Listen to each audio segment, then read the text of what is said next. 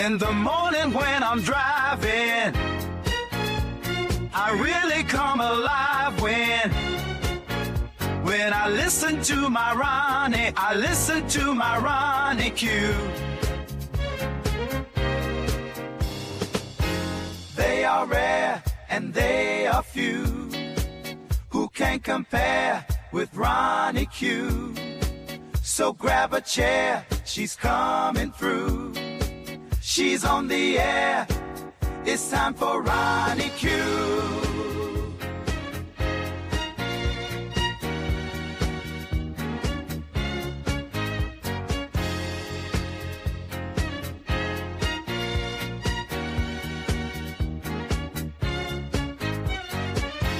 They are rare and they are few who can compare with Ronnie Q. So grab a chair, she's coming through. She's on the air, it's time for Ronnie Q. Ronnie Q.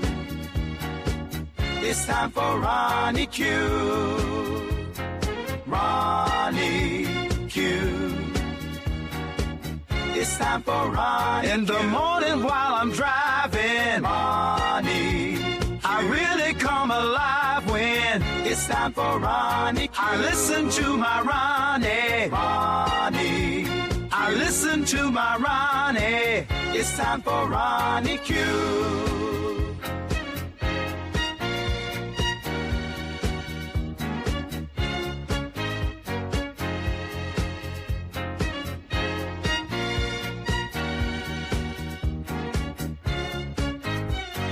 Take a seat and go meet Ronnie. Sweet, sweet, sweet, sweet Ronnie. No day complete without my Ronnie. She can't be beat. Sweet, sweet Ronnie.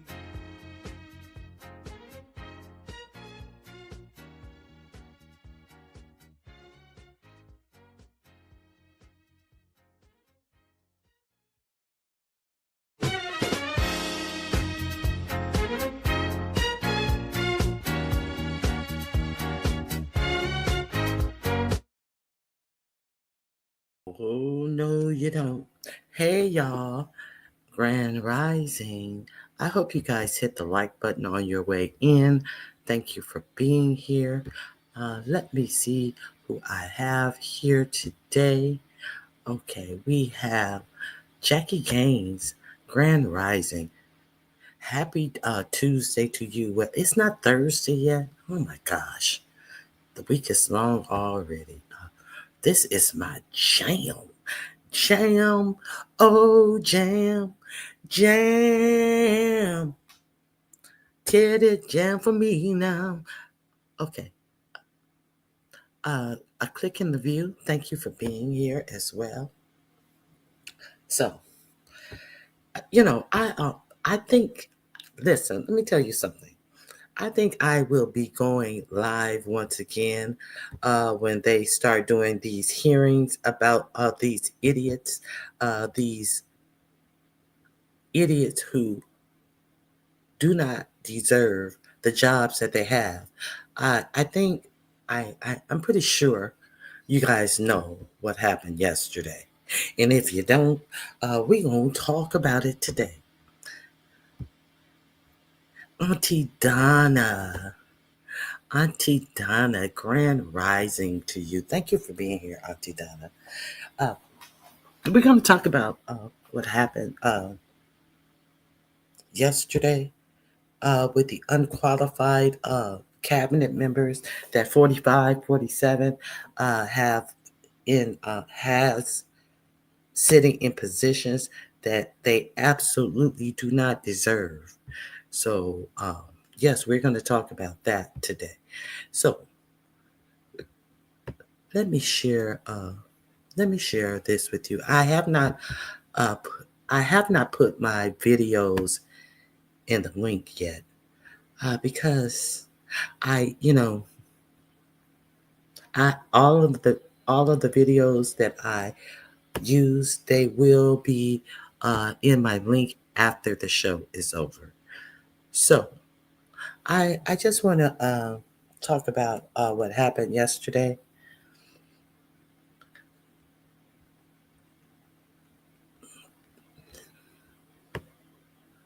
Hey, Renee, grand rising to you as well.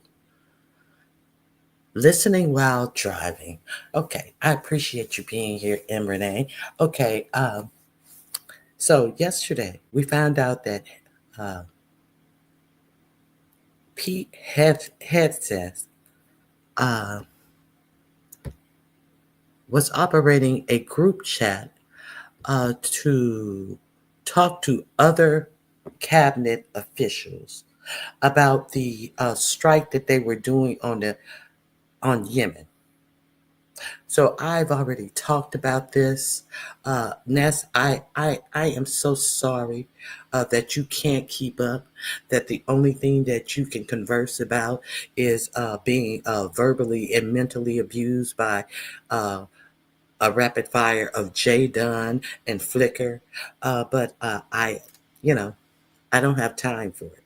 And no, I can live my life because I know what all entails in my life.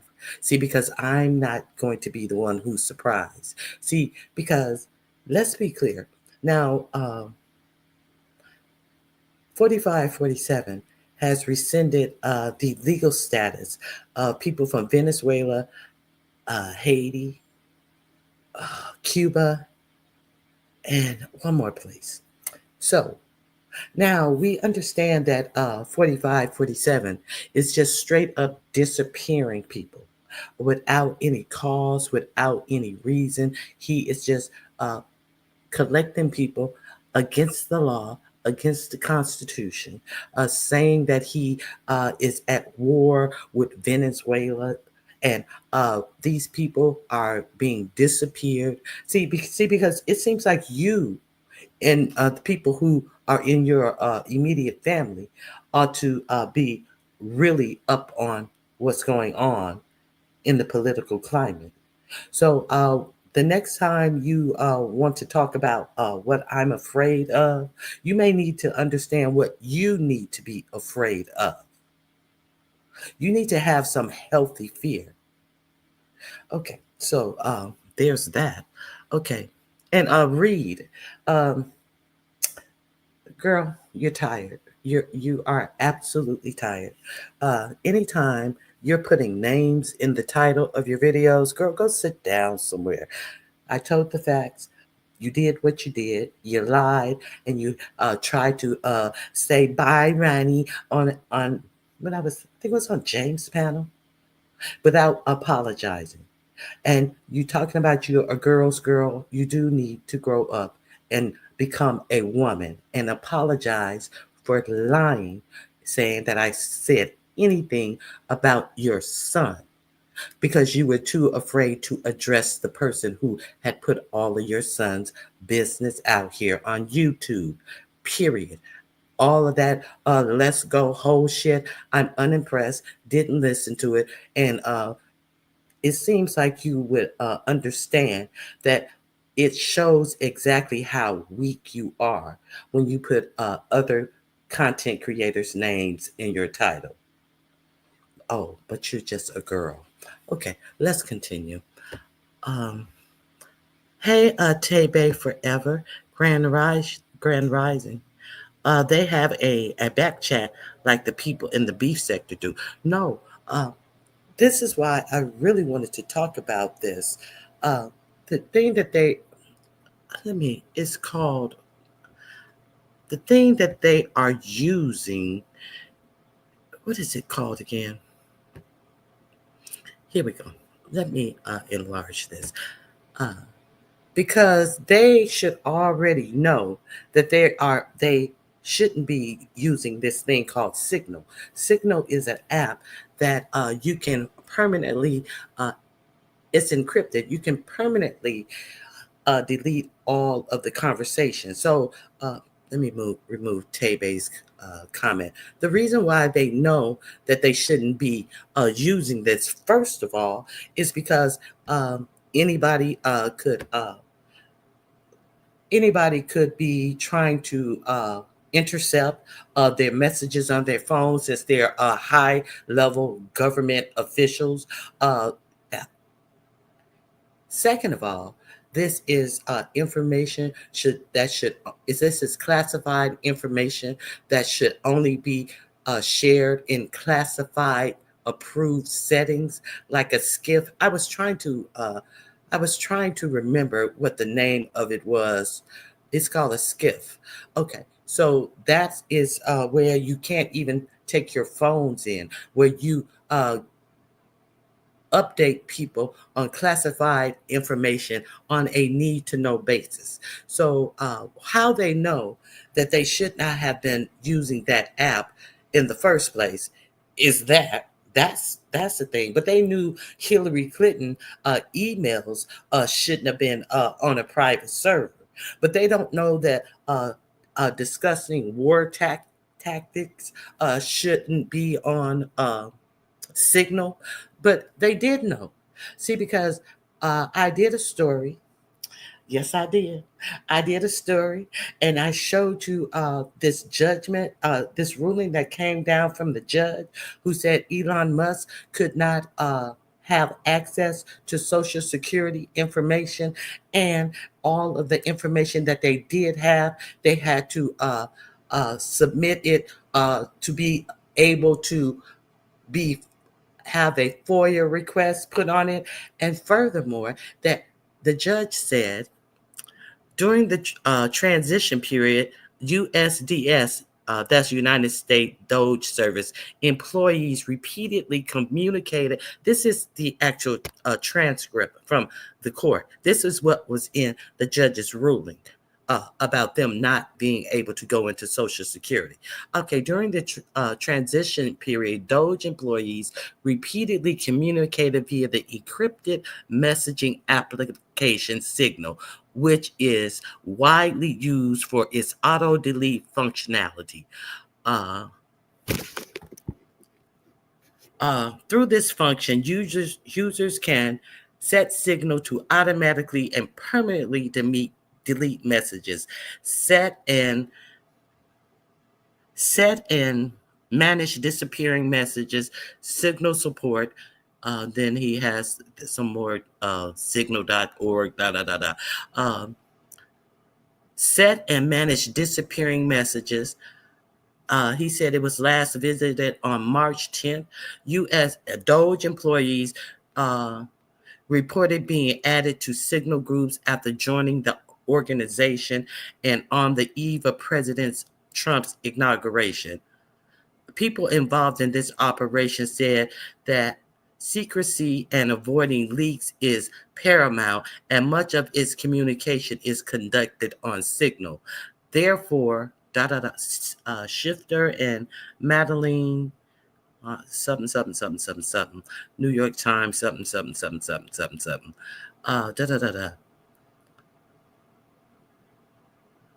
Let me see. Therefore, let me find the next page. So the judge said, therefore, you guys are trying to hide you guys are using Signal and trying to delete your communications with each other. You started doing this after the inauguration. So therefore, I am telling you that you can no longer use Signals. And I want all of the information that you collect via Doge to be FOIAble. I want it to be on actual government transcripts. Let me see if I have the rest of this. So they already knew. Let me see if this is it.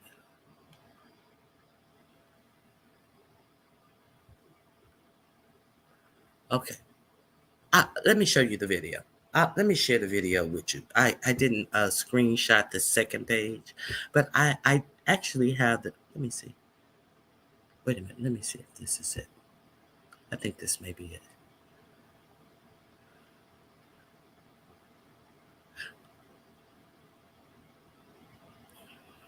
Let me see. I think.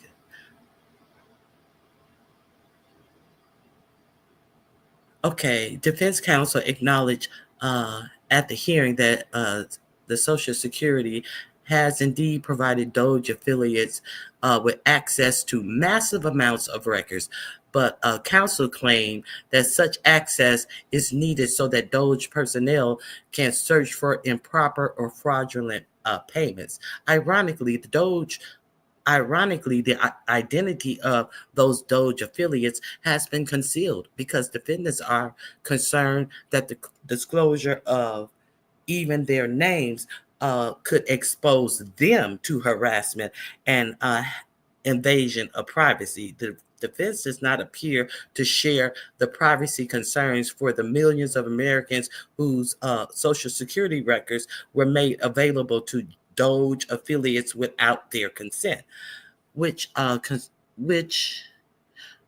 is kind of blurry because it was so small when I copied it. Let me see. Let me see.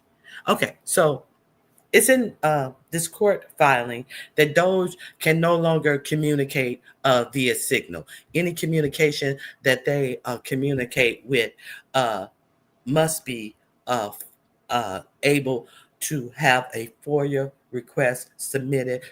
It must be transparent. And that's the reason why. Hold on. I feel like that's the reason why uh, these nimnuts also used Signal because they are trying to hide things. Okay, so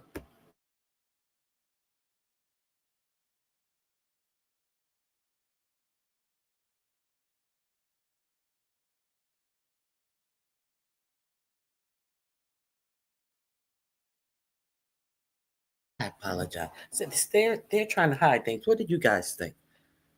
Do you guys think the same thing? Hey, kind to me. Hey, the cynical one. Grand Rising. Okay, so I think that they are definitely trying to hide things. So they go and set up a whole chat on Signal, an application that they know has already been in court documents about Doge. Okay, so I wonder how many other. We remember Hegseth was going to give Elon Musk a update on their war footing about China at the Pentagon. And then when 4547 found out about it, allegedly, he put a stop to it and said they were just having a regular conversation. So let's be clear. This whole administration, yes, and they're very unprofessional. That's dangerous for all of us. Exactly, Auntie Donna. And the only thing about this whole hold on, oh my god,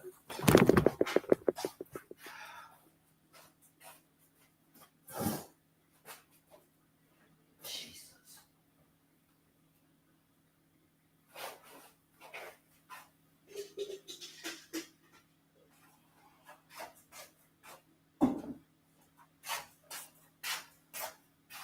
I apologize. The only thing about this whole situation that really pisses me off is the fact that um okay, the guy, he was the editor of the Atlanta newspaper.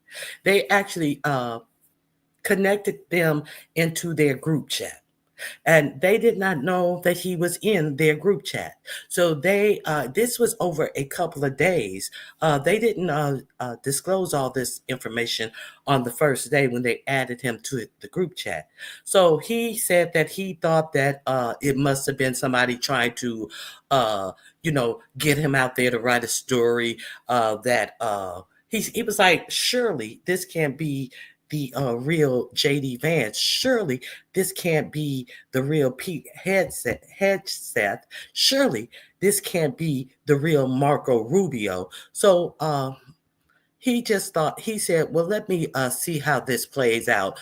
They're talking about, and Scott Bessent, the Secretary of the Treasury. Why is Scott Bessent, the one who's next to Pete Hegseth, why is he a part of it? Now, the Michael Waltz is the one who who tag the editor in. So I'm wondering, is Mike Waltz been talking to the editor and leaking other stories? Is he a leaker? But I'm glad whoever so that Michael Waltz, that's the dummy, who let a whole editor in on their chat where they're discussing war. And we already know that Tulsi Gabbard, she is unqualified. And even Susie Wiles, who is the what is she? She is the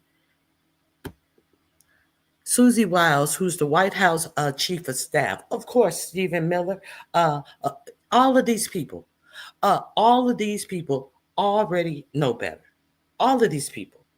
uh, JD Vance and Marco Rubio, they were senators and they were a main and Hegseth. He has said so many disparaging things about Hillary Clinton and her emails, and she should be in jail and all of this stuff. But they're talking about actual what time and what sequence that they are going to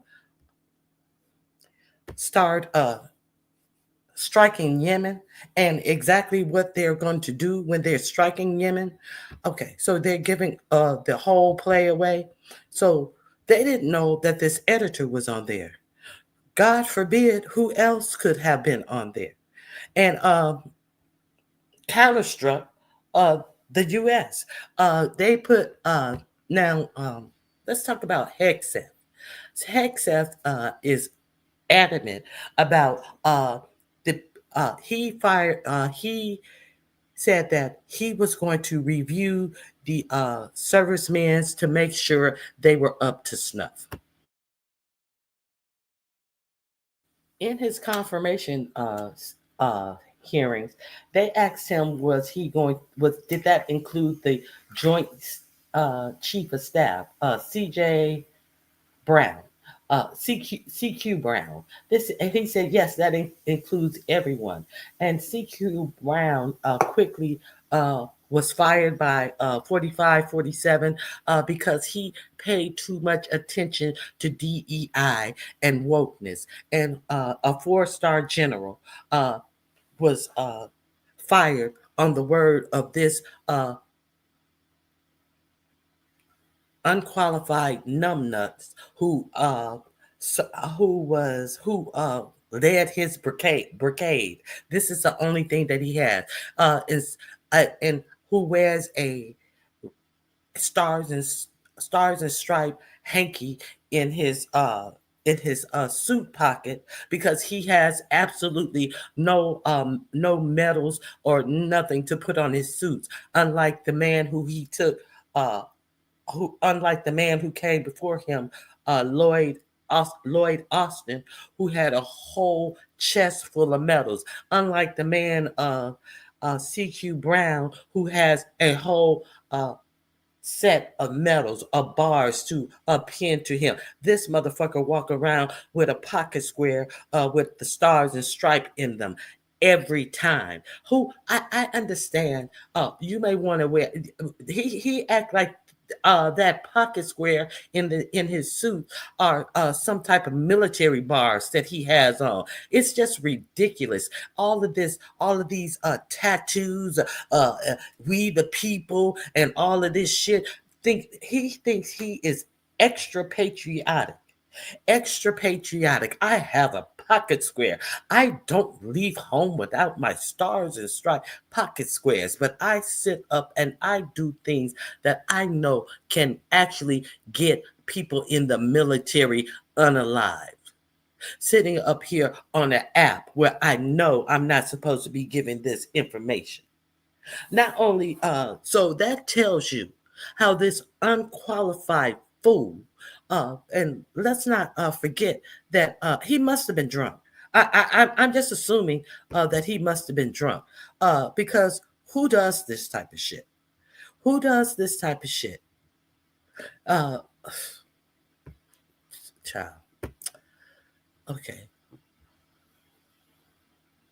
Well, if nobody cares and I'm so boring, but you decided to come over here and actually wait the 5 minutes to tell me I'm so boring, why are you here?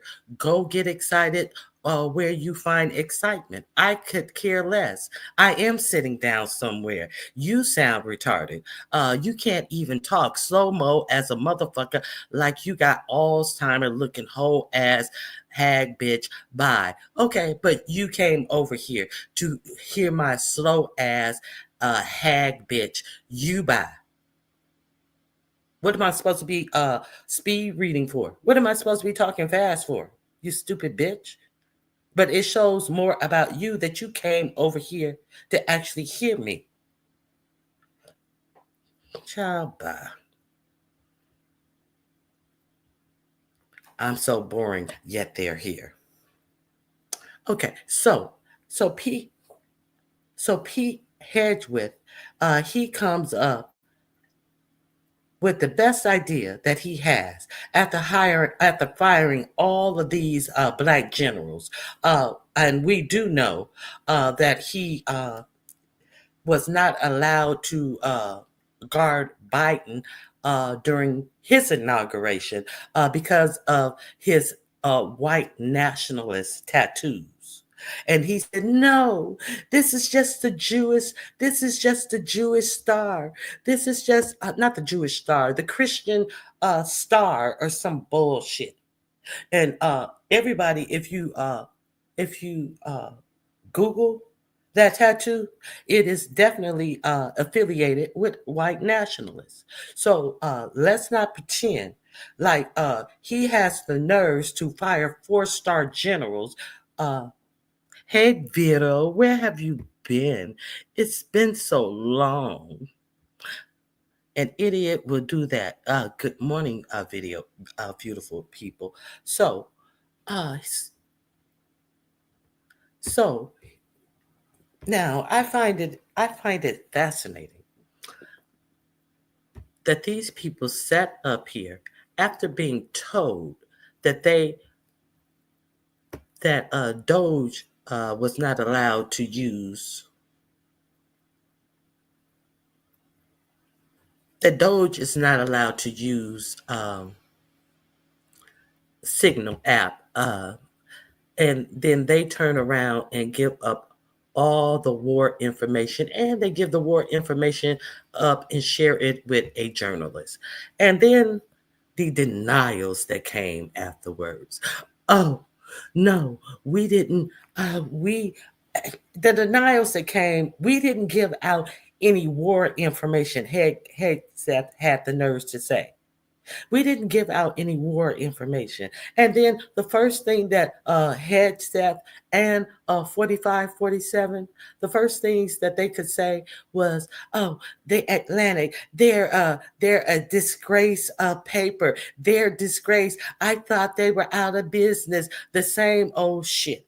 The same old trying to degrade the messenger instead of addressing the fact. And then Trump with the same old, "Oh, I didn't know anything about it." Oh, well, what did they say? You already know what they said. You already knew what they said. So they always revert to lying. Kind of like motherfuckers in the beef sector that come in my chat under fake names. Under fake names. If you find me so boring and you find it so important to go on a troll page to come to my chat because you are such a scary person. Chaba. Okay, so I always watch the replay. So let's get into this. What I want to let you hear.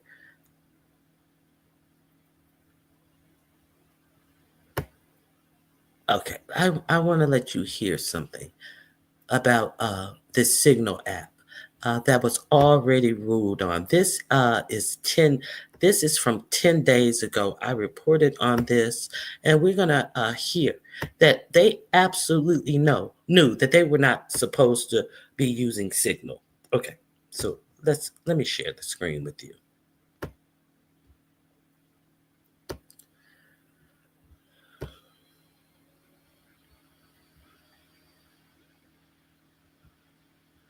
Okay, here we go.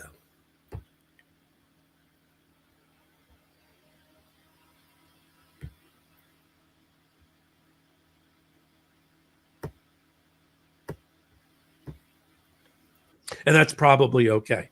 The big story here, and that's why I'm so excited, is that this is like a piñata of information that finally a judge has used the right hammer for, and it's spilled out.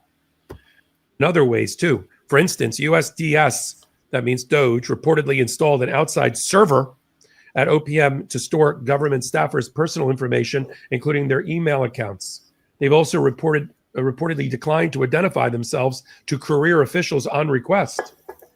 That's page 8 over to 9. On page 3, he talks about the use of Signal. Page 3, Doge commenced operations prior to President Trump's second inauguration. During the transition period, USDS employees reportedly communicated via the encrypted messaging application Signal, which is widely used for auto-delete functionality. Through this function, users can set Signal to automatically and permanently delete text messages, which is what they have been doing, and that has been troubling the judge as well. Did you know Fast Growing Trees is the biggest online nursery in the U.S. with thousands of different plants and over 2 million? I forgot he does his own commercials. So I want you to hear him say that the judge says that they can no longer use that. Access to sensitive personal and classified data and payment systems across federal agencies. For instance, USDS teams reportedly received access to a massive trove of personal information from millions of federal employees maintained by the Office of Personnel Management and sensitive Treasury data, including Social Security and Medicare customer payment systems, which also troubles the judge. So the way the judge looks at it, taking media reports about Donald Trump giving Elon Musk so much power, him hollowing out and firing tens of thousands of federal workers, including almost the entirety of U.S. aid, all because of Elon Musk, and defunding as a result, that makes them an independent agency subject to Freedom of Information Act request. Now, we know what the Trump administration is going to say in response. He's just an advisor. He's just advising the president. He's covered by the executive immunity and executive privilege. That is going to be the fight we're going to see break out because of Judge Cooper's new decision. First at the D.C. Court of Appeals and then up to the United States Supreme Court. But we know, and everyone knows from the record that's been established already, from Donald Trump's own comments, from Elon Musk's own comments, from the actual proof of the pudding is in the tasting. We see what he's done. That Elon Musk exercises tremendous independent authority in a way that undercuts and undermines cabinet members and Congress and its right of oversight. And because of that, he's not just an advisor. He's an executor. He's an implementer. He's a destroyer of worlds that relate to the federal government, and proud of it and public about it, except when it comes to releasing public records. And that's where the FOIA, Freedom of Information Act request comes in. And that's where the Crew lawsuit comes into play. So kudos to Crew for having brought the lawsuit, prosecuting it properly, and having Judge Cooper rule in their favor. This will now go to the D.C. Court of Appeals and a 3-judge panel on its way to the United States Supreme Court on this fundamental issue. Is Elon Musk a mere advisor, counselor to the president, and the president still exercising all of the rights and powers related to the federal agencies, and the cabinet members are too, or is he not? If he's exercising independent, even a slight amount of independent executive power, he's subject to FOIA. That's what Judge Cooper has found. That's what I believe the Court of Appeals will find. And we'll see what happens at the Supreme Court. I'm looking at you, Chief Justice Roberts, and Associate Justice Amy Coney Barrett. Okay, so that's what I wanted you to hear. They can't use that app because the people have the right to know. So these are some of the, and what pissed me off about this guy who was reporting on this story is he didn't give the whole chat thread talking about he would not release all of the things that they said in the chat thread because it would put lives at risk. How is it going to put lives at risk when the strike is over? The initial first strike, it's already over. So that didn't make much sense to me from him reporting the story. But he did put these threads in there from the chat from JD Vance. JD Vance again. There's Hegseth with his actual picture on there. One of them is Rubio. So he did put a string of to prove that he actually had access. And there is allegedly now, hey, Truth and Reason, Grand Rising.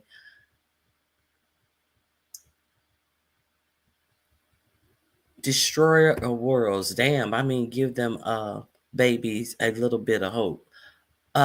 Greeting, Lee Brand New. How are you? Lee Brand New, Grand Rising. Okay, so this I think I have somebody who I think it's, let me see. I think I have somebody who is actually reading all of the things. Let me see if I can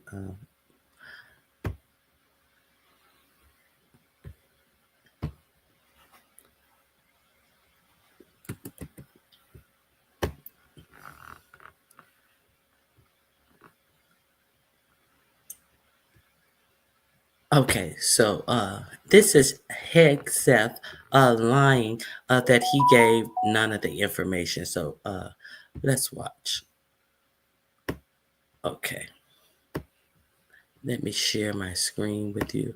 Let's watch Hegseth lie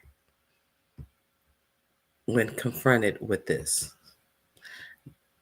And of course, Fox News, they had the story nowhere on their front page of their news for at least the first 8 hours of all of this coming down the pipe. Here we go. Pete Hegseth realized he effed up. So let's see what he had to say for himself.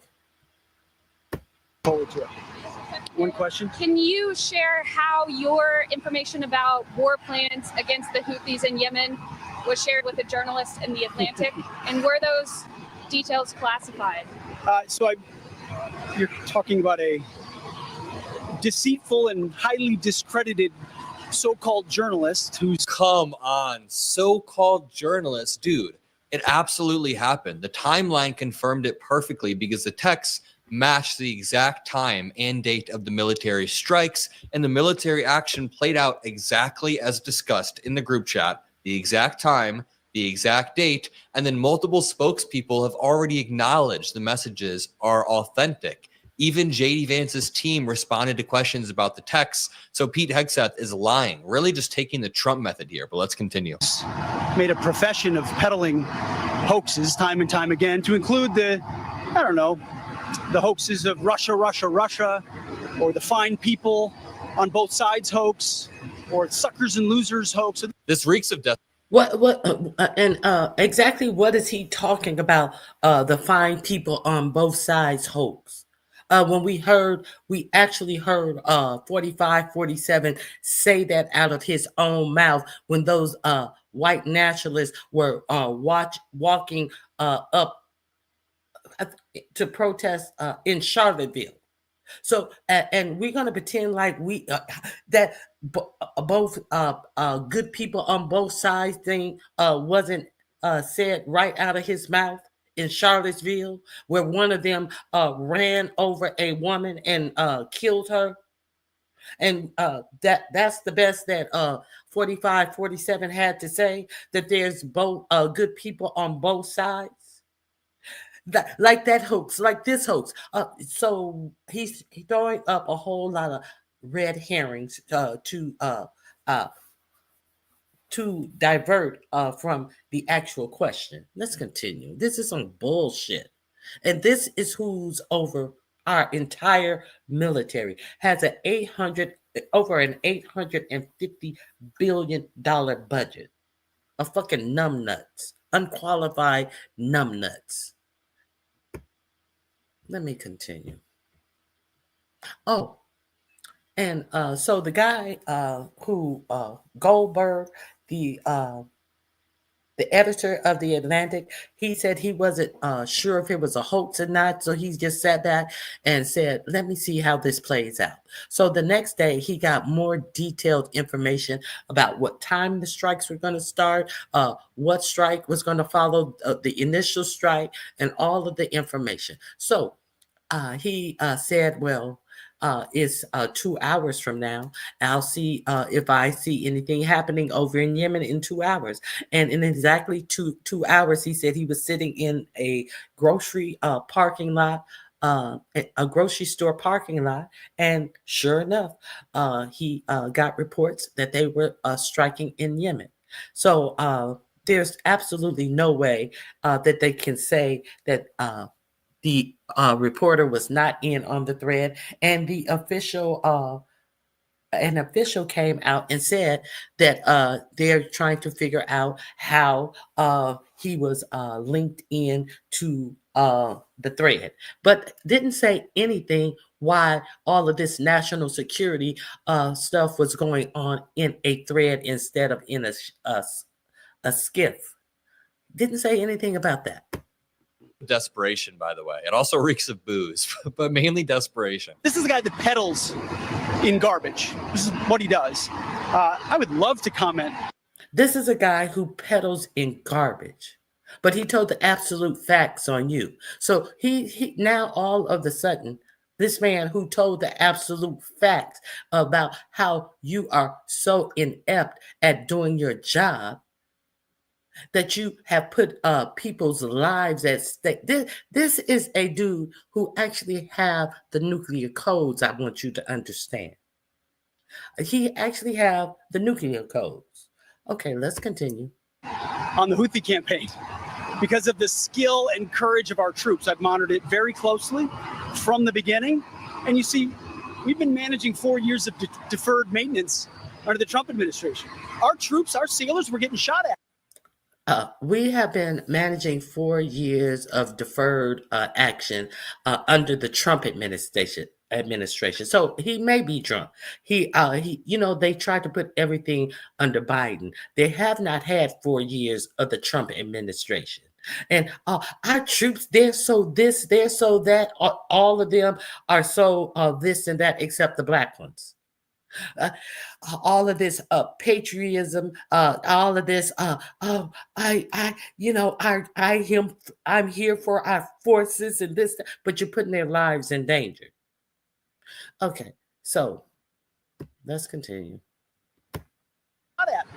As targets, our ships couldn't sail through. You see, we've been managing 4 years of deferred maintenance under the Trump administration. Our troops, our sailors were getting shot at as targets. Our ships couldn't sail through.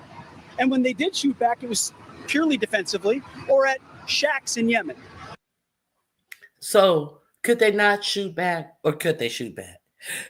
Our ships were getting shot at and we couldn't shoot back. And when we did shoot back at them, it was at them or shacks in Yemen. So which one is it? Is this motherfucker drunk right now? Because we know that during his confirmation, I played his confirmation, and there was 900 questions about him being a abusive alcoholic that got drunk at work, and we saw him go to NATO in Germany. Was it NATO? Yes, NATO, and pull a motherfucking shot glass from underneath the lectern and turn it up to his mouth. I guess he forgot. He said he would stop drinking if he got this job. A whole motherfucking lush, and unqualified lush at that. And a lying, unqualified lush at that. Let's continue. President Trump said, no more. If you brush your teeth twice a day. Okay, let me get past this commercial.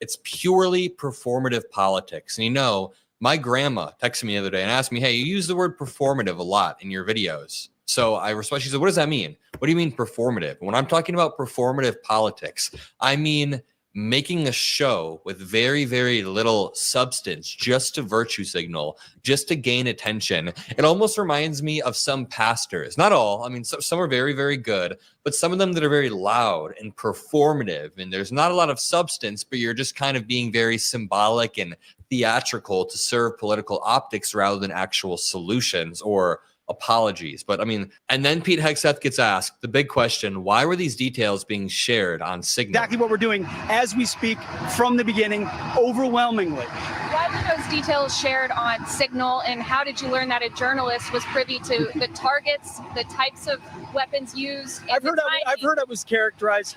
Nobody was texting war plans, and that's all I have to say about that. Thank you.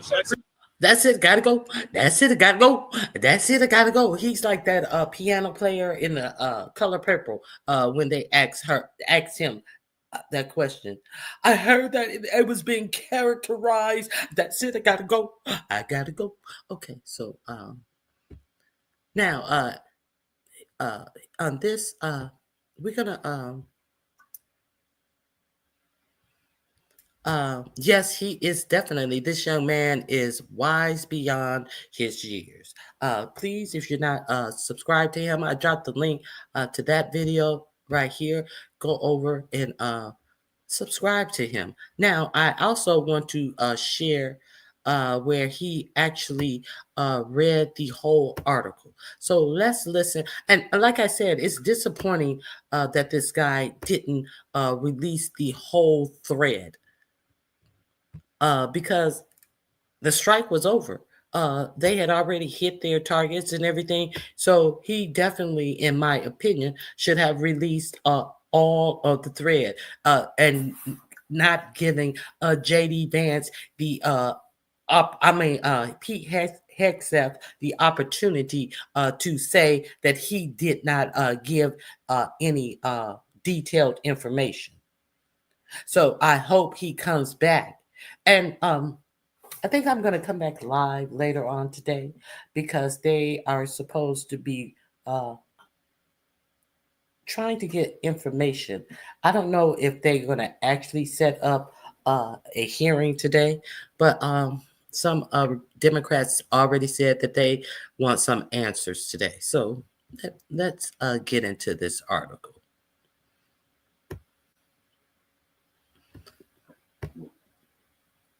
Okay, let's get into this article. Are below between Vance and Hegseth, in which the journalist was included.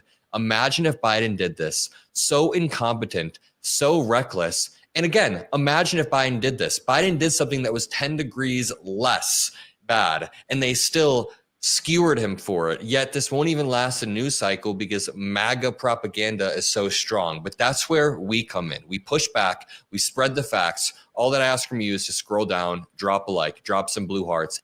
Yeah, I did that. Let's get to okay, here we go. The world found out shortly before 2 p.m. Eastern time on March 15th that the United States was bombing Houthi targets across Yemen. I, however, knew 2 hours before the first bombs exploded that the attack might be coming. The reason I knew this is that Pete Hegseth, the Secretary of Defense, had texted me the war plan at 11:44 a.m.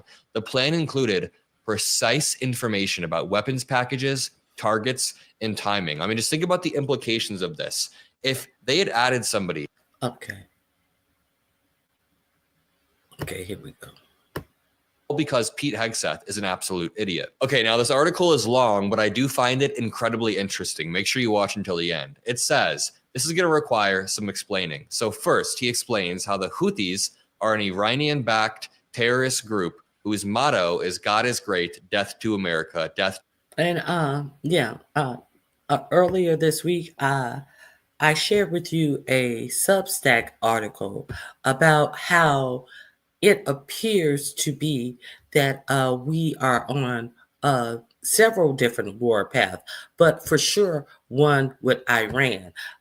This was my thumbnail because of this strike when I was reporting on this strike. So the backstory to this strike is they're trying to. What one side of the story is that the Houthis are impeding the shipping channel in the Red Sea, but the Houthis uh, complaint is that nobody is helping stopping the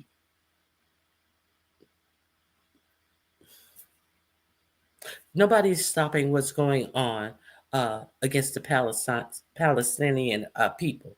And there's supposed to have been a ceasefire.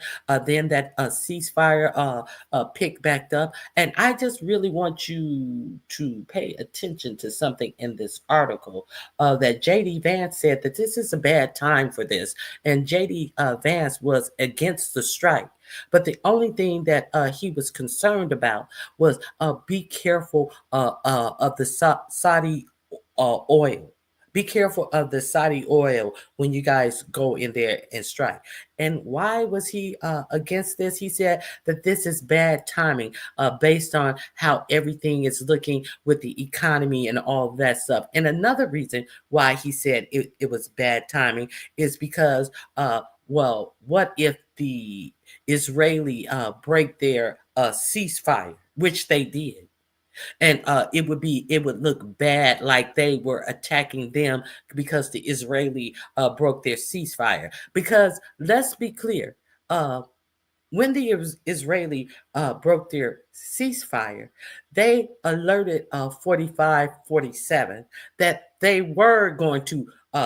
So it's possible that J.D. Vance already had the word that they were going to break their ceasefire, allegedly, because they didn't get the number of hostages. So they have already said that, yes, they was alerted that Israel was about to break their ceasefire. They have admitted this. So that was one of J.D. Vance's concerns as well, because how it would look.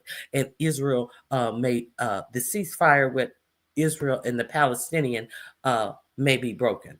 You have to understand all of this bullshit that they up to. Death to Israel, curse the Jews, victory to Islam. And they launched attacks on Israel and international trade. The Biden administration was seen as ineffective in countering these Houthi attacks, but they did try to respond. They launch attacks on Israel and international trade. And I want you to also notice what Pete Hegseth is going to say, what is going to be their reasoning when they have to come before the cameras. One of the things he said that it was the Houthis were funded by Iran.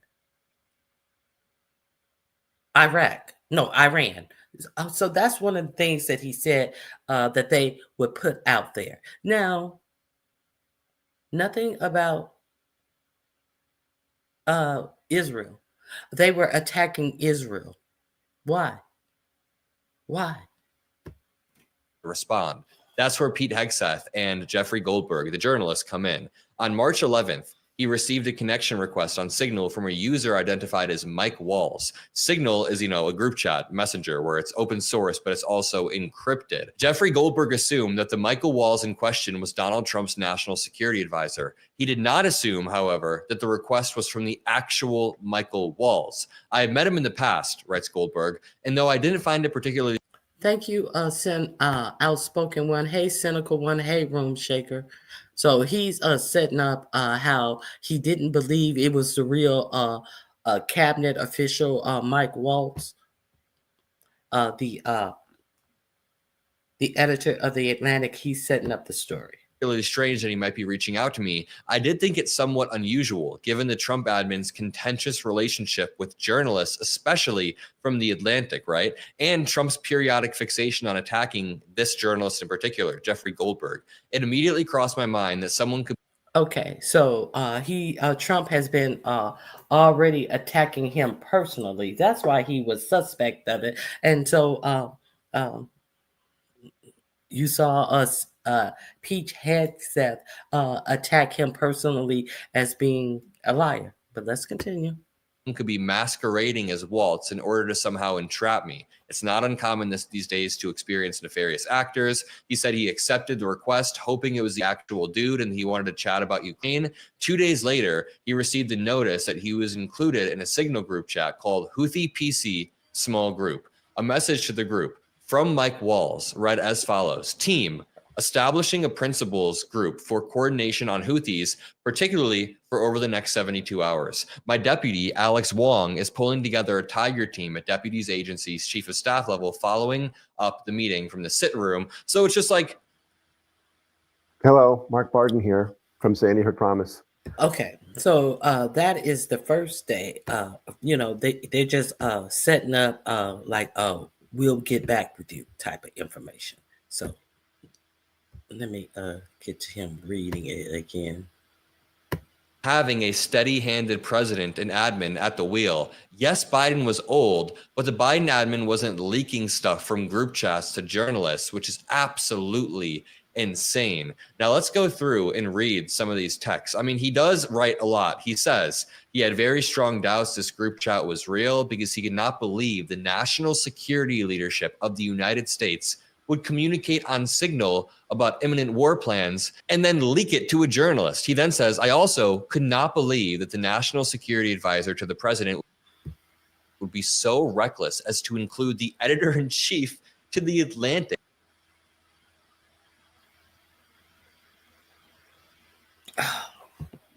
in such discussions with senior U.S. officials up to and including the vice president.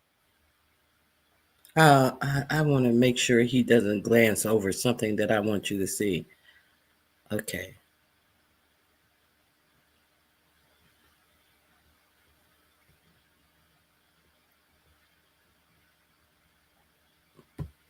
The next day, things got even stranger. At 8:05 a.m. on Friday, March 14th, Michael Waltz, the national security advisor, texted the group chat, Team, you should have a statement of conclusions with taskings per the president's guidance this morning in your high side inboxes. High side in government parlance refers to classified computer and communication systems. The Vance account then goes on to make a noteworthy statement, considering that the vice president has not deviated publicly from Trump's position on virtually any issue. Quote, I am not sure the president is aware how inconsistent this is with his message on Europe right now. There's a further risk that we see a moderate to severe spike in oil prices. I am willing to support the consensus of the team and keep these concerns to myself, but there is a strong argument for delaying this a month, doing the messaging work on why this matters, seeing where the economy is, etc. JD JD Vance saying, hey Sandy, hey Queen Diva, Grand Rising. So that's JD Vance saying that do we really want to help Europe out right now? Because Europe is like I told you yesterday, Europe is saying we need to get our we're going to be buying ships and not ships, submarines and airplanes from everyone but the U.S. since the U.S.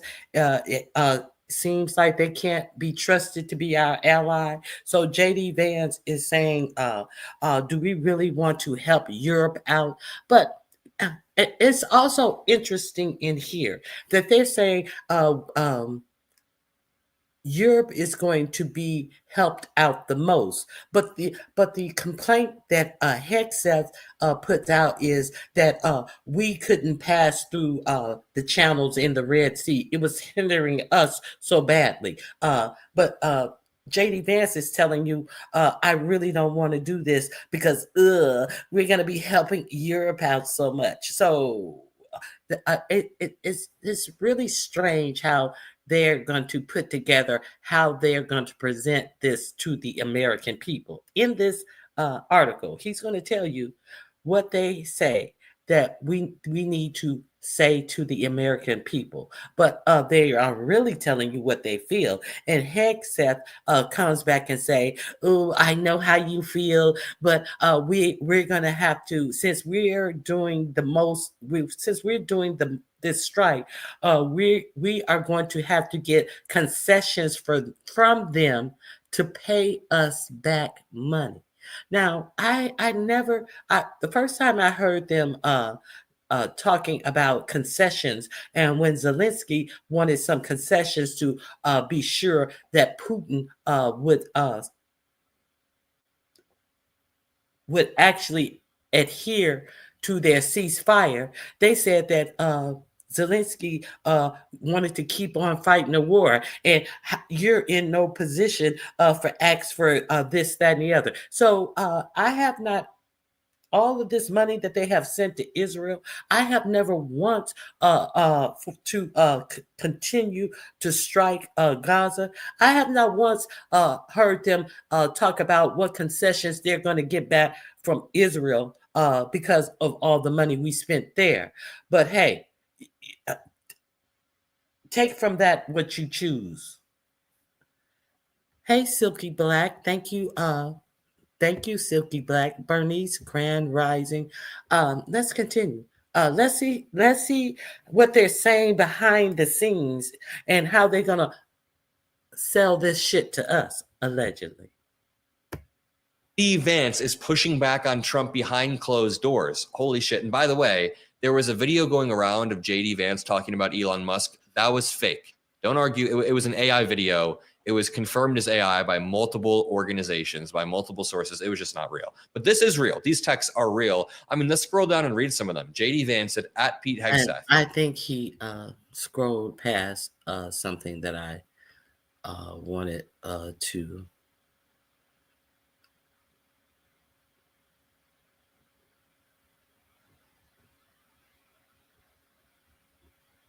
Okay, so at 8:27, a message arrived from Pete Hegseth account.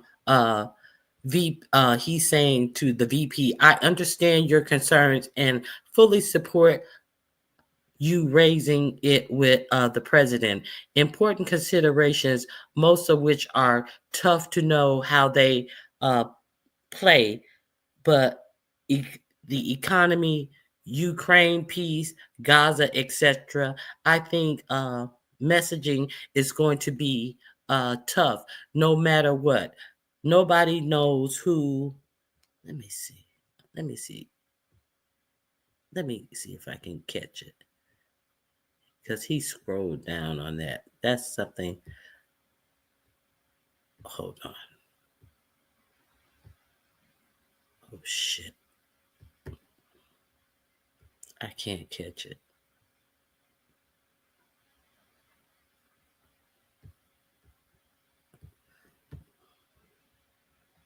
Let me see if I can. Moderate to severe spike in oil prices. I am willing to support the consensus of the team and keep these concerns to myself, but there is a strong argument for delaying this a month, doing the messaging work on why this matters, pushing back on Trump behind closed doors. Holy shit. And by the way, there was a video going around of J.D. Vance talking about Elon Musk. That was fake. Elon Musk, that was fake.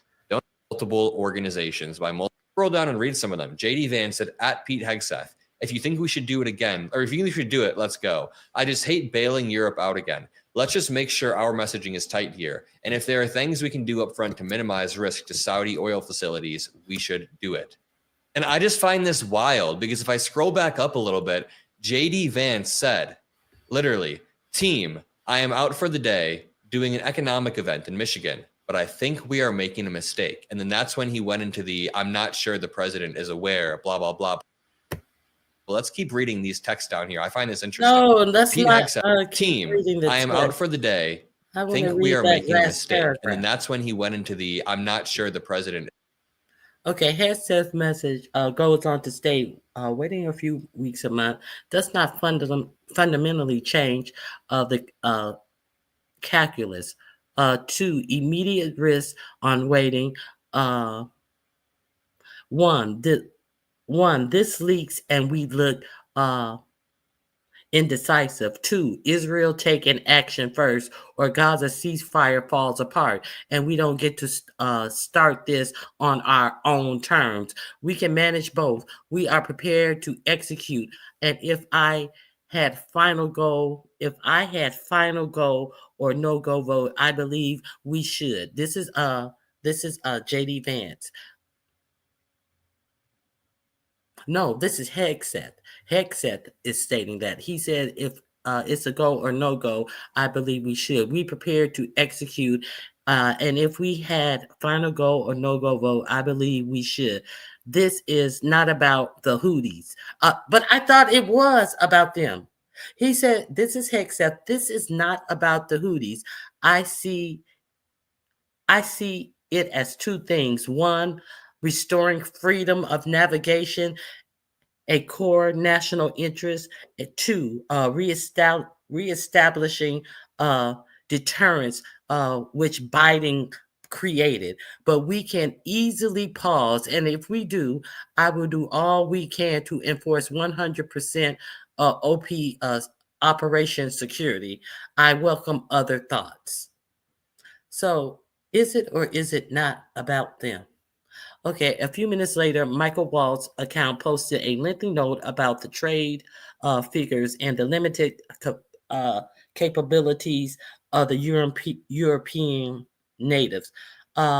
Whether it was now or several weeks from now, it will have to be the United States that reopens these shipping lanes. Per the president's request, we are working with the Department of Defense and State, the Department of Defense and the State Department to determine how to compile the costs associated and levy them on the Europeans. So, there you go. They did not want to help the Europeans, but they said it would help they sold it to us like they had this trade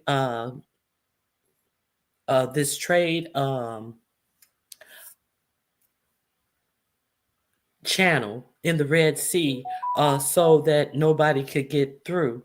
But they are just telling one side of the story. It's not about the Houthis. What is this about?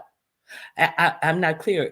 Can somebody tell me what is this about? Is aware, blah, blah, blah. But let's keep reading these texts down here. I find this interesting. Pete Hegseth said, VP, I fully share your loathing of European freeloading. It's pathetic. But Mike is correct. We are the only ones on the planet, on our side of the ledger, who can do this. Nobody else even close. Question is timing. I feel like now is as good as any time as any. Now is as good as a time as any, given POTUS directive to reopen shipping lanes. I think we should go, but POTUS still retains 24 hours of decision space. So these dudes genuinely hate and loathe Europe in the EU. It's not just an act to negotiate. They genuinely think they are bad partners. And then SM says. So SM is Stephen Miller. Okay, so we know he's a liar. I've showed you several interviews with him lying. Okay, so they loathe the EU, but we are in the G7 with the EU. But why do they loathe the EU? Because 45-47 has a partner with Putin.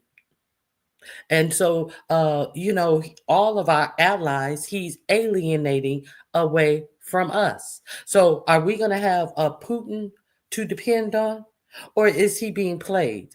Let's continue. Says, as I heard it, the president was clear, green light, but we soon make clear to Egypt and Europe what we expect in return. We also need to figure out how to enforce such a requirement. Like if Europe doesn't. Okay, so we'll make clear,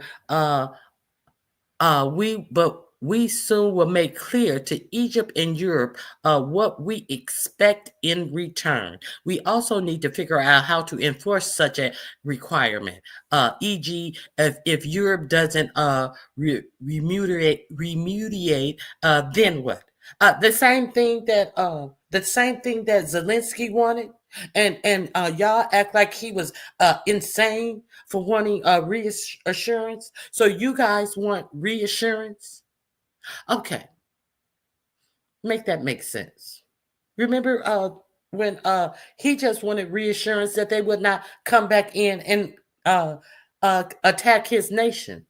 But y'all act like he had some absolute gall to want any reassurance. And when he has agreed to give up his mineral rights, I am so glad that that did not go through, because they have to build up their own nation.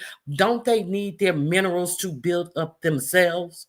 While give their mineral rights up to the United States on top of it. Let's continue. Not the United States. Let's be clear. We know that there were going to be private corporations going up in there because their mineral rights are ripe for the tech world. Let's continue. Doesn't remunerate, then what? If the U.S. successfully restores freedom of navigation at great cost, there needs to be some further economic gain extracted in return. There needs to be some further economic gain extracted in return. This is Stephen Miller. Okay. Hegseth says, agree. That message from SM, presumably President Trump's confidant, Stephen Miller, the deputy White House chief of staff, or someone playing Stephen Miller, effectively shut down the conversation. The last text of the day came from Pete Hegseth, who wrote at 9:46, agree. After reading. Okay. Queen Diva, I thank you for helping me reach my goals. I appreciate this. Okay. In this chain, I recognize that this conversation possessed a high degree of verisimilitude. Let me get past this commercial.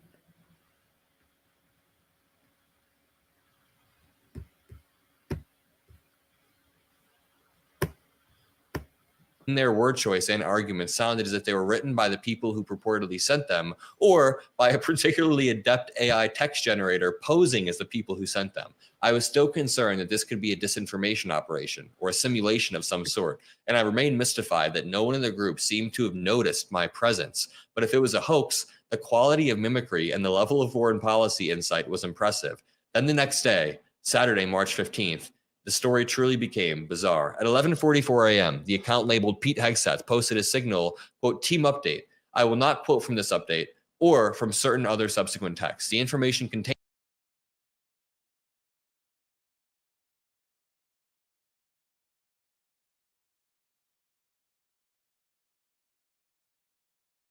Thank you, Silky Black. I appreciate you helping me reach my goal. See, this is the part of this article that I don't like.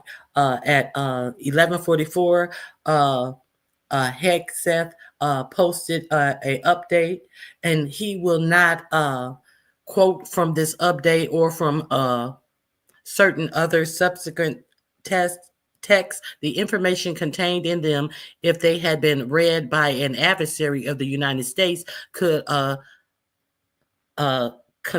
conceivably have been used to harm American military and intelligence personnel. So this is over. You're doing the story. You need to tell us exactly the details of the setup and what they told you that should not have been told to you, because nobody can be hurt by it now. It doesn't make sense to withhold the details now. The strike is over. You have to pin these motherfuckers down, because you hear Hegseth out there saying that there was no details given. And you haven't given the details that you said that were given to you, talking about they can't hurt nobody now. The strike is over. Let's continue. Contained in them, if they had been read by an adversary of the United States, could conceivably have been used to harm American military and intelligence personnel, particularly in the broader Middle East, Central Command's area of responsibility. Listen to that. The Trump texts leaking could have harmed American military and intelligence personnel. What I will say, writes Jeffrey Goldberg, in order to illustrate the shocking recklessness of this signal conversation, is that the Hegseth post contained operational details of forthcoming strikes on Yemen, including information about targets, weapons the U.S. would be deploying, and attack sequencing. The only person. Oh, so It seems like forthcoming, which means more attacks to come. So he is telling about forthcoming uh, attacks on Yemen. So we're not done with Yemen. So I told you last week that it looks like we are going to have an actual war with Iran because they said that they would if Yemen attacked back. And Yemen did attack back, that they were going to take it as Iran was attacking them. This is what I did the story on it last week. Go to my video where I have these two jet fighter planes, one in the American flag, one in the Iranian flag. I played all of that for you in that videos, the links and all of that, where I got all of the information from. So let's continue. Person to reply to the update from Hegseth was the person identified as the vice president. I will say a prayer for victory, Vance wrote. 2 other users subsequently added prayer emoji. This is what happens when you hire people off the TV. Trump plucked people off the TV, and now they're operating highly secure operations behind the scenes. According to a lengthy Hegseth text, the first detonations in Yemen would be felt 2 hours hence at 1:45 p.m. Eastern time. So I waited in my car in a supermarket parking lot. If this signal chat was real, I reasoned, Houthi targets would soon be bombed. At about 1:55, I checked X and searched Yemen. Explosions were then being heard across Sana'a, the capital city. I went back to the signal channel at 1:48. Michael Waltz had provided the group an update. Again, I won't quote from this text except to note that he described the operation as a, quote, amazing job. A few minutes later, John Ratcliffe wrote, a good start. Not long after, Waltz responded with 3 emojis, a fist, an American flag, and fire. Others soon joined in, including Mar, who wrote, good job, Pete. MAR is Marco Rubio. MAR, okay. And your team. And Susie Wiles, who texted, kudos to all, most particularly those in theater and Centicom. Really great. God bless. Steve Witkoff responded with 5 emojis, 2 hands praying, a flexed bicep, and 2 American flags. TG responded, great work in effects. The after-action discussion included assessments of damage done, including the likely death of a specified individual. Here we see the text. Absolutely effing wild. Effing wild that our government is this reckless, this incredibly reckless. And then on Sunday, Waltz appeared on ABC's This Week and contrasted the strikes with the Biden admin's more hesitant approach. These were not kind, blah, blah, blah. The Signal group chat, he then concluded, the author, was almost certainly real. Having come to that realization, one that seemed nearly impossible in the hours before, he left the Signal group chat, understanding that this would trigger an automatic notification to the group's creator, quote, Michael Waltz, that he had left. No one in the group chat had seemed to notice he was there. And I received no.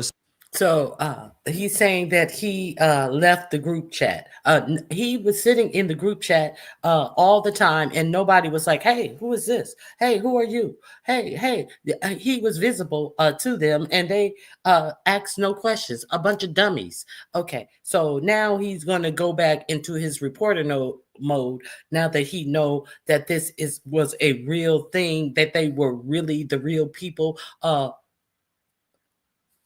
giving away all of these government secrets. And what is I do one thing that I believe that he should not have done, should not have given up.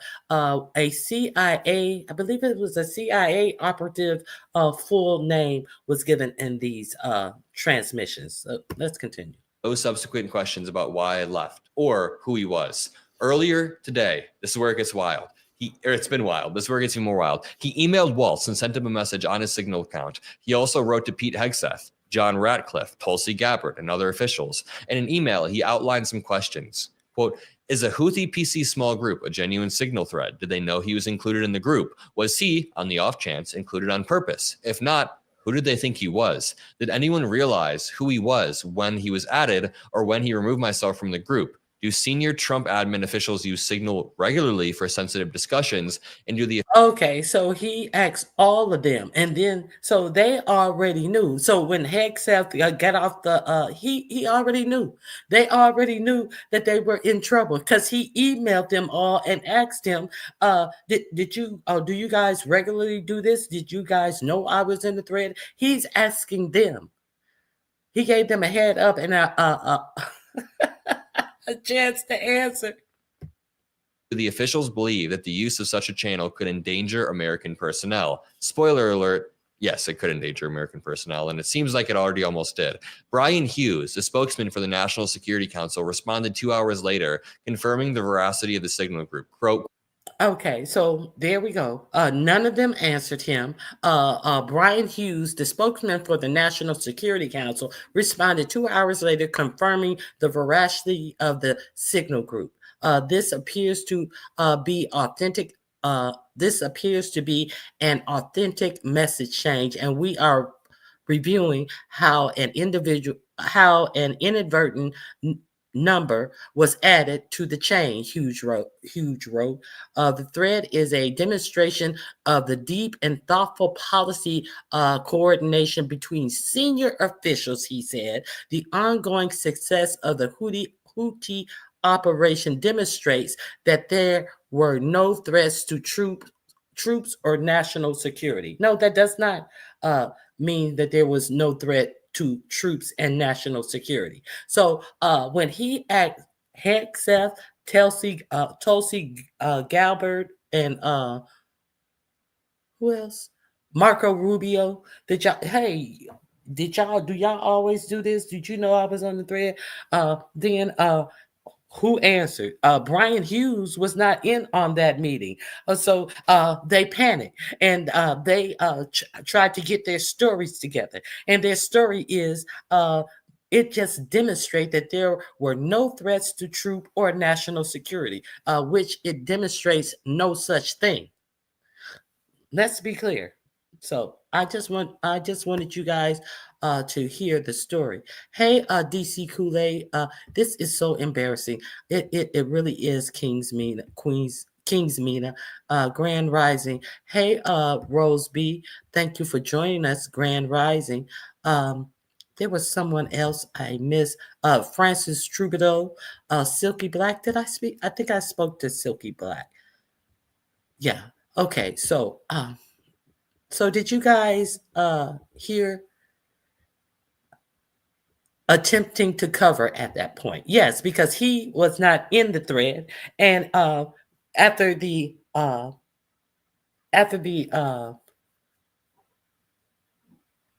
reporter left the thread, he sent them emails. He didn't ask them in the thread. He sent them emails, and they probably went back through their thread and saw him there finally, because they were so exuberant over, ooh, let's sneak and do this. Ooh, let's have a communications on Signal that we can delete and nobody can find out about it. And had a whole motherfucking reporter in the thread. A bunch of idiots. And what I want to know is who's going to keep their job?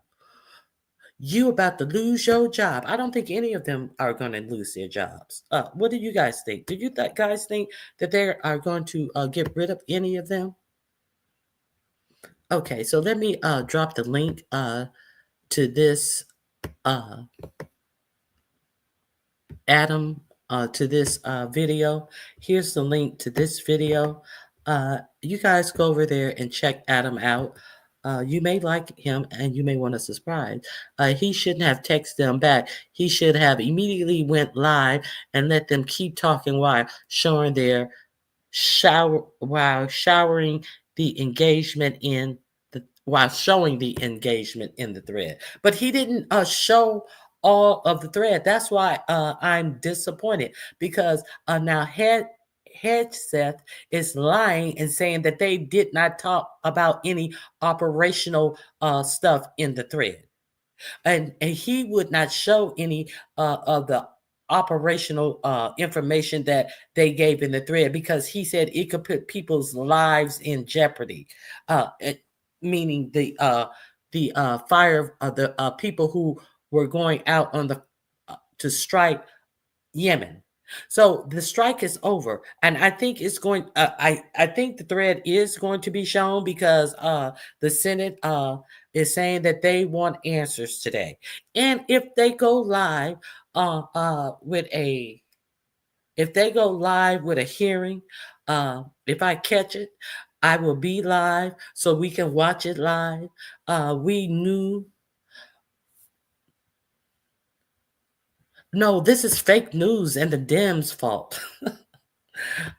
Let me see. The reporter, trust me, has more evidence it happened. Yes, he has the information of exactly what was said, and he hasn't put that out yet. And so he's giving them a chance to hang themselves, and that's what Nappy Child. You did not. Let me show you what Hegseth said when he was confronted after getting off a flight. What he had to say. You really need to. He realized he effed up bad. I just want you to hear it out of his mouth.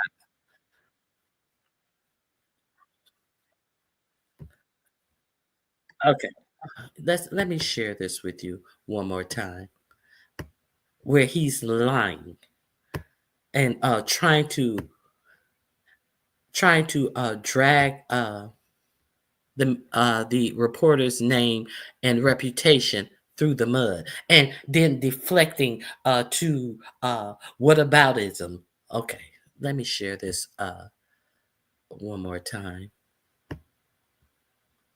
Okay, let's hear what he had to say. One question. Can you share how your information about war plans against the Houthis in Yemen was shared with a journalist in The Atlantic? And were those details classified? You're talking about a deceitful and highly discredited so-called journalist who's... Come on, so-called journalist, dude.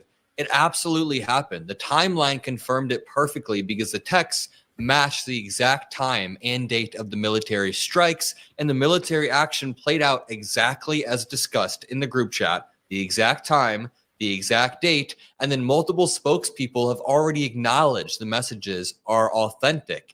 Even JD Vance's team responded to questions about the texts, so Pete Hegseth is lying, really just taking the Trump method here. But let's continue. Made a profession of peddling hoaxes time and time again, to include the hoaxes of Russia, or the fine people on both sides hoax, or suckers and losers hoax. This reeks of desperation, by the way. It also reeks of booze, but mainly desperation. This is the guy that peddles in garbage. This is what he does. I would love to comment on the Houthi campaign because of the skill and courage of our troops. I've monitored it very closely from the beginning. And you see, we've been managing 4 years of deferred maintenance under the Trump administration. Our troops, our sailors were getting shot at as targets. Our ships couldn't sail through. And when they did shoot back, it was purely defensively or at shacks in Yemen. President Trump said, no more. Okay, you guys realize what this is, right? It's purely performative politics. And my grandma texted me the other day and asked me, hey, you use the word performative a lot in your videos. So I respect she's Exactly what it is, performative politics. Hey, Regina. Or it's going to be the ghost of Jimmy Carter. You hear all of the what-ism, the fake. I just had to repeat this again.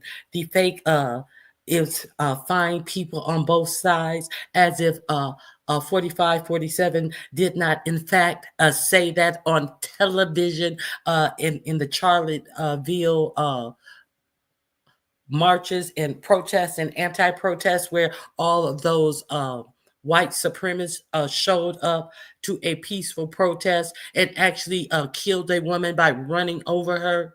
And what 45, 47 had to say after these Jews will not replace us, people marched in a peaceful protest. He said they were fine people on both sides. And Hegseth is trying to say, like the fake, there's good people on both sides. How is that fake? Um, Hegseth. Yeah. Didn't I say Hegseth? Oh, you're correcting yourself. Hegseth. Sadly, I won't be surprised if I wake up tomorrow to find out that Hegseth was at a liquor store and using voice text at the time of sacrificing our national security. Thank you, Church Mouse. I appreciate you helping me meet my goals. My goal is to tell you guys something that you may not have been aware of. I really appreciate you guys. He done guzzled down a few airplane bottles. No, he's flying on private jets in not military. No, he's flying on, I think, Air Force Two or something, because it's not like Melania's here to fly on it. So there's that. Okay, there's something else about. Okay, so let's be clear that Pete Hegseth made sure that the military would be up to par, and he said that the 4-star general CQ Brown, who was over the joint, he was the head of the joint chief of staffs. He said that he was not up to the mission. He was not up to. Let me see.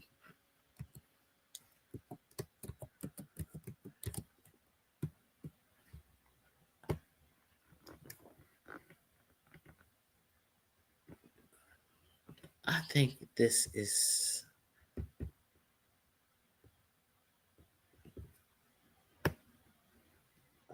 Okay, here we go. Let's. Now this is just so on point. This article, they are talking about Trump firing the Joint Chief of Staff, C.J. Brown. Okay, this is so on point.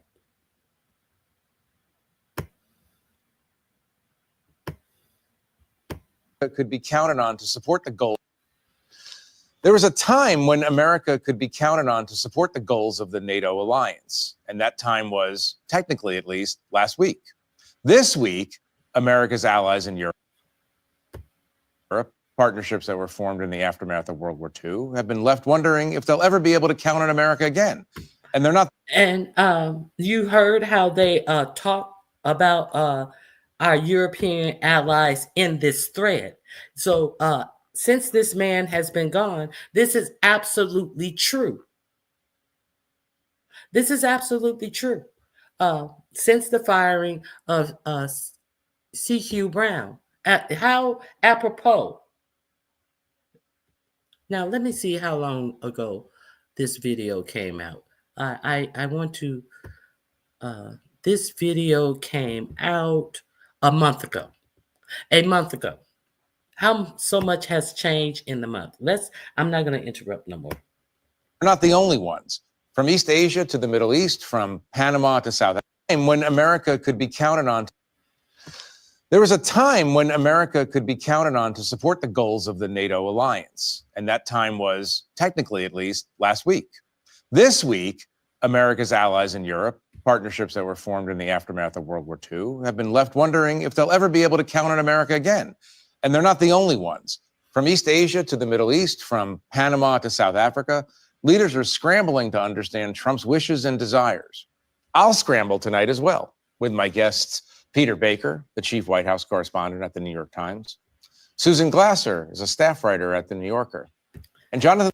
Thank you, Outspoken One. Goals. Thank you guys for helping me reach my goals. And I hope I have helped you understand some things. Okay, Queen. I keep on wanting to say Queen's Mina, King's Mina. Uh, the journalist releasing the group chat. Do you think that was dangerous for the U.S.? No, I don't think it was dangerous for the U.S. because he purposely did not give the actual details that they wrote in the chat about play-by-play action that they were going to use to strike. Where it was actually in the thread, and I personally believe that he should have released it. He said he would not release it because it would put people's lives in jeopardy, the troops' lives in jeopardy. Now, I know one thing that was in the thread that he said that they actually gave the name of a CIA agent in that thread. I do not think he should have released that, but the simple fact that who was it? I think, let me see who on the, if I can remember, these are the people who was on the call. I don't know why Scott Bessett, the Secretary of the Treasury, was in on that. I think I can't. Let me see. Let me remove this comment. I can't remember who they said gave the. It may have been Michael Waltz, because he's the secretary. What is he? He is the National Security Advisor. I think he was the one who gave the name of a CIA agent. So these are all of the people who were on the text screen. And the Brian McCormick, I think, National Security Council.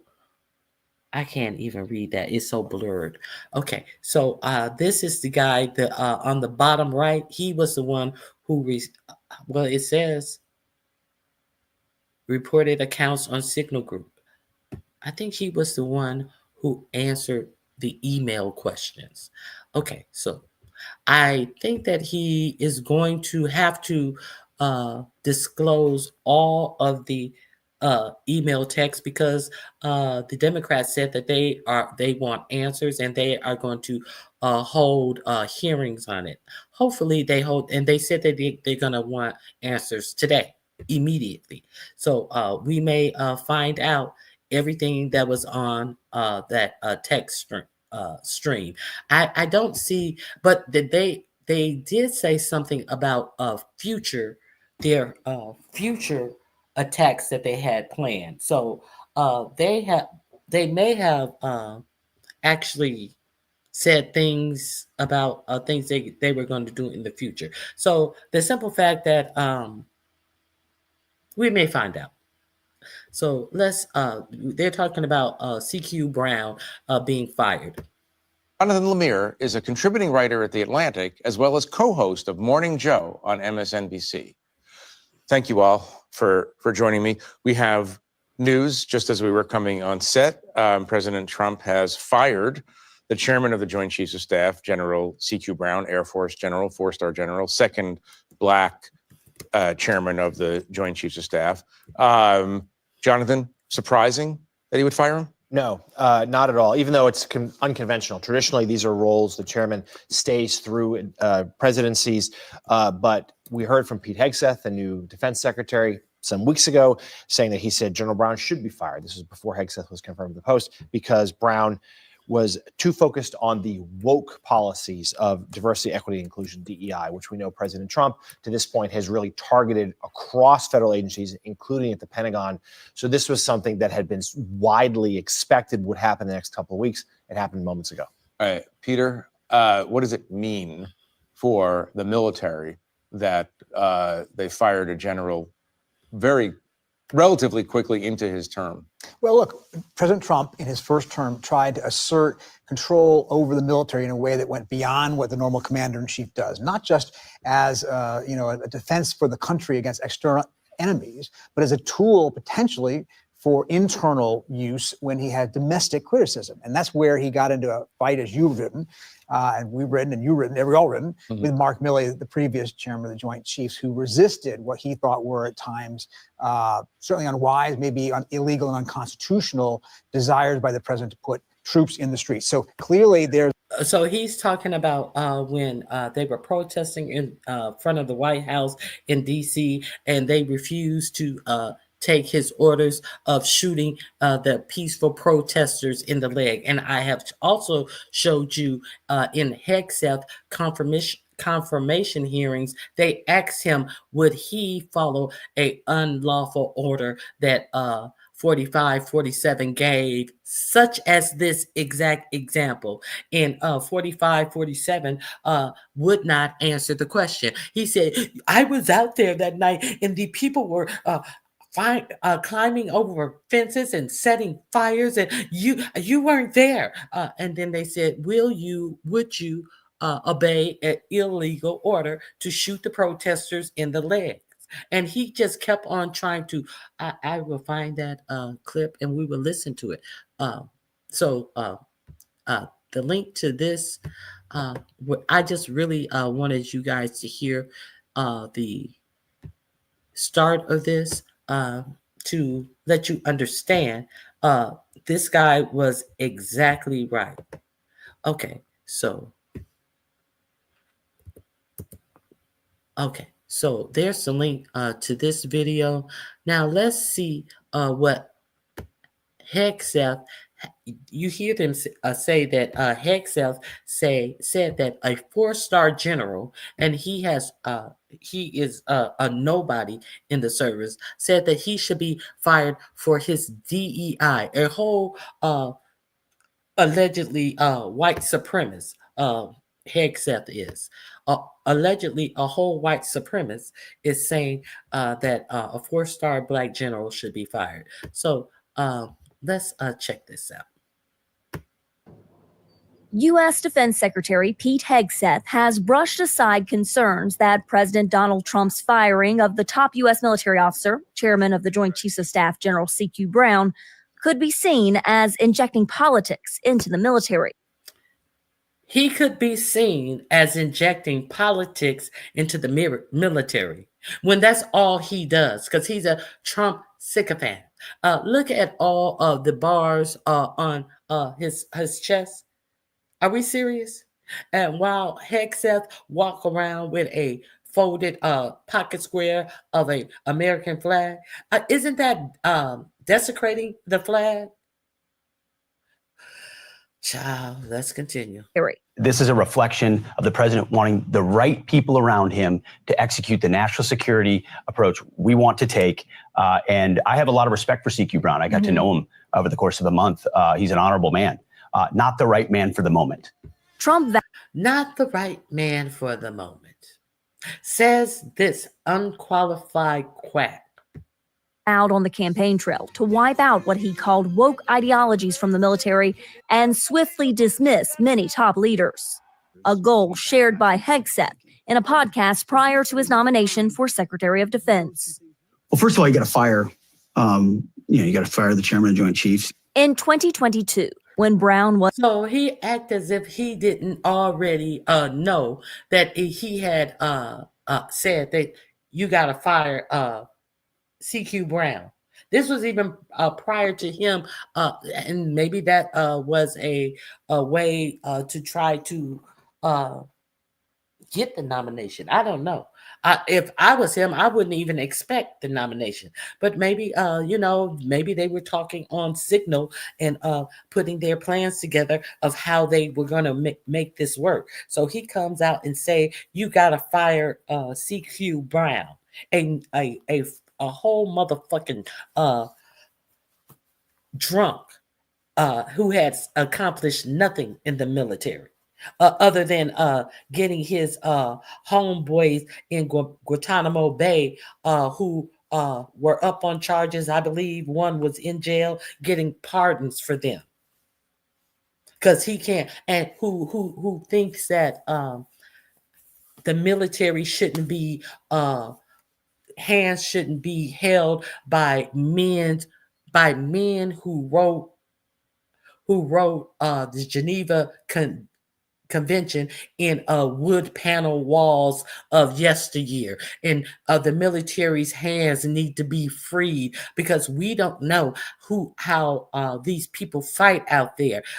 These people fight differently nowadays. So our hands shouldn't be held back. Okay, I can play that too for you if you want. It came out of his mouth.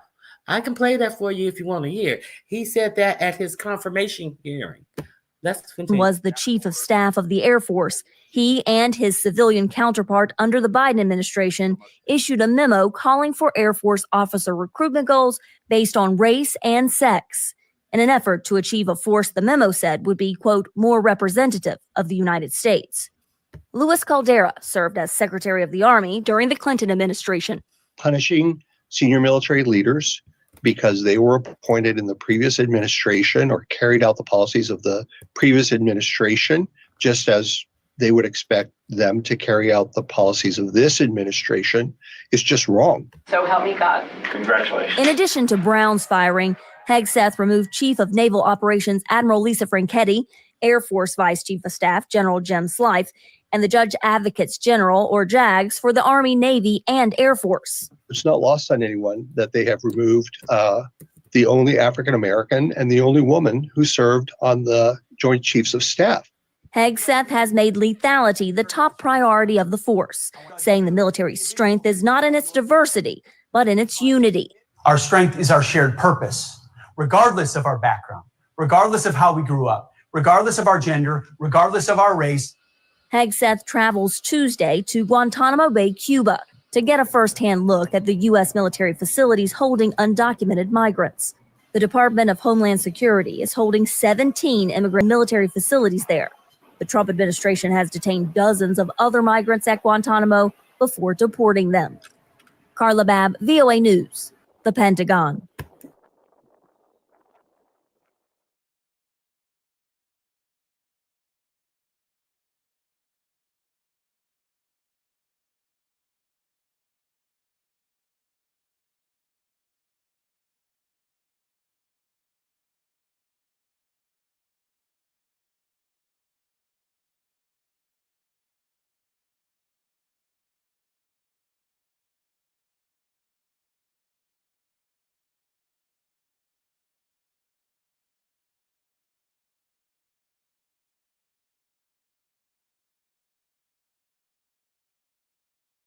Okay, let me show you whose place he's taking.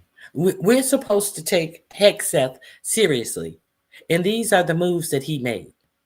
Okay, so let's compare and contrast the prior defense secretary to Hegseth, the current one.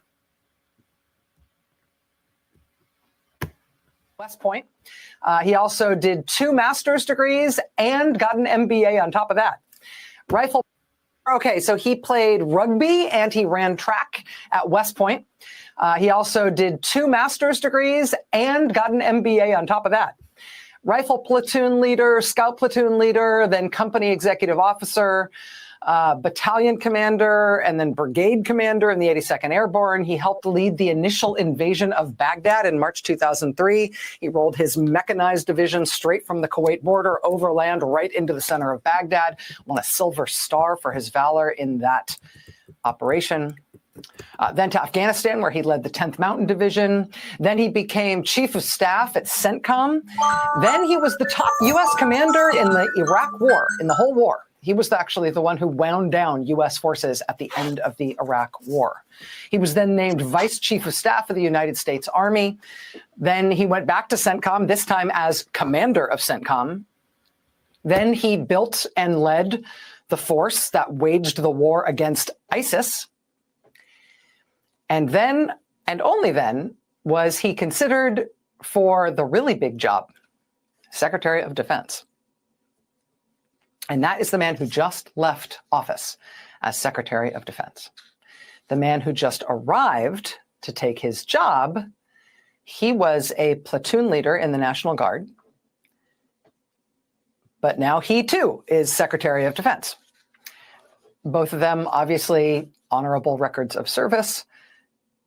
Not equivalent, though, I think you'd say, in terms of demonstrated leadership, experience, complex organizational management experience in particular. I mean, 4-star General Lloyd Austin had led like a whole war or two. And he had been chief of staff and then commander at CENTCOM just before being named as defense secretary. CENTCOM is the part of the U.S. military that has as its area of responsibility the Middle East and Central Asia and South Asia. That was what he was in charge of. I mean, that was his experience heading in to become defense.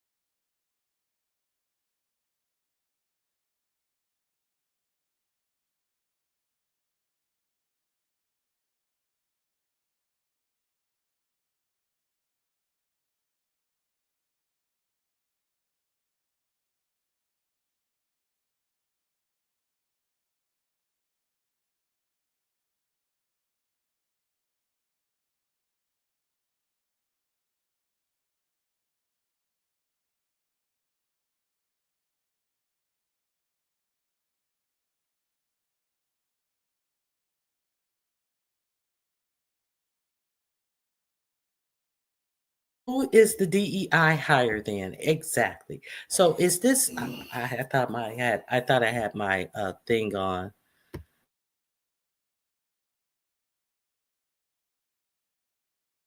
So who is the DEI hire then? Is that what his lapel supposed to be representing? All of these bars on Austin and CQ Brown's chest, that little pocket square of the American flag. I mean, it is just quite telling. He was not up to what did he say? He was not up to the job or the mission or whatever. We're doing this. We want people. We want to have a force of meritocracy. That's what he said. That they were going to hire people based on their merit. That since the DEI had been initiated, some of the standards had gone down to allow for DEI hires on top of it. Can you imagine? Okay, so now let's see who took CJ Brown's place. Now you may want to know that the man who took CJ Brown's place actually said to 4547 when he met him that I love you, I would kill for you, and he put on a MAGA hat and he put on a MAGA hat while on duty in front of his soldiers. And he said, I'm not supposed to do this, but I'm going to do it anyway while on the job. And he had retired since then, and he was not fully qualified for the job as Joint Chief of Staff, obviously. And he's a three-star general, not a 4-star, who was unqualified for the position. So they had to figure out what they were going to do to put him in the position that he was unqualified for. Are we clear? Let me, don't believe me. Let's check it out.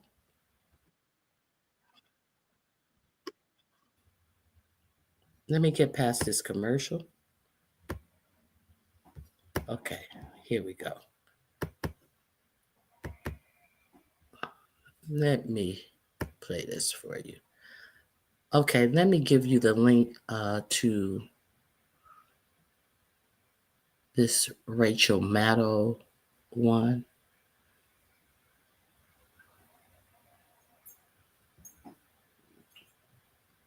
Here it is right here. Let me give you the link to the compare and contrast of Hegseth and Lloyd Austin, and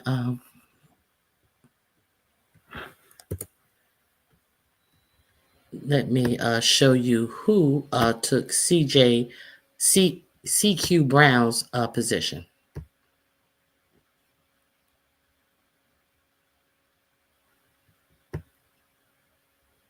Here we go.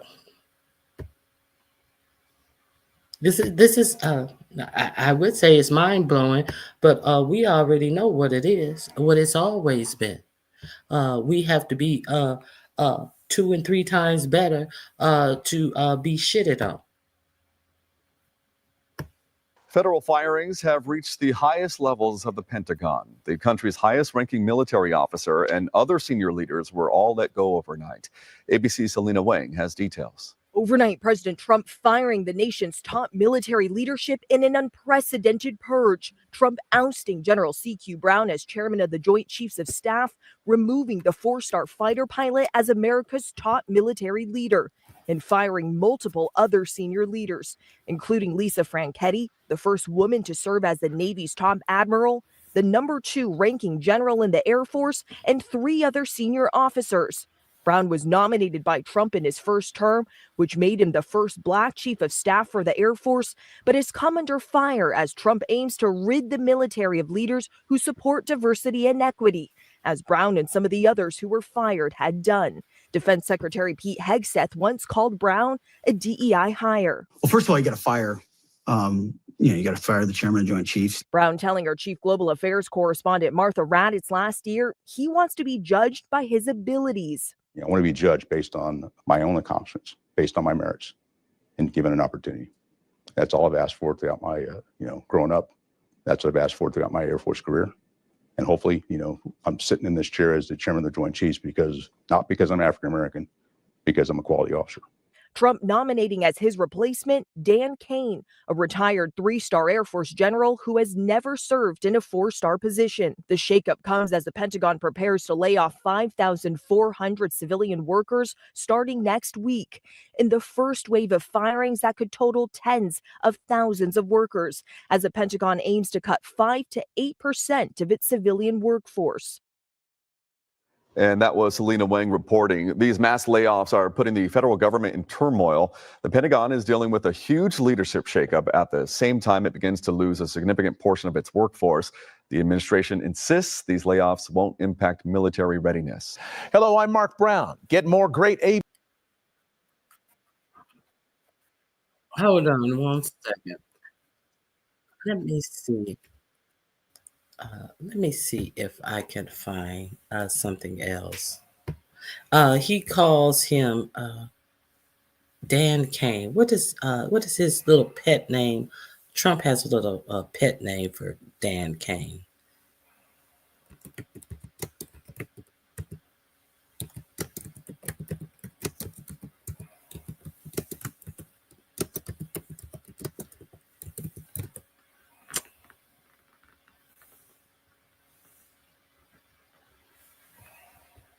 Let me see. I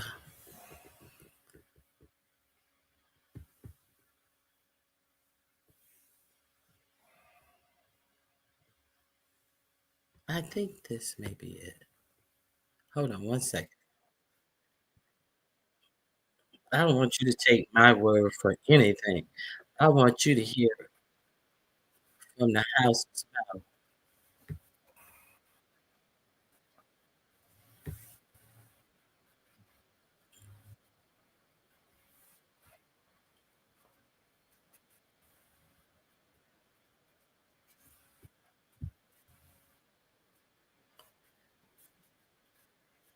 Hold on. I think this is it.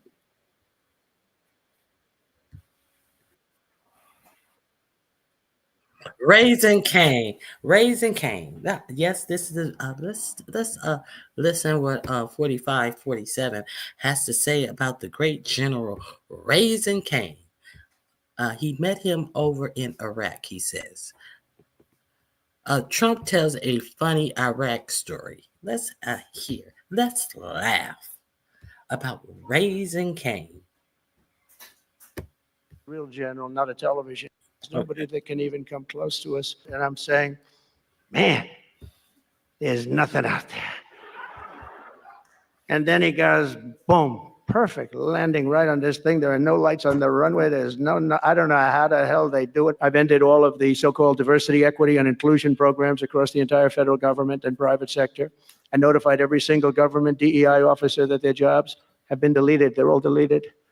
And it's interesting, even these companies that have tremendous amounts of money, a number of them just announced, Walmart, if you can believe it, they just announced that they're stopping. And you know, these companies are writing off like $220 million. How can you spend that much money no matter what you're doing? If you're teaching something, you're going to have an instructor, you're going to talk, you're going to give them a book. Please read the book. You know, then you find they spent $225 million on that. What's going on?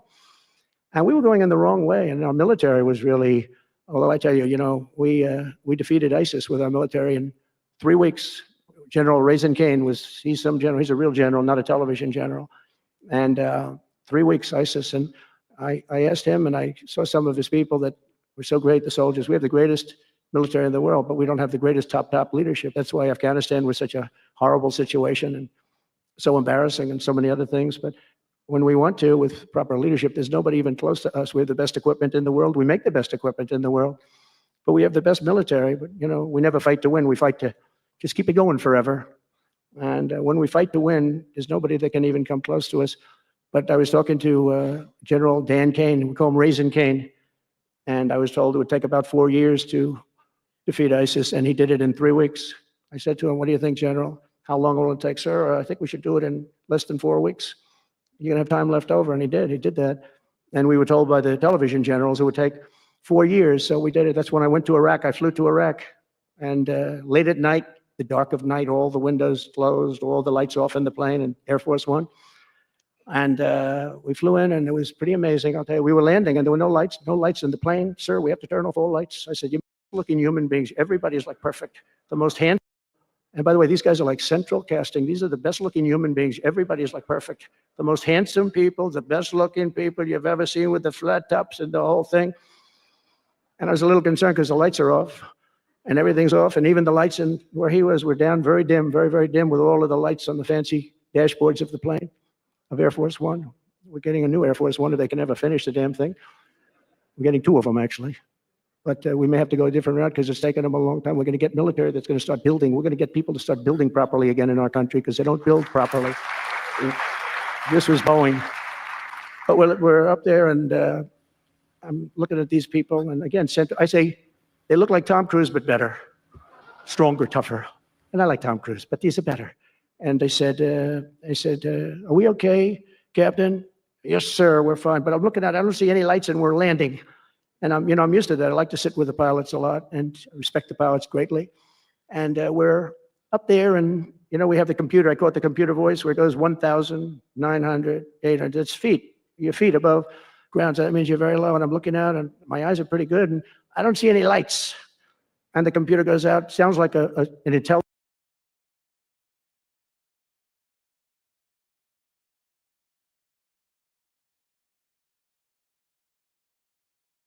See, I can't find the right story. I don't know what happened with that. I apologize. So if we do hear from any type of committee on this situation, I am just definitely going to go live if they have a committee. Now, I also want to talk about the muskrat before I leave. So the muskrat is so stupid that he said he has come out. They had another cabinet meeting, and it's so peculiar that it's been more than 2 weeks, and Susie Wiles, y'all remember Susie? Her name is not, Amy Wiles. Her name is not Susan. Her name is Amy. Have y'all seen Amy Gleason around anywhere? They had another cabinet meeting. However, the muskrat was there at the cabinet meeting, and the muskrat has found some more waste, fraud, and abuse. Where else? Where has he found it? In the Social Security Administration. He said that children, He said that children are getting loans at Social Security. He said he's going to be sure that there are no more children that get loans from Social Security. Obviously, he's not aware of when a parent dies that the child get a Social Security check, and there are no loans given out at Social Security. Period. So let's. I think I have it. Let's check out this clip. This is the incompetence that we have rooting out waste, fraud, and abuse. So let's check this out. I'm going to drop the link for this video in the chat.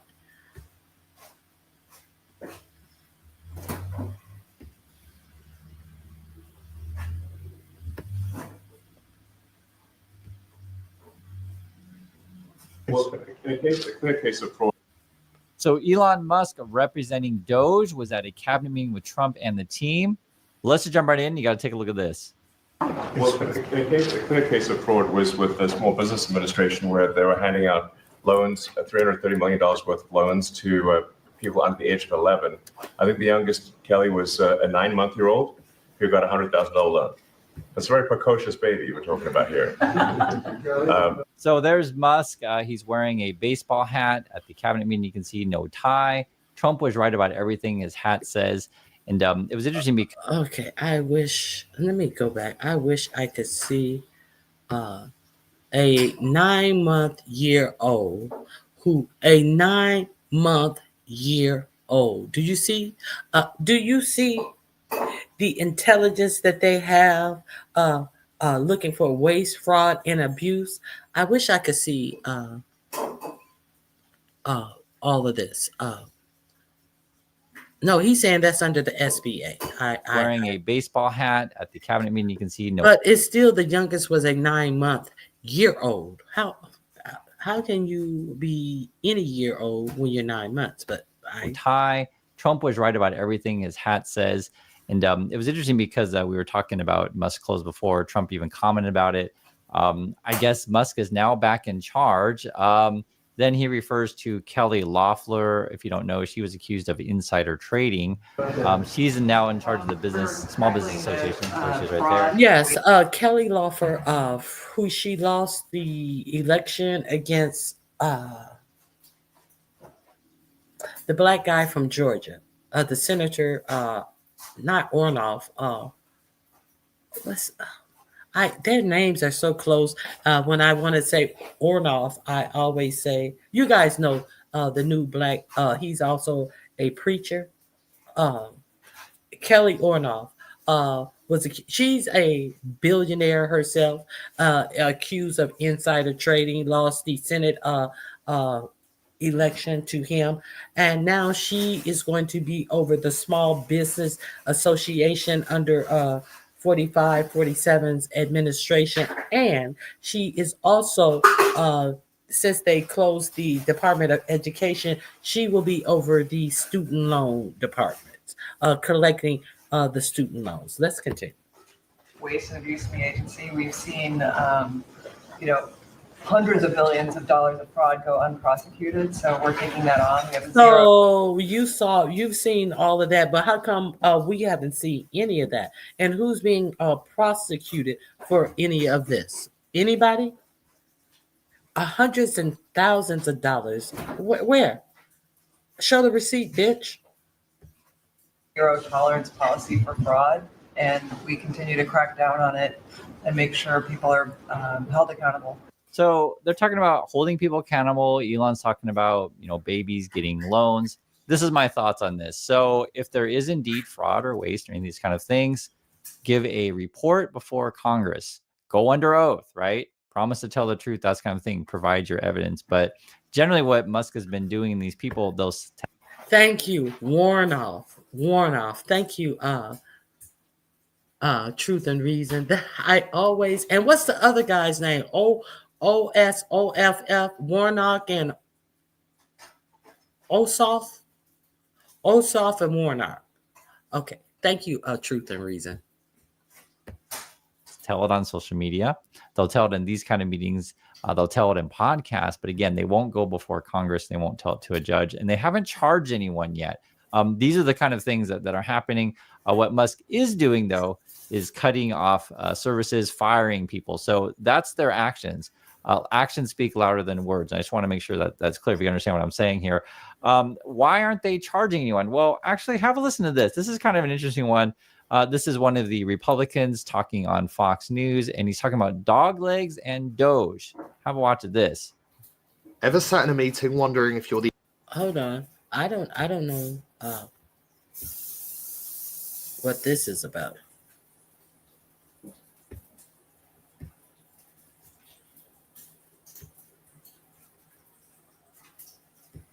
Doge, because it's got Washington, D.C. in a tizzy.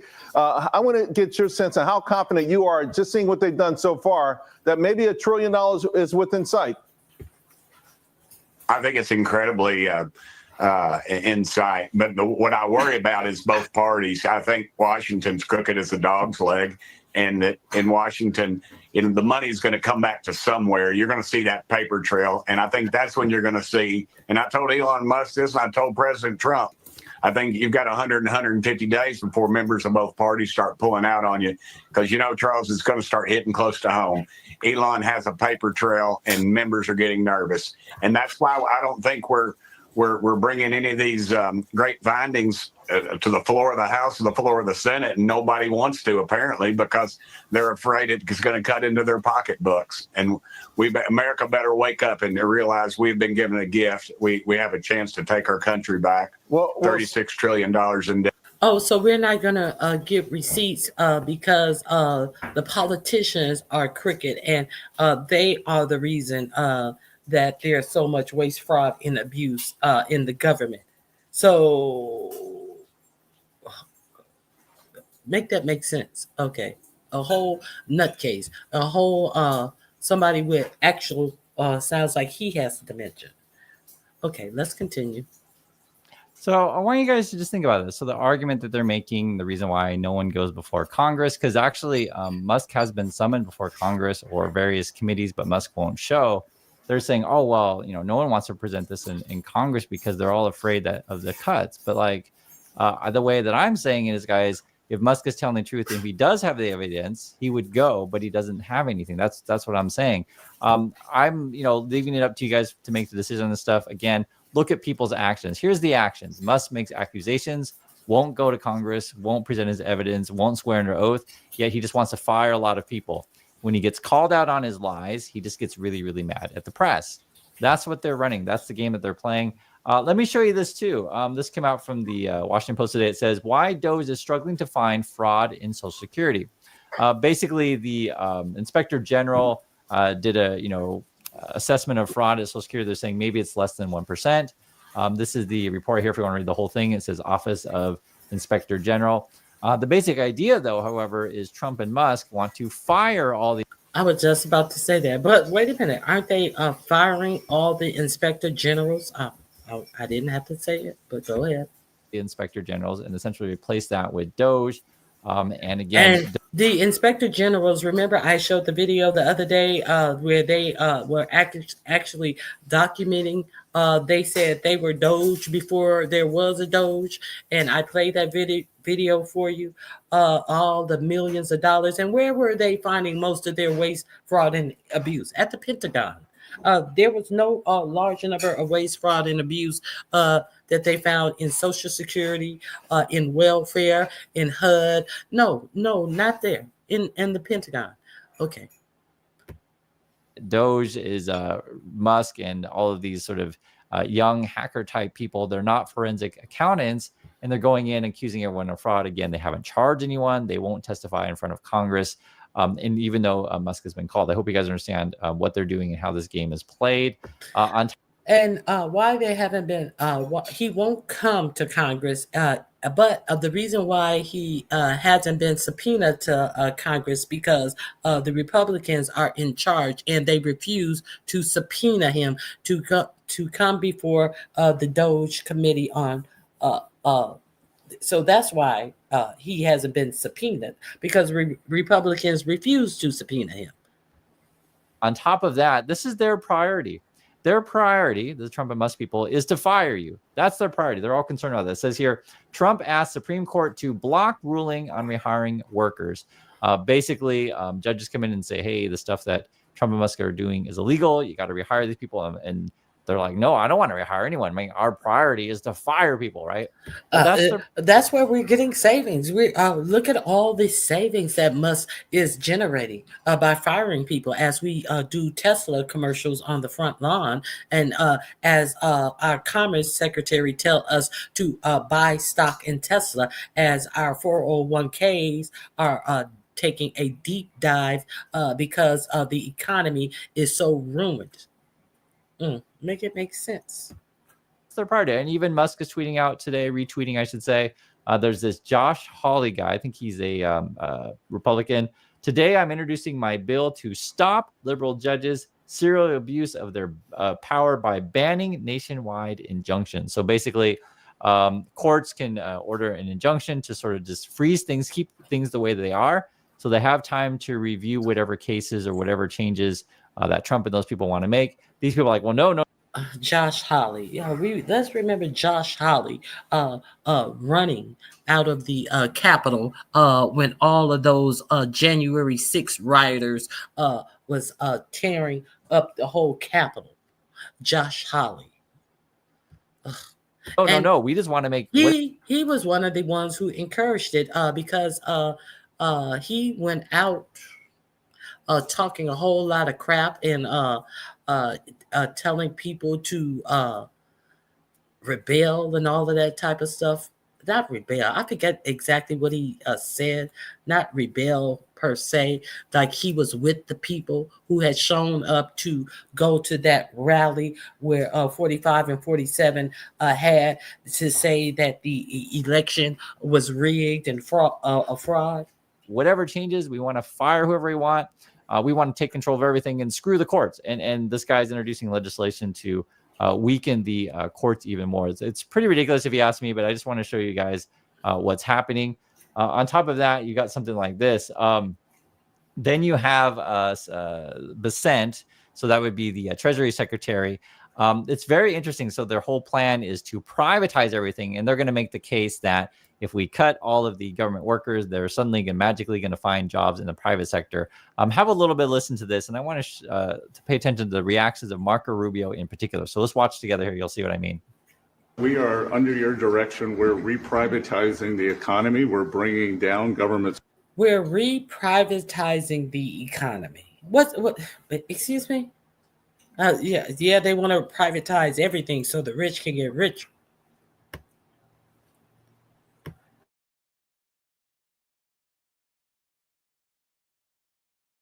Spending, we're bringing down excess employment in the government sector. On the other side, we're going to re-leverage the banking system. So that's Bessent. That's the back of his head, but he's just basically talking about privatizing everything. And there's a Rubio on the far left. And pay attention to Rubio's behavior as Bessent talks. You'll see what I mean. We're going to have all the new manufacturing jobs, so everyone who's laid off from the government will have an opportunity to go into the private sector, and that is going to lead to disinflation. Inflation is under control. We're going to get the affordability crisis fixed. And once Bessent said inflation's under control, then sort of Rubio sort of kind of tuned out. He knows what.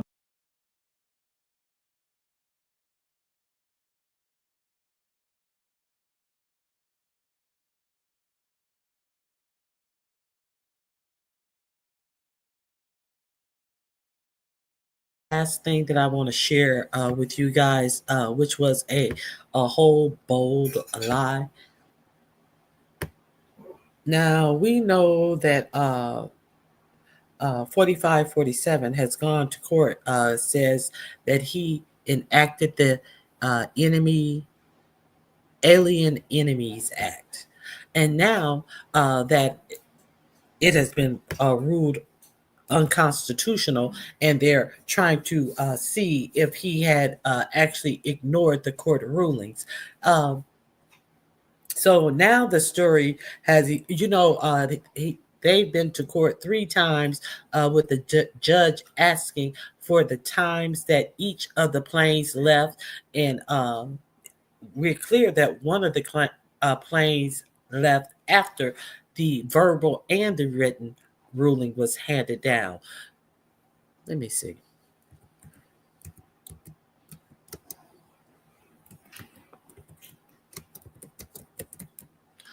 I think let me do something different. I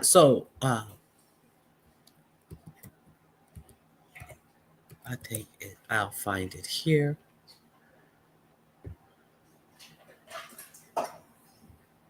Okay. So now they're saying that, hold on one second.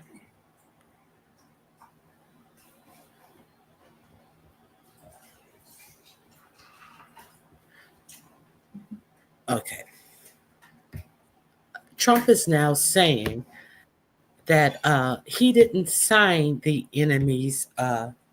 Aliens Enemy Act. So he says that he's fighting the case because he's at war and he has declared the Aliens Enemy Act. But now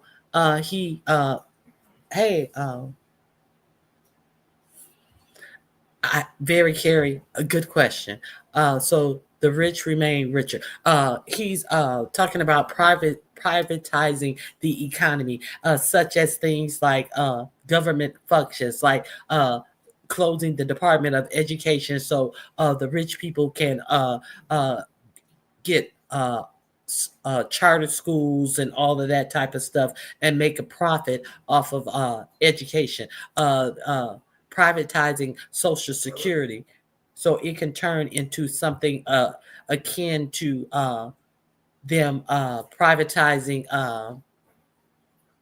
Medicare and saying that you can have an insurer outside of Social Security, go with Humana, a Part B, which denies you all of the services that your doctors say that you need because they want to ensure that they make profits and they have a profit margin that they're trying to beat, and they have CEOs and all of these A-suite people that they have to pay, and then they have to also show a profit. So therefore, that type of privatization. Okay, so here I want to share this. Now, Trump said that we are at war with Venezuela, and that's why he enacted the Aliens Enemy Act, and that's how he was able to send them to El Salvador. But now that they want information to see if he is in contempt of court, he's trying to say, enact some type of government secrets issue, and now he's saying that it's a government secret and they cannot divulge. And let's understand that this judge has such high clearance that he was actually a Pfizer judge, so he has performed in dealing with a whole lot of classified information via being a judge in the Pfizer court. So they cannot pull this on him. So what I found strange is now 4547 is saying that he never signed the Aliens Enemy Act. He said, no, I never signed it. I don't know who signed it. Check with Marco Rubio. He wanted it done. So now he's trying to say Marco Rubio did it. And then what happened? The first thing they do is lie. And then what happened? They get the actual order. The order that he allegedly signed late on a Friday night, and before he makes any action on the act, he has to present it as an actual thing that they're doing. So allegedly, they started hustling these people on planes on Friday night. And he came out with the admission that he had signed that Aliens Enemies Act on Saturday afternoon. And actually, one of the last planes left after the judge had signed his paperwork. So they saying that they rushed the people on the planes because they knew that they only had a limited amount of time. So all of this is just contempt. And then when they bought the paperwork with his full signature on it, do you know what that dumb press secretary of his actually had the audacity to say? She said, well, I'm sure that the president mean that he didn't sign the original Aliens Enemy Act. And I'm sure that's what he meant. You sure that that's, if he meant that I didn't sign the original Aliens Enemy Act, he has worse dementia than Joe Biden has, because the original Aliens Enemy Act was drafted in 1798. So if that's what he meant, and you're sure that's what he meant, I'm sure that he needs to be under a doctor's supervision at home with his feet up. Okay, so let me present this. Let me present this for you. Okay, let's check this out. You ain't got to take my word for it.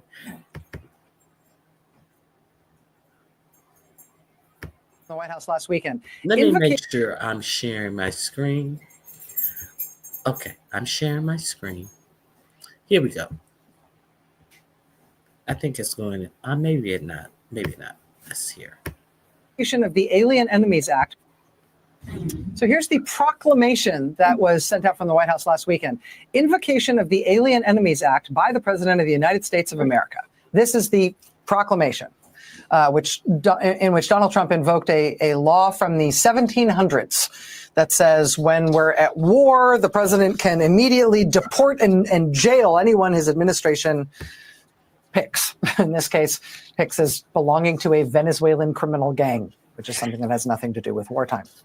But regardless, they put this out, and there's Donald Trump's signature on the proclamation. Within hours of that proclamation, the Trump administration put hundreds of people on planes bound for a prison in El Salvador. And they had no legal process at all. People were just grabbed, chained, and sent to a foreign prison. A federal judge blocked any further flights like this and spent the week repeatedly grilling Trump administration lawyers about it. He said on Friday, quote, why was this proclamation essentially signed in the dark on Friday night or early Saturday morning, and then these people rushed onto planes? I mean, it seems to me the only reason to do that is if you know it's a problem and you want to get them out of the country before suit is filed. Donald Trump, a couple hours after the judge said that, was asked about that when he was departing for yet another weekend of golf, this time at his New Jersey golf club. So he's asked about, why did you sign this in that weird time frame? Why'd you sign it in the dark in that way? Watch what Trump said in response. This was super weird. I don't know when it was signed because I didn't sign it. Other people handled it. But Marco Rubio's done a great job, and he wanted him out, and we go along with that. I don't know when it was signed because I didn't sign it. You sure, big guy? Because you're trying to blame Marco Rubio here, but that is not Marco Rubio's signature. Do you not remember signing it? Did you not sign it? Somebody else put your name there? When the White House was asked about Trump saying he totally did not sign that proclamation with his signature on it, the White House came up with a novel explanation. They said, and I quote, President Trump was obviously referring to the original Alien Enemies Act that was signed back in 1798. Oh, yes, obviously. The President of the United States, obviously, just thought he was being asked whether he signed a document more than 200 years ago. And his answer was, no. Other people handled that. Isn't Marco Rubio wonderful? He was talking about 1798. This proclamation at question is ostensibly the legal underpinning for this whole deportation operation, the sending flightfuls of people to a prison in a foreign country. Trump's denial that he ever signed it is now obviously part of the ongoing legal fight. The ACLU telling the judge in this case in its latest filing today, quote, there is now confusion as to when the proclamation was issued and whether the president signed it at all. Today, the Trump administration took this fight to an appeals court in Washington. They want to resume more flights like this, like the one to El Salvador. It's not clear how the appeals court will rule or when. But meanwhile, the Trump administration just tonight has filed notice that it is invoking the state secrets privilege, meaning they are claiming that for national security reasons, they don't need to provide the court any information about these deportation flights. Even as we still don't know who they deported, and even as attorneys and family members of the people they put on those flights say they can't get in touch with anybody who has been put in this prison in El Salvador. It is an insane story from the very beginning, but it's now approaching surreal. If the government says we don't have to give process for that, then y'all could have put me up on Saturday and thrown me on a plane, thinking I'm a member of Nicaragua and giving me no chance to protest it and say somehow it's a violation of presidential war powers for me to say, excuse me, no, I'm not. I'd like a hearing. He wouldn't say that. Federal appeals court judge today incredulous that the Trump administration could argue they have the right to pick up anyone they want and deport them to a jail in a foreign country with no process at all, no explanation, not even a paper trail. But that is what they're arguing. That's what they're arguing. Thank you, Jackson Street, for sharing me out and Grand Rising. That is what they're arguing now. It went to, we invoked it, the Aliens Enemy Act to, I didn't sign it, to, we don't have to tell you when the flights left because it's a government secret. Why is it important to know this type of stuff?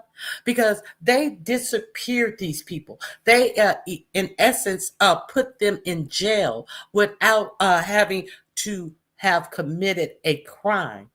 They say that they are gang members, but is it illegal to be a gang member within itself, or must you have to have committed a crime as a gang member? So they have no crimes that they are charging them with.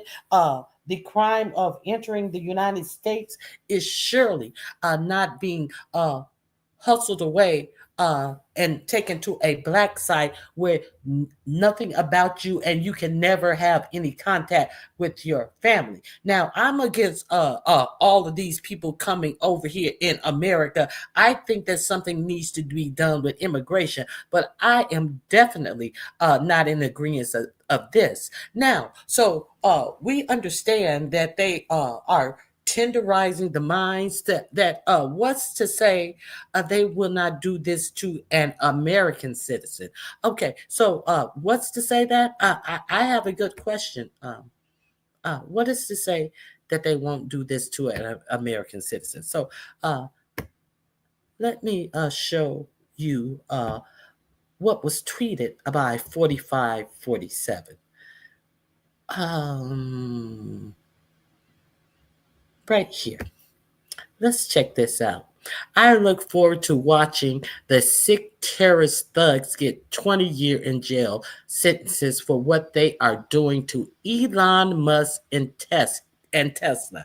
Perhaps they could serve them in the prisons of El Salvador, which have become so recently famous for such lovely conditions. And y'all don't understand why due process is important. He said this himself about thugs sentencing because what they're doing to Musk and Tesla. And here come this dingbat Harris Falker from Fox News.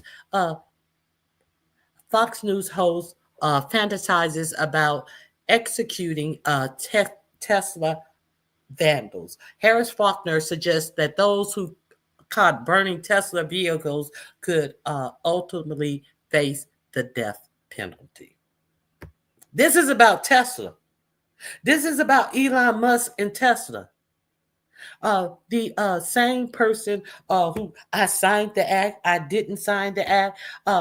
This is why this type of stuff is important. Let me see what else I have on here. I was trying to show you guys that. Okay.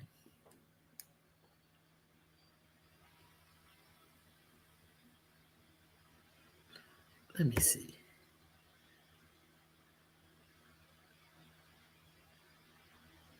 Okay, USDS, U.S. Doge Services operations thus far have been marked by unusual secrecy and other way. For instance, Doge reportedly installed a outside server at OTM to store government staffers' information. Is what it goes on to say.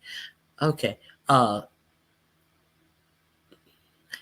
This is a joke that Tim Weiss, remember he was on the VP ticket for Harris, and he wrote out Pete Hegseth texting out war plans like invites to a frat party. I thought that was quite funny. And the emperor has no clothes. Let me see. There is something new. I'm not sure what this is exactly, but I think I want to share it. We will find out at the same time if it's worth it or not, but it looked kind of interesting. Let me share my screen. It looks kind of interesting. Okay. I think this is it. Yes, this is it. Okay. Let's see what they're talking about. There is no bottom to the Trump regime. It is a bottomless cesspool stew of idiocracy, oligarchy, malice, recklessness, all mixed together in this orange turdish color. Now the Trump regime is making a mockery over the fact that its top Department of Defense officials and national security advisors were sending each other group chats of their war plans and accidentally inviting a reporter into the group thread. It's now also being revealed that while that was taking place, Donald Trump's special envoy to Russia was in Moscow with Putin at that time. And that's when that individual was added to that chat. As Olga Lautman says, and she explains it, I put together a quick timeline on the insane Signal classified chat scandal. Oh, shit.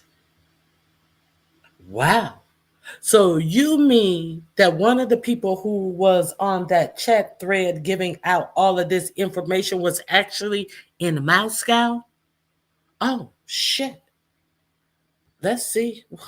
Now, now that's a what did they say? A horse of another color, or a different color, or that puts a lot of impact. Thank you, Madam Scorpio. I appreciate thank you. I appreciate you being here, and I appreciate you helping your super chat. I made my goals, but 4547 knows exactly what he groomed to be and do for the U.S. government. They are idiots. Grand Rising focus on you. Sure dumbness of 4547. I'm kind of, I didn't know what this story was about. So now we may be hearing that one of the people who was on that text thread when they were giving out information that they were not supposed to be using a text thread for, because it was private top level government information on a as needed basis, who actually had the Treasury Secretary in there, who he has no need to know any of the military operations that they were performing on Yemen. Let's continue. And sure enough, it looks like Kremlin asset Steve Witkoff, that's Trump's envoy to Russia, was in Moscow when he was added to this chat where the war plans were discussed. I checked Russian media and he left March 14th, Friday morning. Meanwhile, that chat was set up on Thursday. She goes, my other question is, why did Witkoff fly from Moscow to this other airport? That's the opposite route of coming back to the United States. And then she says 100% all of those communications were almost certainly being reviewed by Russia. When you go to Russia and you're an American official, or if you're in Russia and you're a Russian, they are doing 100% surveillance on your devices. So we are only aware of this one group chat where they were discussing war plans on Signal because they accidentally invited a reporter into that chat and didn't realize it. But the fact that no one on that chat, from Pete Hegseth, the Secretary of Defense, not experienced to be Secretary of Defense, who was a Fox host, to National Security Advisor Mike Walls, to J.D. Vance's people, that none of them said, hey, this is illegal that we're sending our war plans outside of a SCIF, a sensitive compartmented information facility, clearly tells you they do this over and over again. And how cavalierly, as they're doing the war plans, they're doing fist bump emojis and they're doing American flag emojis as they're revealing sensitive war plans. And by the way, the editor-in-chief of The Atlantic said, there's a lot that I'm not going to talk about in my story because they clearly gave sources and methods that could lead to the death of American assets. But guess what? That's probably in the hands of Putin now. Well, all of that was going on. What was Donald Trump doing? Was he vacationing in Mar-a-Lago? This is what was going on in Mar-a-Lago. As Patriot Takes does a great job digging up all the comings and goings at Mar-a-Lago. Remember 2 weeks ago, they did the pink Birkin bag worship party, the Hermes $500,000 bags that they were, I guess, selling or flaunting their wealth at Mar-a-Lago. Here's what they were just doing. Trump's Mar-a-Lago home this weekend while Americans struggle to pay their bills. By the way, here's Pete Hegseth. No way this guy accidentally leaked war plans in a text message. And remember 4 days ago, Hegseth said, under the previous administration, we looked like fools, but not anymore. Under the previous administration, we looked like fools. Not anymore. President Trump has reestablished American leadership. The F-47 is part of it. And Mr. President, thank you for having the courage to do it and leading the way for all our warfighters. Seriously. The courage to do what? To sit there and be a whole buffoon? Who? Oh my God, this shit is amazing. Pete, we look like the biggest fools under the Trump regime. Our allies now despise us. You wake up every day saying, oh, should we annex Canada or annex Greenland or annex Panama or annex this country? Now you're sending J.D. Vance's wife, Usha Vance, along with National Security Advisor Mike Walls, to Greenland in a show of aggression, is how they're interpreting it in Greenland, based on a desire to try to conquer Greenland. That's what you're doing. But by the way, like, do y'all remember what Donald Trump was doing with sensitive compartmented information and classified information when he was Citizen Trump, when he stole it from the White House and he kept like nuclear secrets in the freaking bathroom at Mar-a-Lago? Remember the photos where they were stacked up? You see them in the bathroom right there or in the auditorium. And remember when you would go through what was in those files themselves, and it was literally like information about the nuclear arsenal. That's how Trump and the regime have always treated our highest secrets, because Trump calls our military and our vets suckers and losers. Trump doesn't know a thing about service. He hates America. He hates our military. And the only thing he rejoices in is the suffering of people and enriching himself, and occasionally perhaps enriching the oligarchs. Okay, so there's the link to that one. Please be reminded that 4547 regimen does not play by the rules, and definitely it is by the U.S. And definitely not by the U.S. Constitution. I think you're meaning.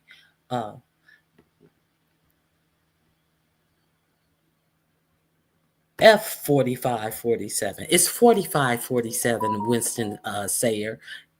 It's 45:47. Hey, Rockwell. Good morning. It's good to see you as well. Hey, Unbought. Grand Rising. Anyone involved in the official should have been in a secure location with prohibits cell phone service. Yes, they call it a skiff. Yes, exactly. So now that's some new information that one of them was actually in Russia while on this insecure thread that they thought that they could secretly delete and no one would know they were on that thread. In my opinion, Hexeth email national security breach by using an unsecure platform and including a reporter was not an accident. Now, I can't remember. I think he said that he just. I think he said that Hexeth was the first person. I don't know. I don't know who actually connected the reporter to that email thread. I think it was this guy Waltz. I think Michael Waltz, the national security advisor. But I do also think that the first transmission he got came from Hexeth in that thread, came from Hexeth. So we'll see what happens. Not by the Constitution. My bad. No bad. We know who you're talking about. I think they're playing the 70s game Battleship. They think they're playing the 70s game Battleship. Hey, Miss Ray, Grand Rising, it is good to see you. Okay. Let me see. Hey, Claire Monet. These idiots, Russia definitely was intercepting all transmitted messages. That's what they do. Yes, that is what they do. Hey, Nita B. This is what happens when you fire all of the top level securities. And let's not forget they fired all the JAG attorneys as well. So no one can tell them what they're doing is against the law. Let's not forget they have been fired as well. Did you see the CNN photographers reporting on the processing of the immigrants?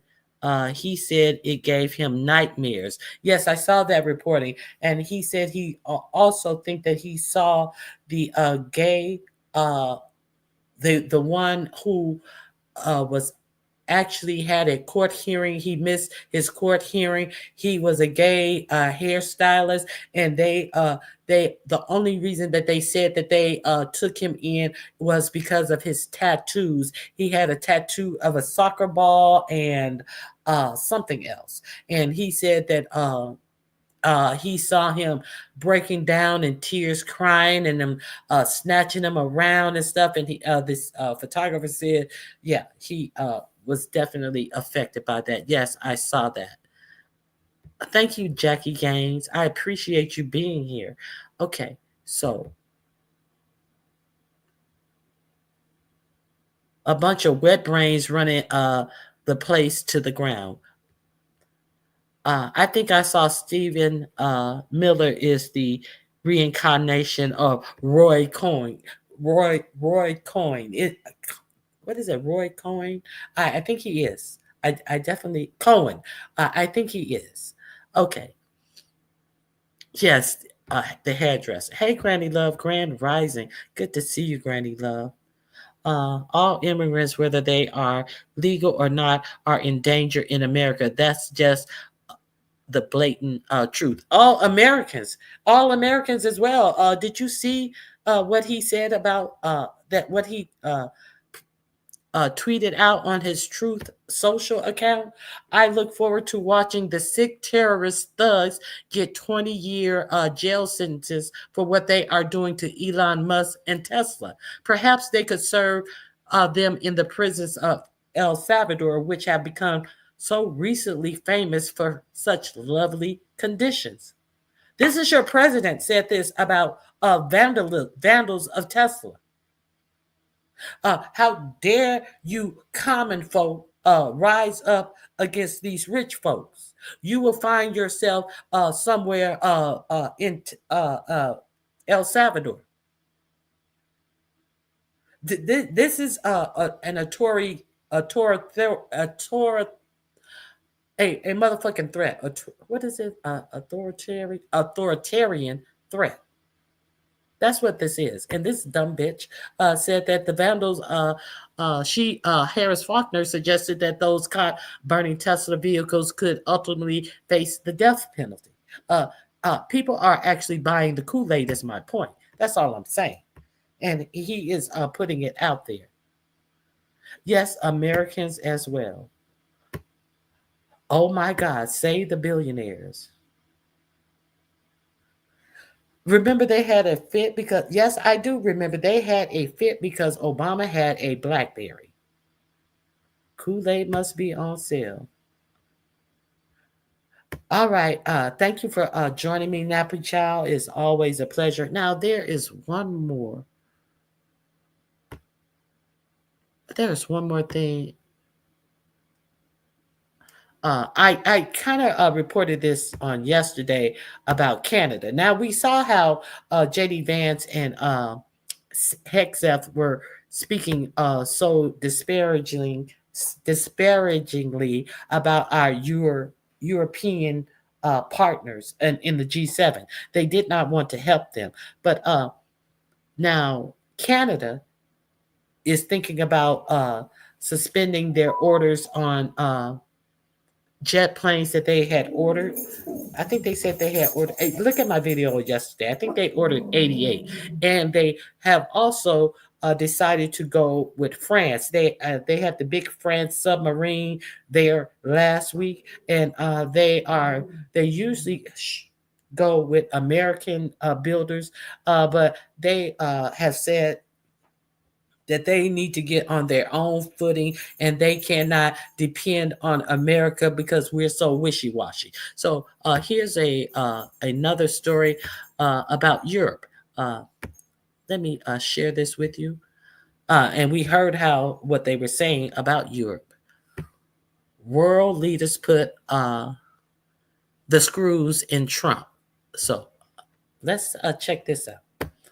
If you guys have not subscribed to the Midas Touch, I suggest that would be a great place for you to get some information. World leaders and politicians say, we are not going to buy United States military equipment. We don't trust the Trump regime. We don't trust what they're doing with the American military jets and weaponry. For example, you have Rasmus Jarlov, a conservative member of parliament in Denmark, and also the chairman of Denmark's defense committee. He posted the following, which is a sentiment echoed by a lot of politicians across the world. Rasmus Jarlov writes, I don't know if there's a kill switch in the F-35s or not. We obviously cannot take your word for it. As one of the decision makers behind Denmark's purchase of F-35s, I regret it. The UF can certainly disable the planes by simple stopping the supply of spare parts. They want to strengthen Russia and weaken Europe and are showing that they are willing to do tremendous damage to peaceful and loyal allies like Canada just because they insist on existing as a country. I can easily imagine a situation where the USA will demand Greenland from Denmark and will threaten to deactivate our weapons and let Russia attack us when we refuse, which we will even in that situation. Therefore, buying American weapons is a security risk that we cannot run. We will make enormous investments in air defense, fighter jets, artillery, and other weapons in the coming years, and we must avoid American weapons if at all possible. I encourage our allies and friends to do the same. He was also responding to Lockheed Martin's post like this. There is no kill switch. The F-35 kill switch rumor has been debunked. After weeks of speculation, the Pentagon formally denies having the ability to remotely disable Lockheed Martin's F-35 fighter jets, to which Lockheed Martin responded, "The F-35 is designed to enhance interoperability among allied nations, protecting their sovereignty and But it doesn't seem like our allied nations are allied with the United States. It seems like 47 is not allied with the nations he's supposed to be allied with. It seems like he's more allied with Putin. Let's keep it real. And what is the other dude? Oregon? What is it? What is that other dude? Oh my God. What is that other dude's name? Victor Orban. These are the people who he wants to be aligned with. So if I was, I would be afraid too. Shit, they can. Dang, that's treacherous. That they are afraid that they actually have a kill switch and they will not buy our product. So let's continue. and ensuring they can operate effectively together to achieve common defense goals. Well, I'll just share with you this. The end of last week, Donald Trump in the Oval Office said that the planes being sold to allies, he says, and he puts that basically in quotes, will be toned down, his language, toned down versions of the weapons, because Donald Trump says they may not be our allies in the future.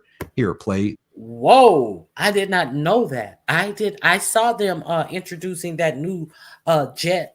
I did not know he said that. And I do not blame anybody from not buying jets. So now there's another. So we're looking for waste, fraud, and abuse. But this idiot is saying these things. Let's continue. This clip. Buy them also, and certain allies will be selling them, perhaps toned down versions. We'd like to tone them down about 10%, which probably makes sense because someday maybe they're not our allies, right? But I would like to ask Secretary. So no one. Okay, so I had no idea that idiot said. I mean, well, at this point, what good is he doing for America? What good is this administration doing for America at all, other than taking us on the brink of a recession, on the brink of so many people being desperate for jobs and money. So what happens to America when people are destitute and are desperate and don't see a way out and need things? What happens? They rise up. And who are they going to rise up against? Each other. And then what's going to happen? He's going to anything. He's going to enact what is that? Insurrection law. The Insurrection Law.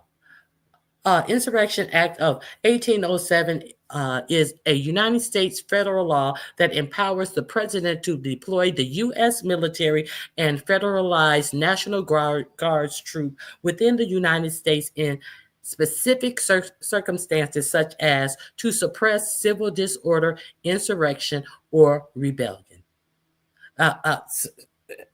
Listen, we are actually in some scary times. So no, worse than martial law. Worse than martial law, because martial law is only when martial law is only when the National Guard comes out. The Insurrection Act brings out our actual military against us on our own land. Let's be clear. You see that he enacted that, did or did not enact that 1798 Aliens Enemy Act. He went all the way back there to just grab up people and just throw them in a El Salvadorian prison. And we don't know if these people are in gangs, and we don't know if they committed a crime to be in a prison. It's just, it's just a lot. At what point, okay,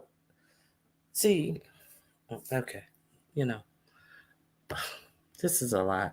I've been reading Project 2025, and it gets more fucked up than this. Next month, they get physical. Okay, so make sure. Let me see if I can make sure you guys check out my video from yesterday in the description box. One of the first links is a Project 2025 watcher. You can click on that and you can see how much this administration has completed Project 2025 initiatives. At the last time I looked at it, 42% of Project 2025 has been implemented. And let's not forget, I also shared with you, I believe it was Friday, that the architect of Project 2025 is thrilled. He said that he never thought that it would go this far, this fast, and he is thrilled with the job that 45, 47, and Musk is doing. And he had to, he worked at the Heritage Foundation, and he had to leave the Heritage Foundation once it got broadcast widely that 45, 47 was going to implement Project 2025. And that's when 45, 47 was like, oh, I don't know what that is. I've never seen it. I don't know what it is. And all the information started spilling out about Project 2025.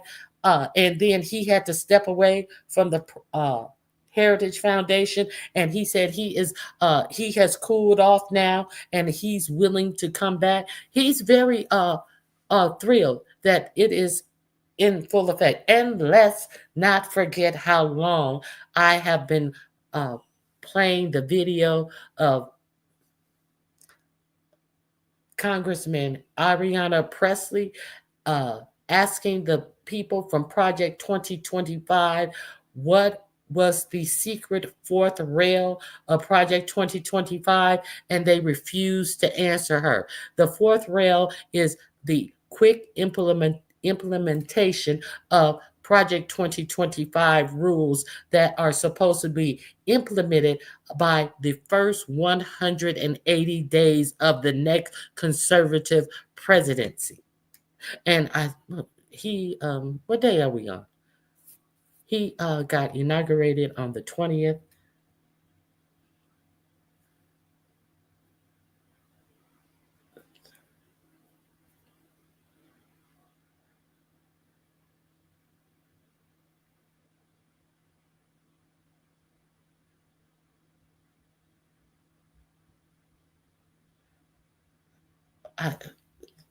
Let me see. What day are we on in this presidency? It is very important to know. Let me see. So the first 120 days is what the clock is. So that's 13 plus 28. And what date is this? The 25th. We are on day 66. So if we are this far on day 66 of this first 180 days, when you actually have the Commerce, the man over the Department of Commerce come out and say people won't mind. I know my 94-year-old mother-in-law wouldn't mind if she didn't get her disability check. I mean her Medicare check, and she would think that she's just getting it next month. And people who complain are the people who are committing fraud. And he is a billionaire, not just a billionaire. He's a multi-billionaire who is saying this. And this 94-year-old woman, we don't know if she even has her full faculties, but we do know that her son-in-law is a multi-billionaire, but he's acting as if there are not people out here who are living paycheck to paycheck, and one of those paychecks is their Social Security checks. So let me play another one for you that I found disgustingly interesting. I just got to share the Trump officials in their true way. Constitution, according to the statutes of the nation, who has the right to decide who can be in America, who are the aliens, who are the foreigners who are allowed into the nation, and who we keep out. That individual is the commander-in-chief, and that man is Donald Trump. And there is one person, according to the Constitution, according to the statutes of the nation, who has the right to decide who can be in America, who are the aliens, who are the foreigners who are allowed into the nation, and who we keep out. That individual is the commander-in-chief, and that man is Donald Trump. Okay, so be clear. They're playing this on right-wing media to try to get this. Let me give this link. This is the link to that. They're playing that on Newsmax, where people are fed Kool-Aid propaganda and bullshit all day long. So there's a lot. So there was one more thing. Let me think. What was it?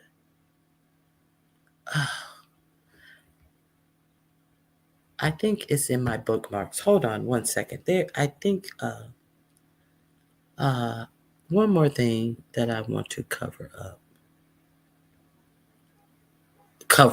I'm reading cover up in the back of one of my links. I didn't put my links out last night. I saved a lot of stuff. So I apologize. Yeah, so that's all. Maybe this is something.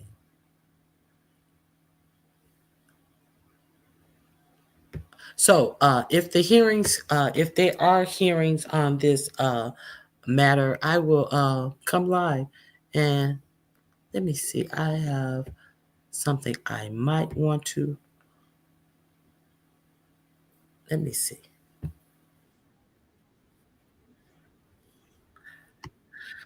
Nope. Uh-oh. We got action. We got action. We are going to right now. We're going to tune into PBS, and where our Trump officials are. If you guys want to stay, if you guys want to leave, watch Trump officials testify in Senate. Let me see, in Senate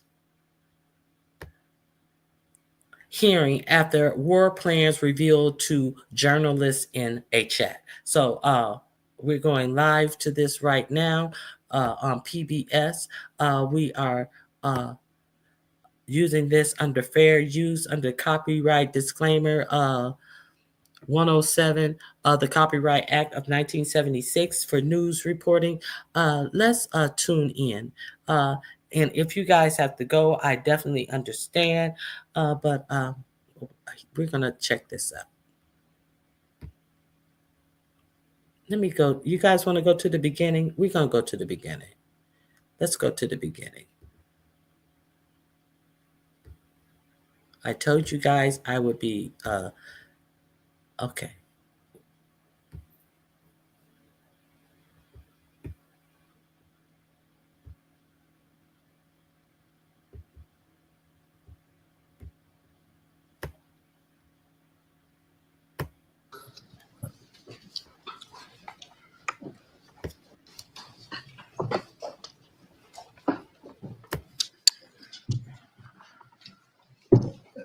Good morning. Welcome to the Senate Intelligence Committee Annual Worldwide Threats Hearing. I'd like to begin by welcoming our esteemed panel of witnesses, the Director of National Intelligence, Tulsi Gabbard, the CIA Director, John Ratcliffe, the FBI Director, Kash Patel, the Director of the National Security Agency and Commander of U.S. Cyber Command, General Tim Hawk, and the Defense Intelligence Agency Director, Lieutenant General Jeffrey Cruz. Thank you all for your appearance. Thank you for your leadership. I also want to recognize the hard work and dedication of the thousands of men and women in our intelligence community whom you're here to represent today. Their successes are seldom celebrated. Their accomplishments are often unseen. But our nation is grateful to each one for the vital work they do to keep our nation safe. Okay, so that's Tim Cotton, who said that he's going to enact a bill that the judges can't do holds and stays like they have on Trump. What was it? It wasn't holds or stays, but this is Tim Cotton, the big runner, who's going to try to stop judges from doing stays. Okay. Let's continue. Prosperous and free. Our annual Worldwide Threats hearing allows for the American people to receive an unvarnished and unbiased account of the real and present dangers that our nation faces. As we will hear from our witnesses, many of the threats we face are truly existential. Communist China is actively working to replace the United States as the world's dominant superpower. China uses coercive military, economic, and influence operations short of war to shape a world favorable to its interests and hostile to ours. These methods include the biggest peacetime military buildup in history, rapidly expanding its nuclear forces, providing critical assistance to help Russia withstand U.S. sanctions, obscuring its role in accelerating the spread of COVID-19 beyond Wuhan, turning a blind eye to Chinese companies that enable the production of fentanyl flooding into the United States, and putting space weapons on orbit, among other tactics. Iran, despite setbacks inflicted on its so-called axis of resistance by Israel over the last year, still aims to destroy what it calls the little Satan, the state of Israel, and what it calls the great Satan, the United States. It continues to arm Yemeni rebels to attack global shipping, though these outlaws have suffered terrible losses over the last 2 weeks, thanks to decisive action by President Trump and our brave troops. I commend the President, Mike Waltz, Pete Hegseth, and his entire national security team for these actions. Iran also continues its decades-long effort to develop surrogate networks inside the United States to threaten U.S. citizens. Furthermore, Iran's nuclear program continues apace. It's actively developing multiple space launch vehicles, which are little more than flimsy cover for an intercontinental ballistic missile program that could hit the United States in a matter of years. But all this will soon come to an end. The supreme leader of Iran now faces a stark choice, thanks to President Trump. The supreme leader can fully dismantle his nuclear program, or he can have it dismantled for him. Finally, today's report also acknowledges that illicit drug production endangers the health and safety of millions of Americans. For the first time, the annual threat assessment lists foreign illicit drug actors as the very first threat to our country. As the report highlights, Mexican-based cartels using precursors produced in China continue to smuggle fentanyl and synthetic opioids into the United States. Last year alone, these deadly drugs tragically killed more than 52,000 Americans, more than the number killed in attacks by foreign terrorists or foreign nations. Given these threats, we have to ask, are our intelligence agencies well postured against these threats? I'm afraid the answer is no, at least not yet. As the world became more dangerous in recent years, our intelligence agencies got more politicized, more bureaucratic, and more focused on promulgating opinions rather than gathering facts. As a result of these misplaced priorities, we've been caught off guard and left in the dark too often. The fact is, in his first term, 45-47 took us out of the Iranian nuclear deal. And now you're threatening a war with Iranian. They're going to have to stop making enriching uranium because they're making weapons.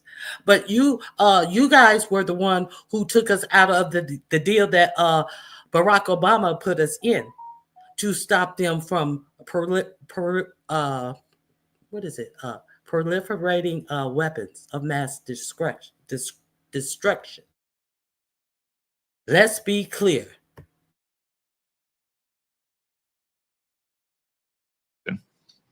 I know that all of you agree that the core mission of the intelligence community is to steal our adversaries' secrets and convey them to policymakers to protect the United States. At the same time, it's not the role of intelligence agencies to make policy, to justify presidential action, or to operate like other federal agencies. After years of drift, the intelligence community must recommit to its core mission of collecting clandestine intelligence from adversaries whose main objective is to destroy our nation and our way of life. The reason is not that our intelligence community lacks dedicated patriots who show up to work every day to protect the American people. On the contrary, it has an abundance of them. The reasons are a misuse of resources, bureaucratic bloat, a default to play it safe, and a past administration that prioritized social engineering over espionage. Coupled with recent failures, the finding in today's Worldwide Threat Report should be a wake-up call to all of us to get our house in order. The status quo is proving inadequate to provide the president and Congress with the intelligence needed to protect the American people. As more storms gather, America's intelligence capabilities require urgent reform and revitalization. As the chairman of this committee, I look forward to working with each of you to strengthen America's intelligence edge and refocus our intelligence community on its core mission, stealing secrets. The American people deserve nothing less. We've assembled an impressive team to get this done, and I look forward to hearing your comments. Now I recognize the vice chairman for opening remarks. Well, thank you, Mr. Chairman, and good morning, everybody. I want to thank all the witnesses for being here. I got to say, I've been on the committee now for 14 years. And this year's assessment is clearly one of the most complicated and challenging in my tenure on the committee.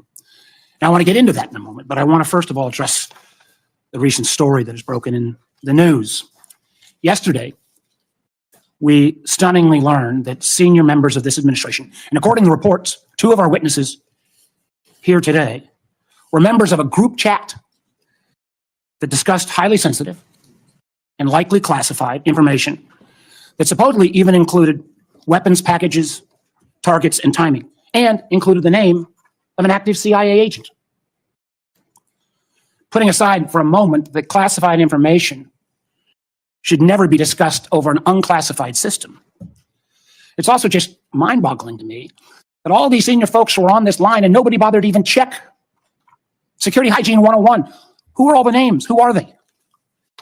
Well, it apparently included a journalist. No matter how much the Secretary of Defense or others want to disparage him, this journalist had at least the ethics to not report, I think, everything he heard. Question I raise is like, everybody on this committee gets briefed on security protocols. They're told you don't make calls outside of SCIFs of this kind of classified nature. We don't know, and I'm going to ask, obviously. Director Gabbard is the executive in charge of all, keeping our secrets safe. Were these government devices? Were they personal devices? Had the devices been collected to make sure there's no malware? There's plenty of declassified information that shows that our adversaries, China and Russia, are trying to break in to encrypted systems like Signal. I can just say this, if this was the case of a military officer or an intelligence officer and they had this kind of behavior, they would be fired. As I think this is one more example of the kind of sloppy, careless, incompetent behavior, particularly towards classified information, that this is not a one-off or a first-time error. Let me take a couple minutes and review some of the other reckless choices that this administration has made regarding our national security. We all recall, it seems like it wasn't that long ago, but less than 2 months ago. In the first 2 weeks, the administration canceled all U.S. foreign assistance. Now, some may say, how bad can that be? It's foreign assistance. Well, U.S. foreign assistance paid for the units in Ukraine that provide air defense to civilian cities being attacked by Russia. Foreign assistance paid for guarding camps in Syria where ISIS fighters are detained. Foreign assistance paid for programs abroad that ensure that diseases like Ebola don't come home. And until recently, it paid for the construction of a railway in Africa that would have helped given the United States much needed access to critical minerals in Congo. Now that project, China's going to try to finance it. As well, in the first 2 weeks, Director Patel, the administration fired several of our most experienced FBI agents, including the head of the Criminal Investigative Division, the head of the Intelligence Division, the head of the Counterterrorism Division, the heads of the New York, Washington, and Miami field office, all individuals who were distinctly and directly responsible for helping to keep America safe. The irony a little bit was the recently dismissed head of the Counterterrorism Division was involved in disrupting the ISIS attacks plan for Oklahoma City and Philadelphia, and helped lead the effort to bring to justice the key planner of the Abbey Gate bombing in Afghanistan. It killed 13 U.S. servicemen and 150 civilians. That very Abbey Gate effort was actually praised by the president in his State of the Union address. Yet the response, the administration's response to these agents, I believe, good works and years of service, was to force these folks out. It's hard to imagine how that makes our country safer. Nor can I understand how Americans are made more secure by firing more than 300 staff at the National Nuclear Security Administration, including those responsible for overseeing the security and safety of the nuclear stockpile. Or by ousting 130 employees at CISA, the agency directly responsible for trying to take on China's Salt Typhoon attack. Again, after Salt Typhoon, I would have thought folks on that group chat might have thought twice. Or how we made safer by sacking 1,000 employees at the CDC and NIH, who are actually directly working on trying to keep our country safe from disease. Or by pushing out hundreds of intelligence officers. The amazing thing is that our intelligence officers, they're not interchangeable like a Twitter coder. These intelligence officers, our country makes $20,000 to $40,000 of an investment just in getting a security clearance. Literally goes into six figures when you take the training involved. Can anyone tell how firing probationary individuals without any consideration for merit or expertise is an efficient use of taxpayer dollars? And just to make clear that yesterday's story in The Atlantic was not this rookie one-off, it's a pattern. I want to acknowledge Director Radcliffe was not here in his position when this took place. But again, earlier in the administration, when a non-classified network was used, thereby exposing literally hundreds of CIA officers' identities, those folks can't go into the field now. How does that make our government more efficient? You know, again, this pattern of an amazing cavalier attitude towards classified information is reckless, sloppy, and stunning. And perhaps what troubles me most is the way the administration has decided that we can take on all our problems by ourselves without any need for friends or allies. I agree that we've got to put America's priorities first, but America first cannot mean America alone. The intelligence we gather to keep Americans safe depends on a lot of allies around the world who have access to sources we don't have. That sharing of information saves lives, and it's not hypothetical. We all remember because it was declassified last year when Austria worked with our community to make sure to expose a plot against Taylor Swift in Vienna. That could have killed literally hundreds of individuals.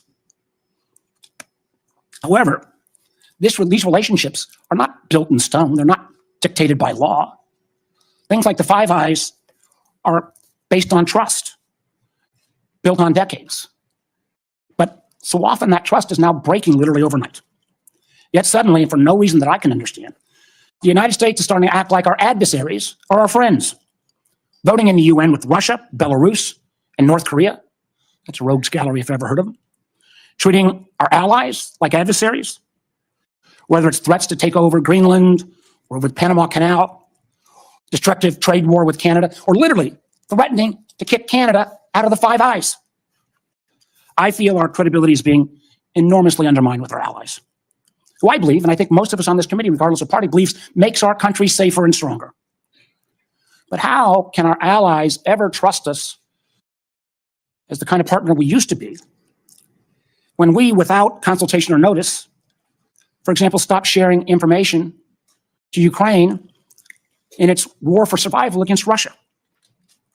Or how can our allies not only not trust our government, but potentially not our businesses with such arbitrary political decisions? Let me give you a few examples. You know, as a result of a lot of work from this committee and others in Congress, we made sure America's commercial space industry is second to none. From space to launch to commercial sensing and communications, the United States has taken a record lead. Yet overnight, this administration called into question the reliability of American commercial tech industry when Maxar and other commercial space companies were directed to stop sharing intelligence with Ukraine. I got to tell you, I've been a business guy, I can't say longer than being an elected official, but pretty close. That shockwave across all the commercial space, and frankly, not just commercial space, I've heard it from some of our hyperscalers in the tech community, has sent an enormous chill. Who's going to hire an American commercial space company, government or foreign business, with the ability to have that taken down so arbitrarily? And it's not just in the case of commercial space. We've seen that Canada, Germany, Portugal have all been saying they're rethinking buying F-35s. I've heard from Microsoft and Google directly and Amazon that they're having questions about whether they can still sell their services. We've also seen foreign adversaries and friends take advantage of this rift in our national security areas and our scientists. Germany has already put out ads trying to attract some of our best scientists who've been rifted. And the Chinese intelligence agencies are posting on social media sites in the hopes of luring individuals with that national security clearance who've been pushed out, perhaps arbitrarily, to come into their service. So no, the signal fiasco is not a one-off. It is unfortunately a pattern we're seeing too often repeated. I fear that we feel the erosion of trust from our workplace, from our companies, and from our allies and partners can't be put back in the bottle overnight. Make no mistake, these actions make America less safe. Thank you, Mr. Chairman. Before I turn to the witnesses hearing, I want to welcome everyone in our large audience today. I also want to note that we will not tolerate any disruptions of the witnesses' testimony or senators' questions and the witnesses' answers. You'll note that we have a large contingent of Capitol Police in the room. Any disruptions, either opposed or in favor to the witnesses, will result in prompt removal from the hearing room, and my encouragement to the U.S. Attorney to throw the book at the person disrupting the hearing. No offense, but we all came to hear the witnesses, no one else in the room. Director Gabbard, I understand you'll make a statement for the panel of witnesses. Thank you, Mr. Chairman, Vice Chair, members of the committee. Thanks for the opportunity for us to be here to present you the intelligence community's 2025 annual threat assessment. I'm joined here this morning by my colleagues from the CIA, DIA, FBI, and NSA. Our testimony offers the collective assessment of the 18 U.S. intelligence elements making up the U.S. Intel community and draws on intelligence collection and information available to the IC from open source and private sector and the expertise of our analysts. This report evaluates what the IC assesses most threatens our people and our nation's ability to live in a peaceful, free, secure, and prosperous society. As you know, we face an increasingly complex threat environment that is threatening us here at home and our interests abroad. I'll begin by focusing on what most immediately and directly threatens the United States and the well-being of the American people: non-state criminal groups and terrorists putting American lives and livelihood at risk. Then I'll focus on the key nation states who have the capability to threaten the interests of the United States.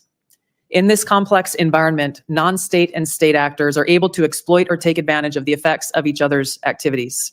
Conventional and asymmetrical capabilities, even the traditionally weakest of actors are able to acquire from available advanced technologies, creates an even more complex and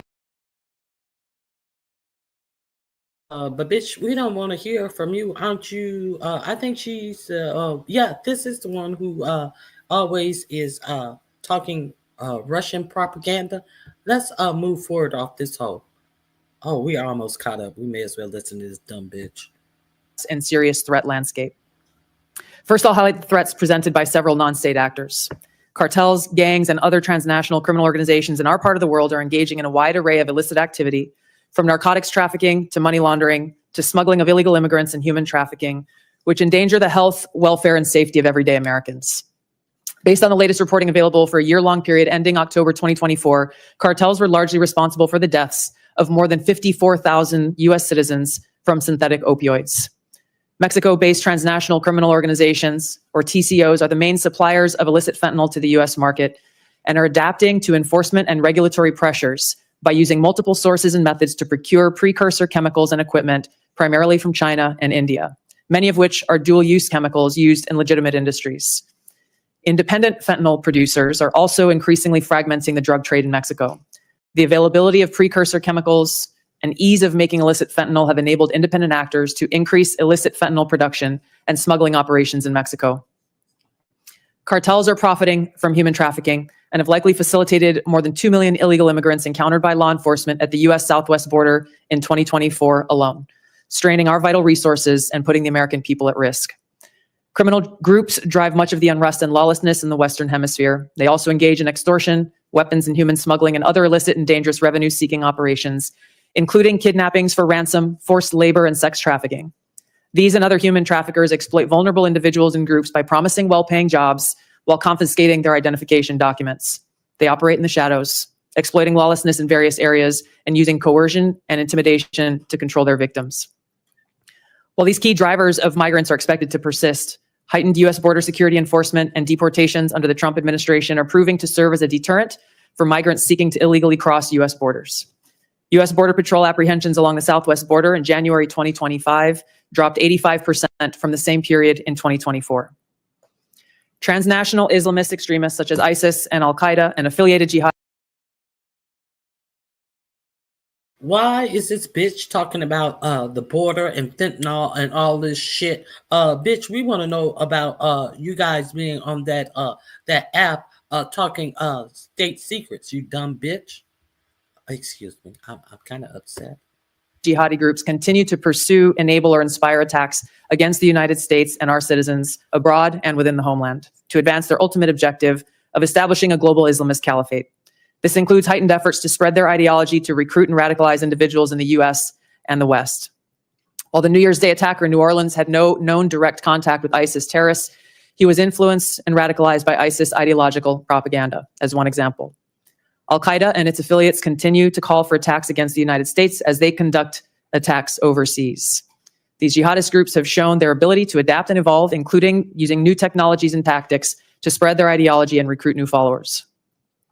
A range of non-state cyber criminals are also targeting our economic interests, critical infrastructure, and advanced commercial capability for extortion, other coercive pursuits, and financial gain.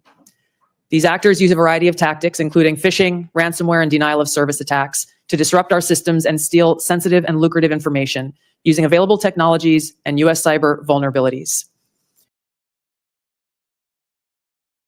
She's doing a report on all of this, but they were talking specific war information on an unsecure app that they were not supposed to be using.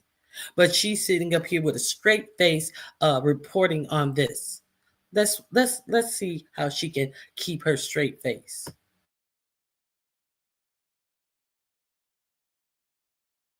Ransomware actors last year, for example, attacked the largest payment processor for U.S. healthcare institutions.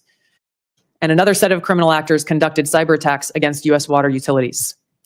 Some of these non-state cyber actors also operate as proxies for or emulate similar activities carried out by major state actors. While these non-state cyber actors often seek financial and intellectual property gains, they also carry out cyber operations for espionage purposes, targeting our critical infrastructure. Turning to key state actors, the IC.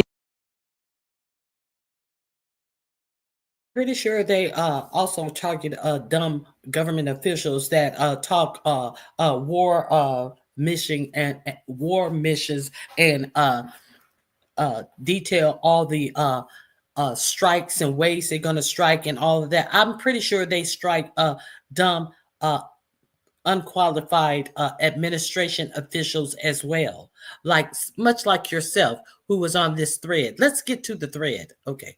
I have to interrupt for commentary. IC sees China, Russia, Iran, and North Korea engaging in activities that could challenge U.S. capabilities and interests, especially related to our security and economy. These actors are in some cases working together in different areas to target U.S. interests and to protect themselves from U.S. sanctions. At this point, the IC assesses that China is our most capable strategic competitor. Under the leadership of President Xi Jinping, the People's Republic of China seeks to position itself as a leading power on the world stage, economically, technologically, and militarily. Beijing is driven in part by a belief that Washington is pursuing a broad effort to contain China's rise and undermine CCP rule. China's most serious domestic challenge is probably China's slowing economy and potential instability if socioeconomic grievances lead to large-scale unrest. Growing economic tensions with the United States and other countries could also weigh on China's plans for economic growth and domestic job creation. China's military is fielding advanced capabilities, including hypersonic weapons, stealth aircraft, advanced submarines, stronger space and cyber warfare assets, and a larger arsenal of nuclear weapons. While it would like to develop and maintain positive ties with the United States and the Trump administration to advance its interests and avoid conflict, China is building its military capability in part to gain advantage in the event of a military conflict with the United States around the issue of China's efforts toward unification with the Republic of China, or Taiwan. China's military is also expanding its presence in the Asia-Pacific region with a focus on disputed territorial claims in both the East China and South China Seas. Beijing is advancing its cyber capabilities for sophisticated operations aimed at stealing sensitive U.S. government and private sector information and pre-positioning additional asymmetric attack options that may be deployed in a conflict. China's cyber activities have been linked to multiple high-profile breaches, including last year's massive compromise of U.S. telecom infrastructure, commonly referred to as Salt Typhoon. Beijing currently dominates global markets and strategically important supply chains, for example, with the mining and processing of several critical minerals. In December, China imposed an export ban to the United States on gallium, germanium, and antimony, all of which are important to the production of semiconductors and our defense technologies. This was in direct response to U.S. export controls on chips designed to broadly limit PRC access to advanced chips and chip-making equipment. China also aims to compete in other critical global industries, including AI, legacy semiconductor chip production, biomanufacturing and genetic sequencing, and medical and pharmaceutical supply production. Leveraging often heavily state-subsidized production at greater scale, lower costs, and weaker regulatory standards than required in the West, Beijing's strategy has given it a leading position in many parts of these sectors and supply chains that support them. In 2023, for example, China had 5 first-in-class domestic drug approvals and 3 FDA approvals. Turning to Russia. Russia's nuclear and conventional military capabilities, along with its demonstrated economic and military resilience, make it a formidable competitor. Moscow has more nuclear weapons than any other nation that could inflict catastrophic damage on the United States and the world in the event of a major war that Russian leaders feared put them and their regime at serious risk. In late 2024, Russia announced updates to its public nuclear doctrine, expanding the conditions under which Russia would consider using nuclear weapons. Russia is building a more modern and survivable nuclear force designed to circumvent U.S. missile defense through reliable retaliatory strike potential. Russia intends to deter the U.S. by holding both the U.S. homeland at risk and by having the capabilities to threaten nuclear war in a conflict. Russia has developed advanced cyber capabilities and has attempted to pre-position access to U.S. critical infrastructure for asymmetric options and make it a persistent cyber threat. Russia's cyber activities have been linked to multiple high-profile breaches, including the 2023 hack of Microsoft. Russia is also fielding new capabilities and anti-satellite weapons meant to degrade U.S. and allied space infrastructure. Among Russia's most concerning developments is a new satellite intended to carry a nuclear weapon as an anti-satellite weapon, violating long-standing international law against such activity and putting the U.S. and global economy at risk. Iran continues to seek expansion of its influence in the Middle East, despite the degradation to its proxies and defenses during the Gaza conflict. Iran has developed and maintains ballistic missiles, cruise missiles, and UAVs, including systems capable of striking U.S. targets and allies in the region. Tehran has shown a willingness to use these weapons, including during a 2020 attack on U.S. forces in Iraq and in attacks against Israel in April and October 2024. Iran's cyber operations and capabilities also present a serious threat to U.S. networks and data. The IC continues to assess that Iran is not building a nuclear weapon, and Supreme Leader Khamenei has not authorized the nuclear weapons program that he suspended in 2003. The IC continues to monitor closely if Tehran decides to reauthorize its nuclear weapons program. In the past year, we've seen an erosion of a decades-long taboo in Iran on discussing nuclear weapons in public, likely emboldening nuclear weapons advocates within Iran's decision-making apparatus. Iran's enriched uranium stockpile is at its highest levels and is unprecedented for a state without nuclear weapons. Iran will likely continue efforts to counter Israel and press for U.S. military withdrawal from the region by aiding, arming, and helping to reconstitute its loose consortium of like-minded terrorists and militant actors, which it refers to as its axis of resistance. Although weakened, this collection of actors still presents a wide range of threats, including to Israel's population, U.S. forces deployed in Iraq and Syria, and to U.S. and international military and commercial shipping and transit. North Korean leader Kim Jong-un is stronger strategic and conventional capabilities that can target U.S. forces and allies in the region, as well as the U.S. homeland, to bolster North Korea's leverage and stature, defend its regime, and achieve at least tacit recognition as a nuclear weapons power. Kim's recently cemented strategic partnership with Russia supports these goals by providing him greater financial, military, and diplomatic support, reduced reliance on China, and providing North Korean forces and exchange of military and other resource capabilities prosperous and at peace. To the American people specifically, our intelligence community exists to serve you and to ensure your safety, security, and freedom. Thank you. Thank you, Director Gabbard. As I mentioned,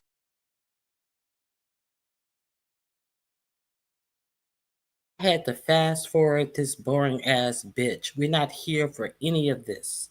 Let's continue. As I mentioned in my opening remarks, the annual threat assessment for the first time lists cartels and traffickers as the very first threat. Director Patel, I'm pleased to say that the FBI's Little Rock field office has been doing its part in addressing this threat. The field office, along with other federal, state, and local law enforcement agencies, have arrested nearly 300 immigrants in my state in 2025 so far. Could you provide some color about the nature of the threat these illegal? Listen, I hope this hearing is not about this. Are we going to have to watch this man who looks like a special needs toddler drone on and on? I hope not. Let's continue. Illegal immigrants have posed not just to Arkansas, but our nation, perhaps including some of the details of the horrific offenses they've committed against the American people? Thank you, Mr. Chairman. Mr. Vice Chairman. The witness will suspend.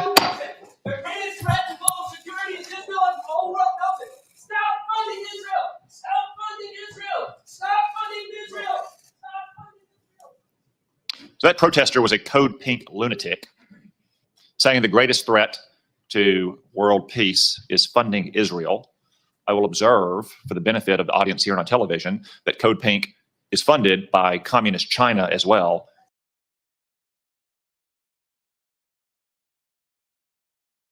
Oh my God.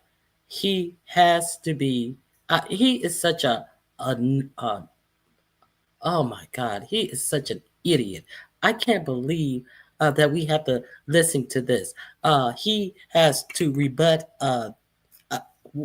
Where is the fact that they're funded by communist China? Where is the fact? Now he's going to be fact checked like a motherfucker, and I will bring it to you tomorrow. Let's continue. Which simply illustrates, speak up now if you want to be removed as well, whoever's saying that.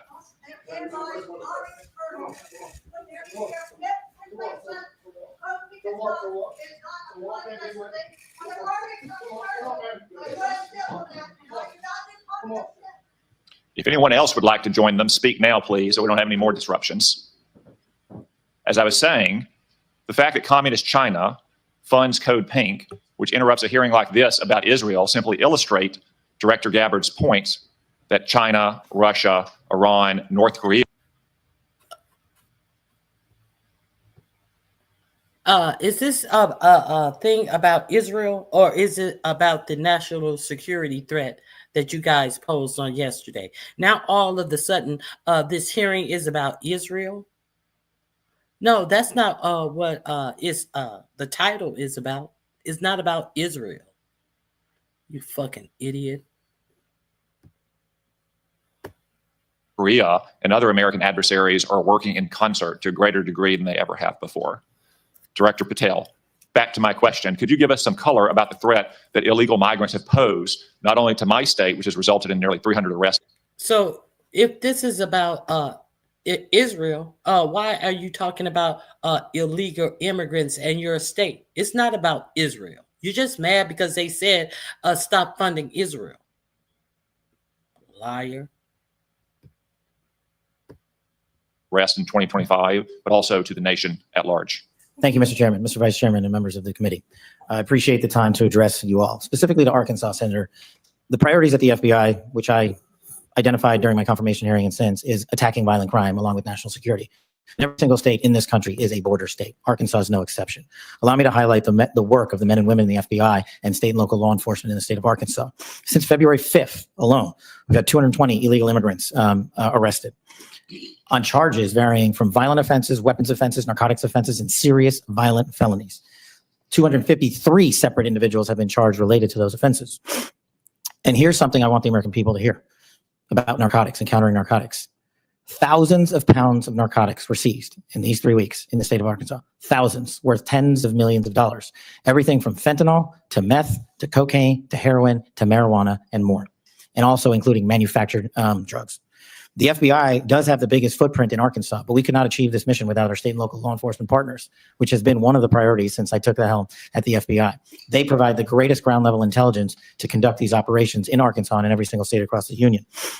Since February 5th, we've assisted with the arrest of hundreds of criminals and illegals throughout your state, and that was just a 3-week operation. Prior to that, Senator, there was a bust of 17 federal indictments relating to a meth lab in the state of Arkansas in the southwest corner of your state. All Oh, it's going down in Arkansas, huh? Was all of that fentanyl that they got out of Arkansas, those packages of fentanyl that Pam Bondi had representing what the DEA had compensated, only to then say that they were fake packages of fentanyl? That she wanted to show the American people? Let's continue. All of those individuals are now facing prosecution for hundreds of pounds of illegal opioids, guns, and other illicit material. So we will continue to do that work. We will work at 7 days a week, 365 days a year, not just in your state, Mr. Chairman, but in every state.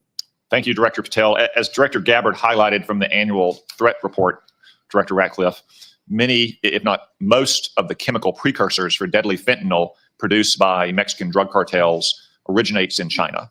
China, of course, is a techno-totalitarian police state. They have technology to monitor their own people that Soviet Russia could have only imagined. Is there any reason, Director Ratcliffe, to believe that China could not monitor and crack down on this flow of chemical precursors to Mexico if it chose to do so? Thank you, Senator, for the question. No, there's nothing that prevent China, the People's Republic of China, from cracking down on fentanyl precursors. As you well know, Senator, one of the reasons that they don't is that there are more than 600 PRC-related companies that produce those precursor chemicals in an industry that generates $1.5 trillion. That is one of the reasons that we see that Chinese efforts to affect the fentanyl precursors are really limited in nature and intermittent in nature, and not a dedicated effort to enforce their own laws and regulations to crack down on this.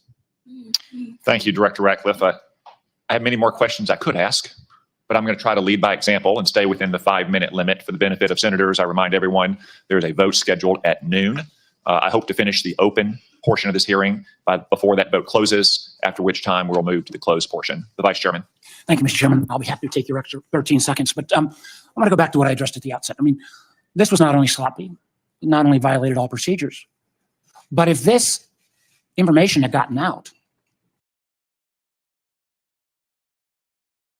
Okay, so we noticed that Cotton asked nothing about the information that happened yesterday. And 5 minutes, he took about 25 minutes to ask about everything and pontificate about everything that had nothing to do with yesterday. This he said that this hearing was about Israel. Let's continue. My God, I was about to tune out of this. I thought it was the wrong title on it. Let's continue.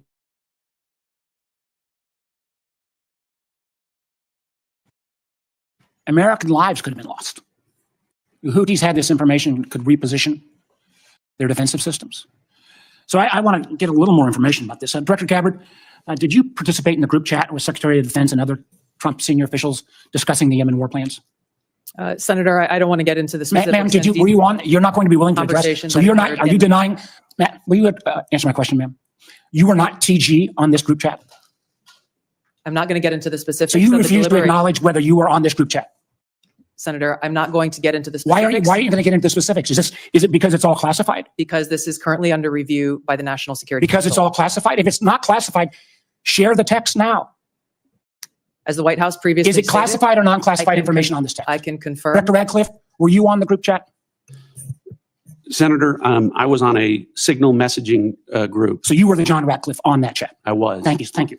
Can I provide some context, Senator, to that? Yes, but I've got a series of questions. Well, but I think it's important because at the outset, you made a couple of comments about signal messaging using encrypted apps. So that we're clear, one of the first things that happened when I was confirmed as CIA director was Signal was loaded onto my computer at the CIA, as it is for most CIA officers. One of the things that I was briefed on very early, Senator, was by the CIA records management folks about the use of Signal as a permissible work use. It is. That is a practice that preceded the current administration to the Biden administration. Director Ratcliffe, I've got a series of questions. If you're making the statement, well, if you're making the statement, the Signal is a secure channel. No, can I answer that? It is. I've got a series of encryption. So it is. I understand encryption. It is permissible to use to communicate and coordinate for work purposes, provided provided, Senator, that any decisions that are made are also recorded through formal channels. Right. So those were procedures that were implemented. My staff implemented. Oh, so it's Biden's fault. Oh, it's Biden's fault under the prior administration. Oh, that's bullshit. Those processes, followed those processes, complied with So are those you saying processes, that- and finally, just please. So my communications, to be clear, in a signal message group were entirely permissible and lawful and did not include classified information. Well, we will to be make clear. that determination, because if it's not classified, share the text with the committee. Let me go on. Director Gabbard, you are the security executive and set access guidelines for classified information. Did you contact the defense secretary or others after this specific military planning was put out and say, hey, we should be doing this in a SCIF? There was no classified material that was shared in that. So then if there was no classified material, share it with the committee. You can't have it both ways. These are important jobs. This is our national security. Bobbing and weaving and trying to, filibuster your answer. So please answer the question. If this was Director Gabbard, if this was a rank and file intelligence officer who did this kind of careless behavior, what would you do with them? Senator, I'll reiterate that there was no classified material that was shared in that. And if there's no classified materials, share. And then if there's no classified materials, then you can't even answer the question whether you were on the chat. This is strangely familiar, and I think my colleagues will remember, when you couldn't answer the question, is Edward Snowden a traitor? Now I have serious doubts. If she can't answer the question, if she was on the chat, how can she state that there was no information that shouldn't have been put out that was on the chat? She had to be on the chat to know that. Am I wrong? She said there was no confidential information on the group chat. How would she know? Anyway, Director Gabbard, I'm going to give you this. Tweeted just 11 days ago, and I'm quoting you. Any unauthorized release of classified information is a violation of the law and will be treated as such. So if this information is classified, what are you going to do? Senator, 2 points here. First of all, there's a difference between inadvertent release versus careless and sloppy, malicious leaks of classified information. The second point is there was no classified information that was on the the this signal committee group should get chat. that information. And the National Security Director Council Patel, my time's about out, and I'm going to use my 12 seconds that the chairman came. Director Patel, has the FBI launched any investigation of this? Senator, I was just briefed about it late last night, this morning. I don't have an update. I would like to get an answer by the end of the day. At this point in the ordinary course of affairs, I would recognize Senator Collins. She asked me to express to you that she is under the weather this morning. She regrets her absence, but anticipates submitting. How he was just briefed about this late last night when this shit happened after I went live yesterday, about 8 o'clock Western time. How did he just get up? He's over the FBI. Are you serious? Submitting written questions. So in fact, the answer is no. The FBI has not opened up an investigation about it. If you were just briefed about it late last night, so that means no. Bullshit. To which I would request your prompt replies for the senator. Senator Cornyn. Director Gabbard, I applaud President Trump's efforts to try to bring an end to the war between Russia and Ukraine. I want to read a statement out of the annual threat assessment and just to confirm that you agree with this. It says Russia views its ongoing war with Ukraine as a proxy conflict with the West, and its objective to restore Russian strength and security in its near abroad against perceived U.S. and Western encroachment has increased the risks of unintended escalation between Russia and NATO. Do you agree with that statement? And that is in the annual threat assessment, correct? Correct. I'd like to refer to an AP story, Associated Press, dated March 21st, 2025. The title of the article is Western Officials Say Russia is Behind a Campaign of Sabotage Across Europe. This AP map shows it. Mr. Chairman, I'd like to ask unanimous consent that this be made part of the record. Without objection. The document that AP compiled, and I presume this is through open sources, documented 59 incidents, including cyber attacks, spreading propaganda, plotting killings, or committing acts of vandalism, arson, sabotage, or espionage. Is that consistent with your understanding and impression of what Russia is currently engaged in Europe? Senator, I haven't seen that specific article, but I can confirm that we assess Russia's attempts to conduct such sabotage activities in Europe. Thank you. One of the things that I'm most concerned about following some of the discussions between Russia and Ukraine and the United States and our other allies, obviously, as I said, peace between Ukraine and Russia is the desirable end state. I think you'd have to be crazy to say otherwise.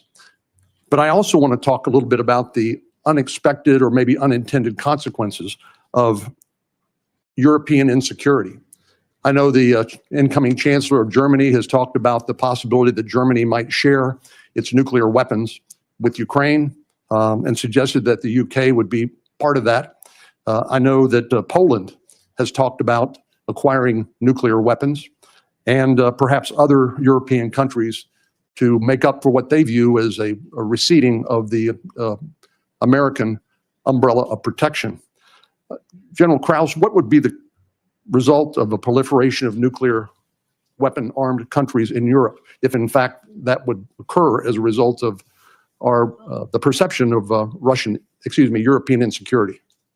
Senator, thank you for the question. One of the things that the intelligence community works very hard on is to understand who has nuclear weapons throughout the planet. And as discussed in the opening statements, both by the chair and by Director Gabbard, the proliferation and the increase in the types and the lethality of nuclear weapons is one of the things that we have to track and we as a nation are going to have to face. It has changed dramatically in the last 5 years and will continue to change over the next 5 years. The addition of additional countries which have their own deterrence policies and will act in a nuclear dialogue, or the presence of those weapons, the security of those weapons, the movement and the threat of use of those weapons complicates the environment by which all of us will operate and will complicate all of the decisions by which all future conflict and the political decisions that we support of the decision makers. It makes the world a more dangerous place, does it not? Senator, yes, it does. And just by way of history, Ukraine used to have the third largest arsenal of nuclear weapons on the planet, but as a result of negotiations between Russia and Ukraine and the United Kingdom, the Budapest Memorandum documented a commitment by Russia and the United States to protect the territorial integrity of Ukraine in exchange for them giving up their nuclear weapons. Did I correctly summarize the content of the Budapest Memorandum back in 1994? Yes, Senator, you did. And Ukraine willingly gave up its weapons for the protection of others. Thank you very much. Senator Wyden. Thank you, Mr. Chairman. And obviously, my colleagues and I feel very strongly about the war planning meeting over unclassified phones. Obviously reckless, obviously dangerous. Both the mishandling of classified information and the deliberate destruction of federal records are potential crimes that ought to be investigated immediately. And I want to make clear that I'm of the view that there ought to be resignation, starting with the National Security Advisor and the Secretary of Defense. Director Ratcliffe and Director Gabbard, have you participated in any other group chats with senior Trump administration officials in which classified information was shared using phones that weren't cleared for such information? Question for the two of you. Senator, thank you for the question. I haven't, your question was, have I participated in any other group chats sharing classified information? To be clear, I haven't participated in any signal group messaging that relates to any classified information at all. Okay. Director Gabbard. Senator, I have the same answer. I have not participated in any signal group chat or any other chat on another app that contained any classified information. Yeah, and I just think it's important to follow through here. Would the two of you cooperate with an audit to confirm that that is that is the case? I have no objection. Senator, I'll certainly comply with any follow-up that the National Security Council would deem appropriate. But again, to be clear, the use of signal message end-to-end encryption applications is permissible and was, in this case, used permissibly, at least in my understanding, and in a lawful manner. The seriousness of this is so clear. That's why I want to have an audit, and both of you gave me an answer indicating that you would be open to that, and I appreciate it. Director Patel, you weren't in this particular group chat, but have you participated in any chats on unclassified phones with other administration officials relating to national security? And if so, on what other topics? Thank you for your question, Senator, and not that I can recall. Okay. question I have for you, Director Gabbard, involves this question of Elon Musk wasn't going to see the military's China war. Every time Kash Patel says, not that I can recall, they have evidence of him doing the things that they ask him questions about. Check out his confirmation hearing with all of the. Do you have any enemies list on the back of your book where he has a clear list of 61 or 62 names of what do he call them? Enemies of the state, not any deep state operatives. Do you have it? Not that I can recall. That's his lie when he should be saying yes. Let's continue. War plans, because he said he, quote, has business in China and he would be susceptible perhaps to that. That was his comment. So as DNI, you're responsible for security clearance policies across the government. Under your watch, how are you going to go about carrying out this obligation? Because I think it obviously is a very significant one in terms of American national security. Thank you, Senator. As you know, the Office of the Director of National Intelligence provides oversight over these different 18 intelligence elements. Leaders within those elements are empowered with that responsibility to uphold the trust that the American people have placed in them. In this example that you've cited, both Secretary Hegseth as well as President Trump completely denied the assertion that Elon Musk was going to receive any kind of classified war plan brief pertaining to China or any other country. So on the question of whether the president has the prerogative to get clearances is really the area that I want to touch on, because you're formally responsible for security clearance policies, and that's why I'm asking about it. So can a president decide who gets a clearance? Yes. So what about your role? You're formally responsible for security clearance policies. That is also true. So how do we resolve it? President just gets his way. The elected president and commander-in-chief has the authority to provide a security clearance to those who he deems necessary. Mr. Chairman, and to the ranking member, I think we have to have a further discussion on this and figure out what the ground rules, are. I think it's clear what the director says. I just think we need more clarity, because I think you have the formal responsibility for security clearances, and now we've heard that this somehow is going to be the president's project, and I think we ought to have further discussions. Thank you, Mr. Chairman. Senator Langford. Mr. Chairman, thank you. Thank you to all of you. Your service to the country, it matters. There are a lot of citizens of our country right now that have much greater security in their life because of the work that you do and the people that are working around you do. So I just want to say I appreciate that. For the folks in Oklahoma, they would definitely want me to be able to say thank you for your service. Let me ask a couple of questions on this. Director Gabbard, let me start with you on this. Iran has been listed as one of the top sponsors of terrorism for a very long time. They're the primary armors of Hezbollah, of Hamas, of the Houthis. They're arming the Russians to be able to kill Ukrainians. They continue to be able to destabilize the region. And just in the recent days, when many nations in the Gulf region have talked about how to provide greater stability, Iranian leadership stepped out and made very clear statements. They want a one-state solution for Israel, and it's to drive out all Jews. So this continues to be an issue, not just for the region, but for Americans in particular. So my question is on this is the sanctions and the effect of sanctions, what we know about the Iranian response. Under the Biden administration, those sanctions will turn down, where, quite frankly, Iran has been able to sell $90 billion in oil on the global market to be able to rearm itself and all the others around the region.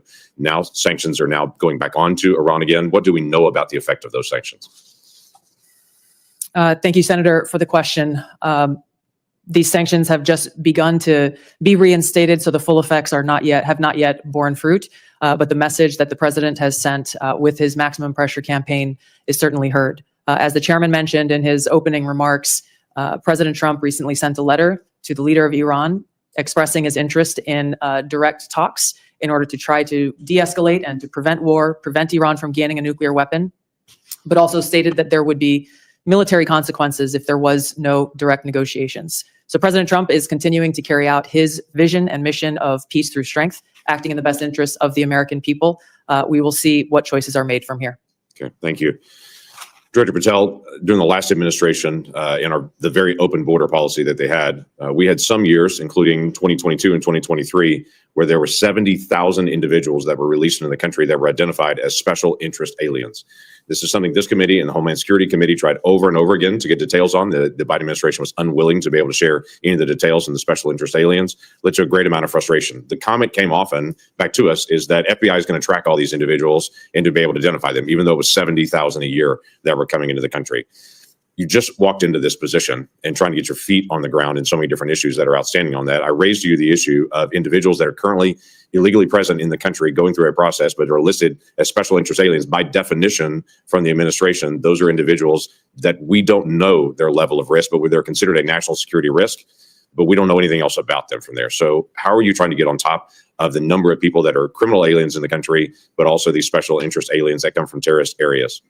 Thank you, Senator. Appreciate your question. As far as the FBI is concerned, you hit on it. Criminal. So we are focused across our interagency partners at DHS, ICE, CBP, CIS, and elsewhere to identify through our information sharing networks that we have stood up with state and local law enforcement to provide us the details on any criminal evidence relating to any of the individuals you highlighted. And if there's a nexus there, a case will be opened, excuse me, by the line agents who predicated lawful and factual basis to do so. And we will further refer that matter to the Department of Justice for prosecution. We are reviewing all of these cases anew, and we will report back to you, Senator, with some fidelity on the outcome of that process. Okay, thank you. Are you getting good feedback from social media technology companies and cooperation from them on illegal activities that are promoted on their site?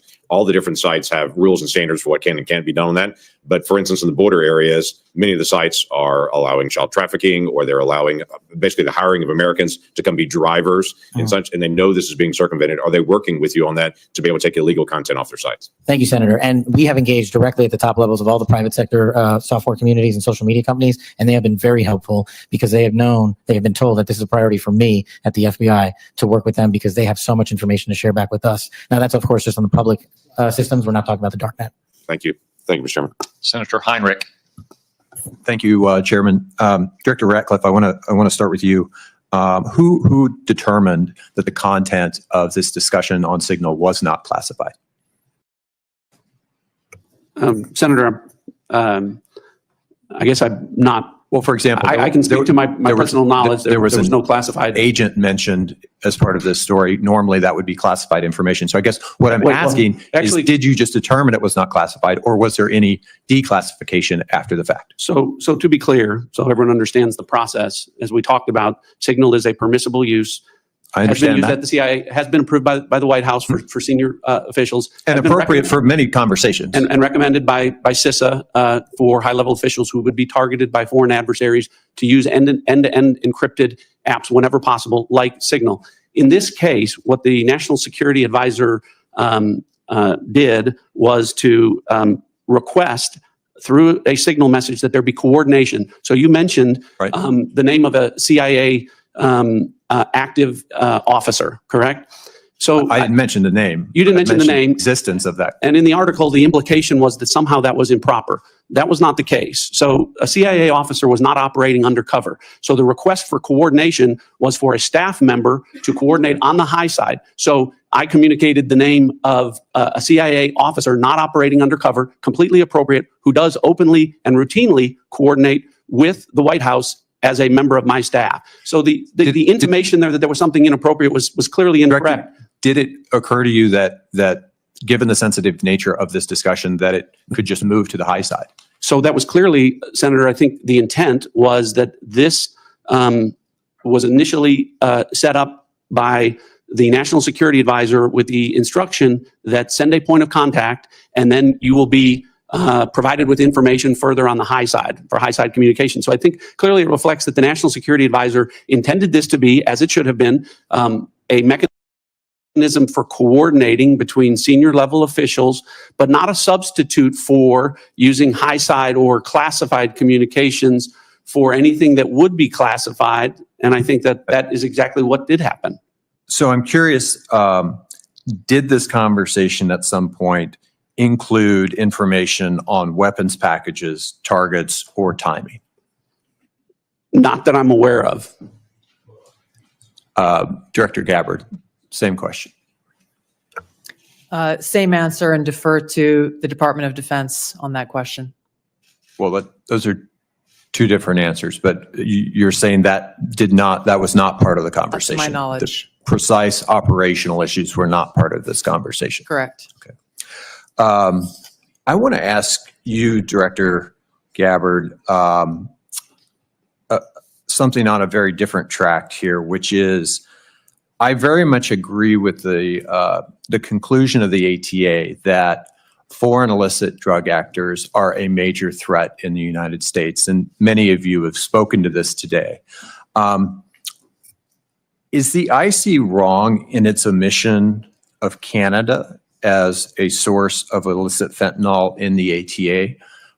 I was surprised, given some of the rhetoric, that there is no mention of Canada in the ATA. Senator, the focus in my opening and the ATA was really to focus on the most extreme threats in that area. And our assessment is that the most extreme threat related to fentanyl continues to come from and through Mexico.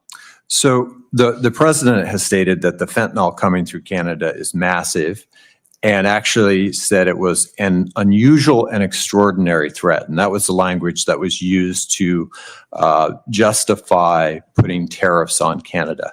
I'm just trying to reconcile those two issues. Is it an unusual and extraordinary threat, or is it a minor threat that doesn't even merit mention in the annual threat assessment? Senator, I don't have the numbers related to Canada in front of me at this time. I'd like to get back to you on the specifics of that answer. It's less than 1% of the fentanyl that we are able to interdict. But if you have different information, I would very much welcome that. Senator Budd.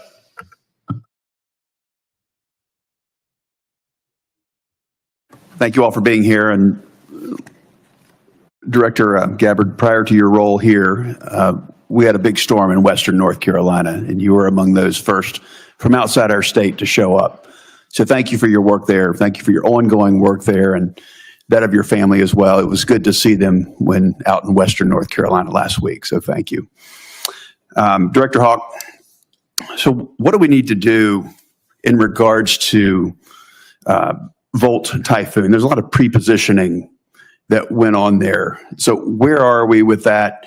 And what do we need to do in regards to our power companies, whether it's generation or distribution, Duke Energy in my home state, or even the rural electric co-ops? What do we need? What have we learned?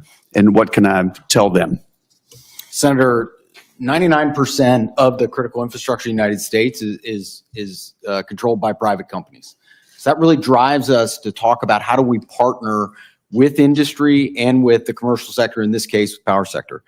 Volt Typhoon began when industry came to the intelligence community and said, we're seeing anomalous activity. Can you help us gain context? And we were able to bring context to that to be able to understand what the threat was, and then to ultimately be able to identify who was behind that threat. Since that time, we've continued to work very closely with industry to be able to determine what are the right ways for us to be able to pursue these threats within networks, to enable the interagency, to enable our partners and industry to be able to pursue them. That's the approach we have to take. It is a collaboration between the government and industry to be able to eradicate these threats, and we have continued to pursue them together since our first identification and notification that we did related to this particular threat. Thank you. What have you done on the offensive side here in regards to, I think there were three, Salt Typhoon, Volt Typhoon, and even Flax Typhoon. Maybe there were others, but those are the three that are known. Senator, I've been given really clear guidance in terms of what the Secretary of Defense expects, in terms of our aggressive approach to be able to restore deterrence, and I look forward to talking with you about that in the closed hearing. Look forward to that. Directors Gabbard and Ratcliffe and Patel, thank you all again for being here. So as you're all keenly aware, Section 702 of FISA is an extremely useful authority to help keep our nation safe. I also know that we need to rebuild American people's trust and confidence that such authorities are not being misused by the intelligence community to unlawfully target Americans. So since taking over your respective agencies, can you tell me and tell the American people how effective the recent changes have been in protecting privacy and civil liberties of each and every Americans? And then, if you will, comment on how useful the authority is in generating intelligence that actually protects the homeland. We'll start with you, Director Gabbard. Senator, Section 702, which authorizes the foreign collection of non-U.S. persons outside of the United States, continues to be one of our most effective collection tools to ensure our national security. There are a number of reforms that the Senate passed, that Congress passed last year, that have proven to strengthen the protections of Americans' Fourth Amendment rights. In the short time that I've been in the seat, I've seen a few examples of that directly, most recently through the FISA court, calling in an amici to come in and weigh in on a dispute regarding provisions that would further protect Americans' Fourth Amendment rights. I'll be visiting our friends at the NSA next week and doing a quote-unquote ride-along to observe directly how those reforms that Congress passed are being. I cannot believe they're talking about how she's protecting our privacy. When they have Elon Musk and 19 to 24-year-olds all up in our private information, going through all of our, taking screenshots allegedly of all of our private information, wanting our information, all our employers, our employer address, our addresses, even doctors, our medical files, all of this type of stuff. Talk about how you are protecting our privacy again. Excuse me, our banking information. Talk about how our privacy is being protected.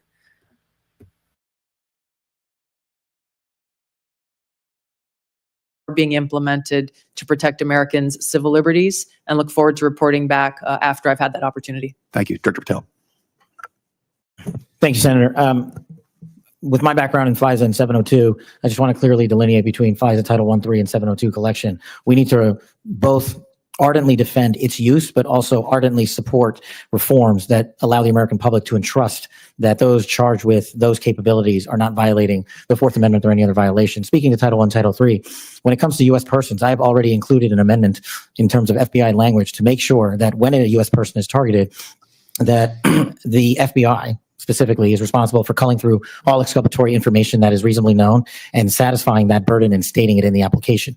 When it comes to 702, Senator, some of the biggest enterprise efforts we have had to thwart national security risk would not have occurred if 702 collection had gone dark.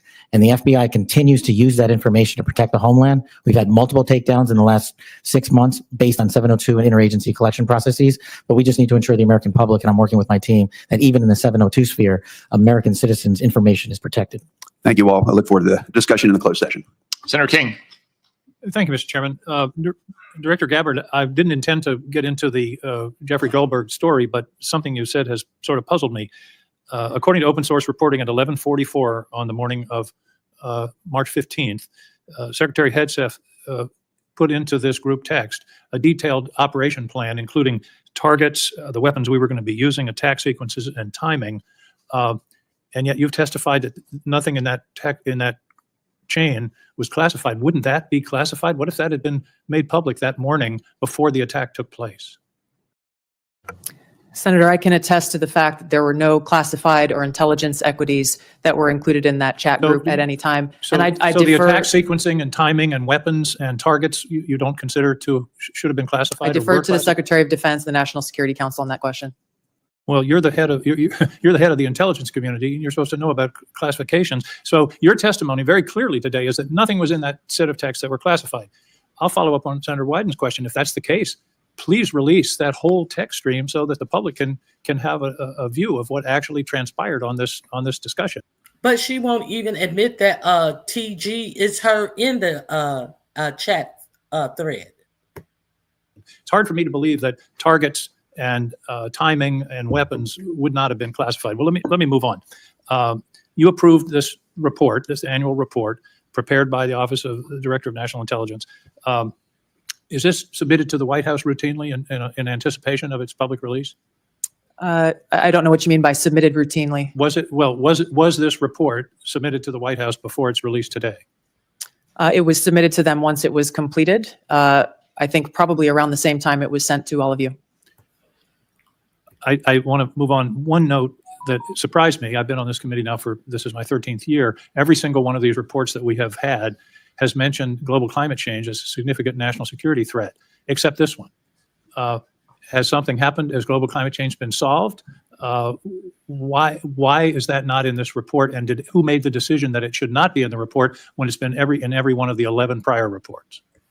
I can't speak to the decisions made previously, but this annual threat assessment has been focused very directly on the threats that we deem most critical to the United States and our national security. Obviously, we're aware of occurrences within the environment and how they may impact operations, but we're focused on the direct threats to Americans' safety, well-being, and security. How about how they will impact mass migration, famine, dislocation, political violence, which is the finding, by the way, of the 2019 annual threat assessment under the first Trump administration? You don't consider that a significant national security threat?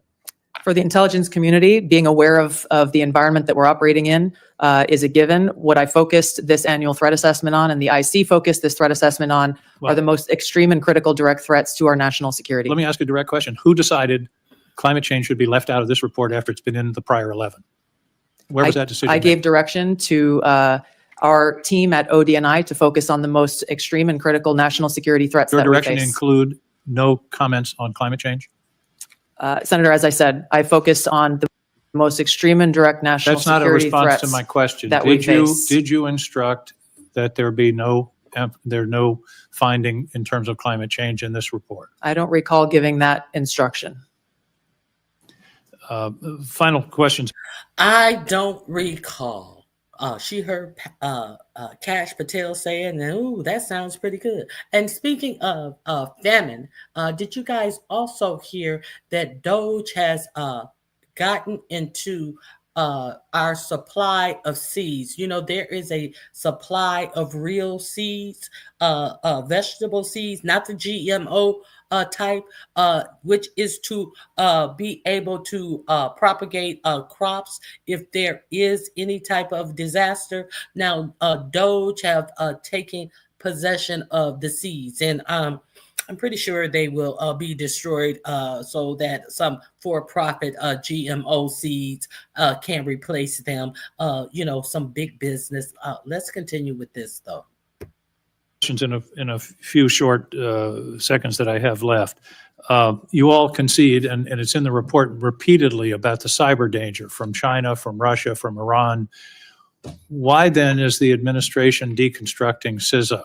130 people fired. The General Hawk talked about the importance of public-private cooperation. That section of CISA seems to have been disestablished. What possible policy reason is there for undermining CISA's relationship to the states with regard to elections and to the private sector with regard to cybersecurity when the cybersecurity threat is only growing? Anybody want to tackle that? I won't speak for all of my colleagues here, but I don't believe any of us have any insight into those specific staffing decisions that have been made. Well, let me ask you this question. You've all found, the report has found explicitly growing cyber threats, including to elections from Russia, China, Iran. Do you believe that it's in the national interest to diminish our capacity to deal with those cyber issues? Yes or no? President Trump is focused on effects and making sure that the people that we have and the resources that we have are focused on our national security. He and his team recognize that more people doesn't necessarily always mean better effects. Those are some of the things that are driving the changes that we're seeing across the administration, is getting all of our agencies back and focused on their core mission. General Hawk, do you agree that? Senator King, your time has expired. Up. Thank you. Senator Rounds. Thank you, Mr. Chairman. First of all, thank you to all of you for your service to our country. With regard to the issue surrounding Signal, I'm going to address it, but I'm going to address it in the closed session so that we can get more in depth into that issue. In the meantime, I want to direct my first question to Director Ratcliffe. As the debate continues in Washington regarding spectrum, what can you share in this unclassified setting regarding the critical nature of spectrum to national security interests generally? Thanks for the question, Senator. I know this is an issue of great interest to the Senate, and the potential auction of commercial space on spectrum. Those, as you correctly point out, the discussions about spectrum, I will start out by saying there are national security implications from such an auction were to take place to both the DoD and the IC. I think the discussions that we need to have in a classified setting, I can relate to you that the direction from early meetings that we've had is that the discussion about where that might take place would not affect specifically CIA or IC equities. And I hope that's the case and where the discussion goes. But I think we need to be concerned that a public auction at bands at certain levels would have an impact on our ability to deliver an accurate intelligence picture. In other words, there are parts of the spectrum which simply cannot be shared with the commercial. That's correct. All right.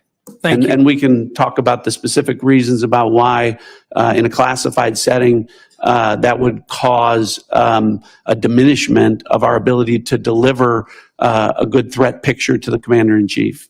And in some cases, life or death consequences Absolutely. involved. Thank you. Director Patel, first of all, I just want to thank you for what you are doing. And I know that there's a number of items that in your previous life you did that simply can't be discussed, but nonetheless, we've appreciated what you have done for your country already. Today, I just wanted to talk to you about, we've seen a series of public news reports about ISIS threats within the United States. And there have been several successful interdictions, Oklahoma City, Philadelphia, New York.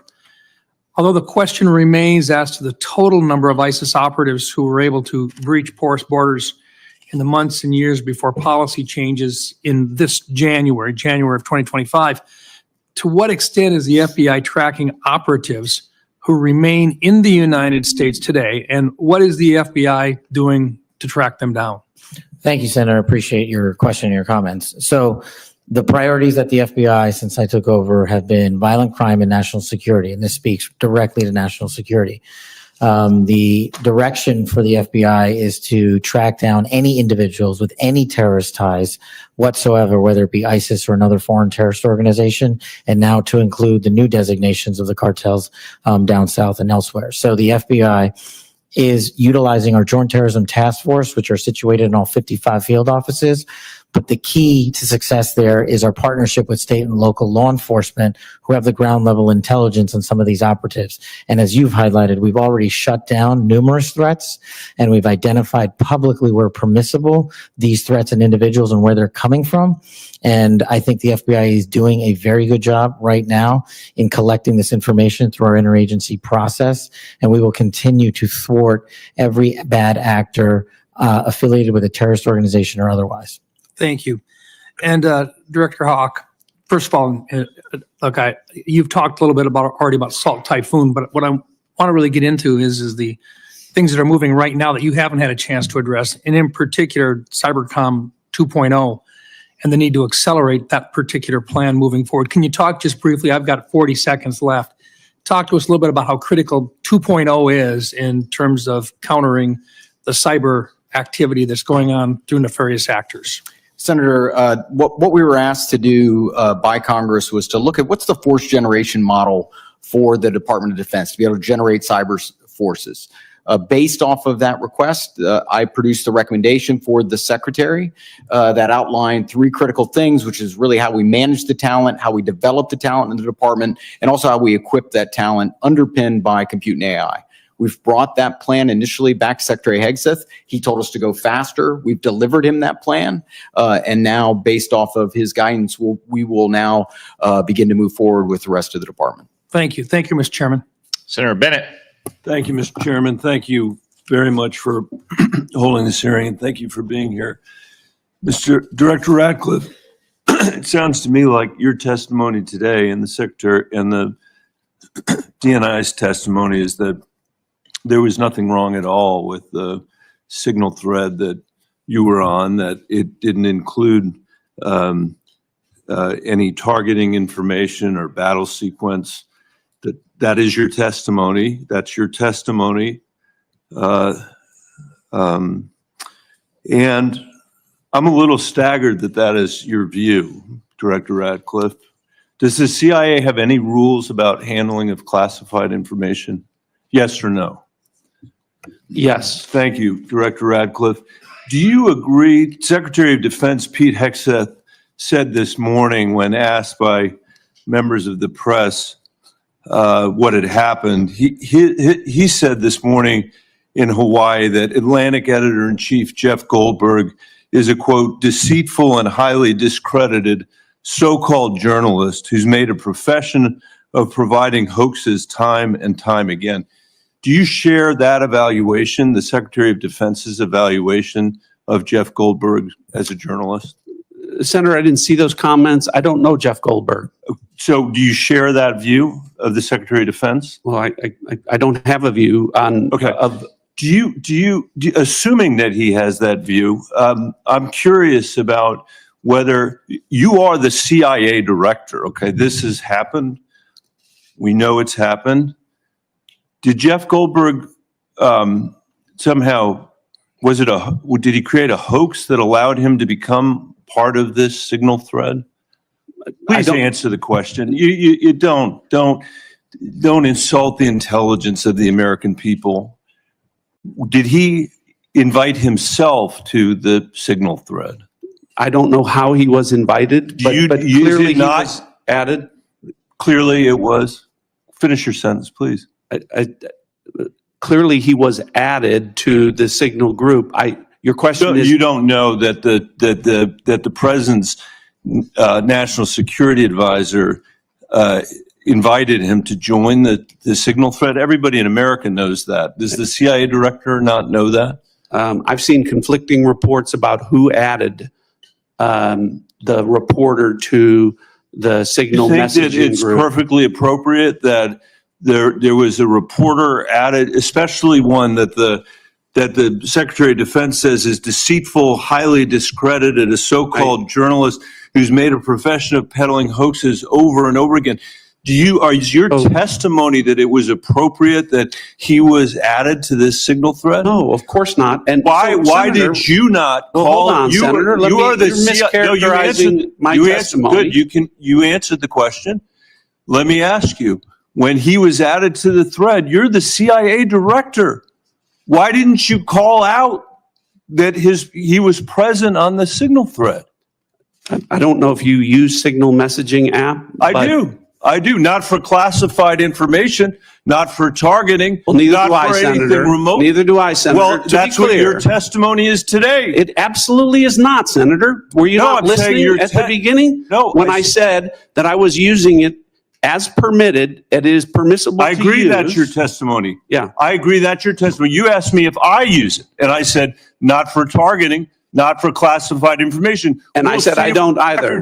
I also know Jeff Goldberg. I don't use it to communicate with him, but you thought it was appropriate. By the way, I think he's one of the more outstanding journalists in America, but I'm shocked to find him on a thread that he's reading in the parking lot of a grocery store in Washington, D.C., and your testimony as the director of the CIA is that it's totally appropriate. No. Is it appropriate? No, that the president? That is not what I.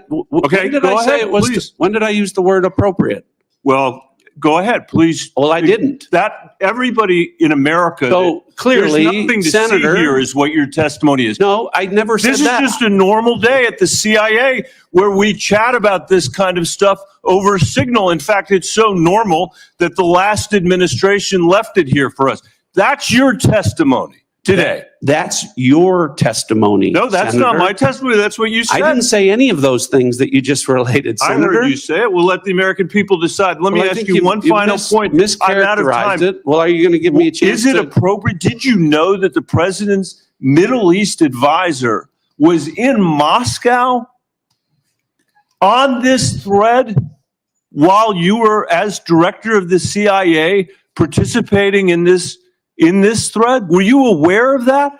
Are you aware of that today? I'm not aware of that this today. This sloppiness, this incompetence, this disrespect for our intelligence agencies and the personnel who work for them is entirely unacceptable. It's an embarrassment. Senator, you need to do better. You need to do better. Thank you. I'm being gavelled by the chairman, and I apologize for going over my time. Senator Young. Thank you all for being here. I'll be asking some follow-up questions, clarifications about this Signal episode in a closed setting, and try and work with all of you to bring clarity to that situation. It appears to me there's some unanswered questions. It'll take some time, I think, to get there in a more dispassionate setting. Director Gabbard, I'm going to begin today asking you some questions about emerging technology. This has been a real point of emphasis, I know, of our broader national security community for a period of time.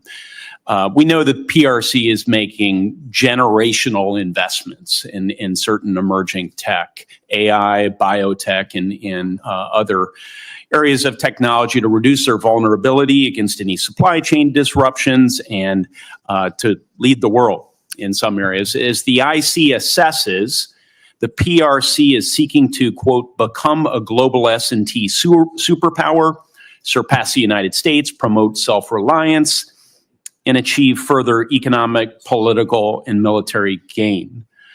So, Director Gabbard, can you describe the actions China is taking to operationalize that IC assessment in ways that directly target the security and prosperity of everyday Americans? Senator, what we know is that they are trying to use these capabilities as a means to continue to exploit vulnerabilities within our own critical infrastructure and our cyber technology. Critical infrastructure is a key area of concern given what we know has already been exploited, these asymmetric attacks that have been placed within our critical infrastructure that are of serious concern given how they could be exploited, especially during a time of conflict.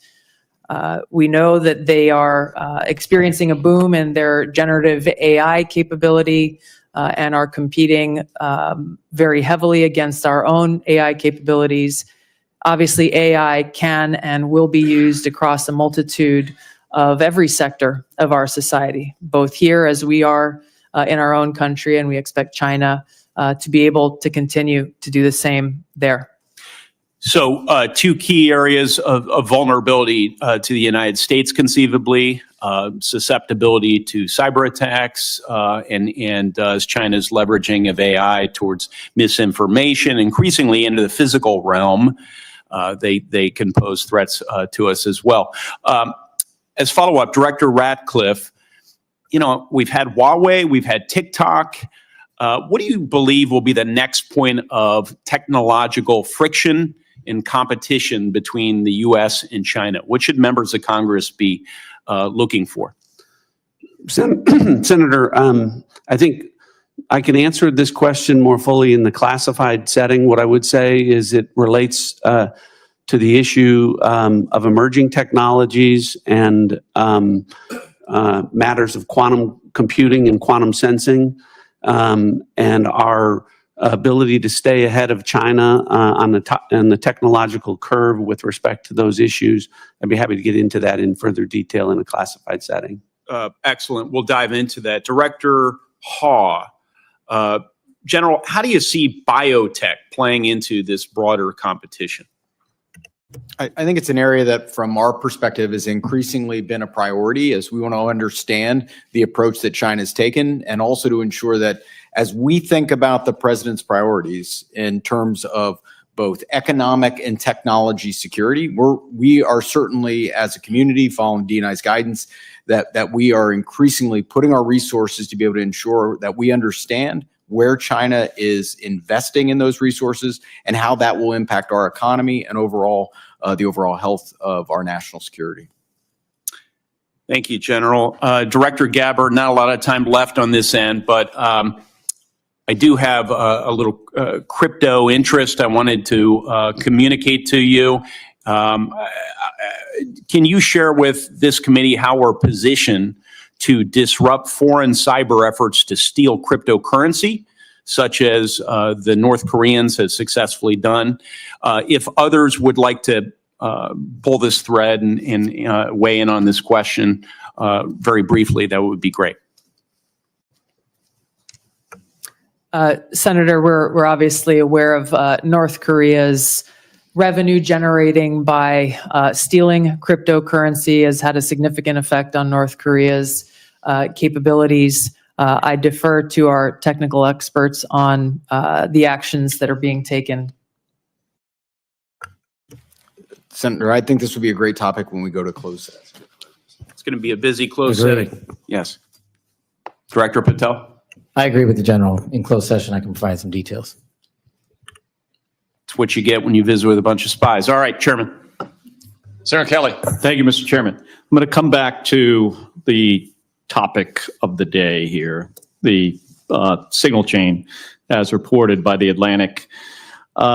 Ms. Gabbard and Mr. Ratcliffe, you each testified that there was no information operational in nature, no classified information. So I want to ask each of you just a series of, just respond yes or no. I'll start with Ms. Gabbard. In the signal chain that we have been talking about, was there any mention of a target in Yemen?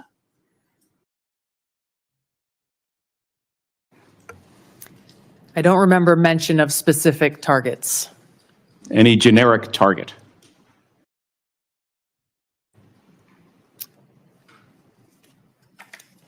I believe there was discussion around targets in general. Mr. Ratcliffe? I think that's consistent with my recollection. Again, I don't have access to that. Was there any mention, Ms. Gabbard, of a weapon or weapons system? I don't recall specific weapons systems being named. I'm not talking about specific, any weapon or weapons system.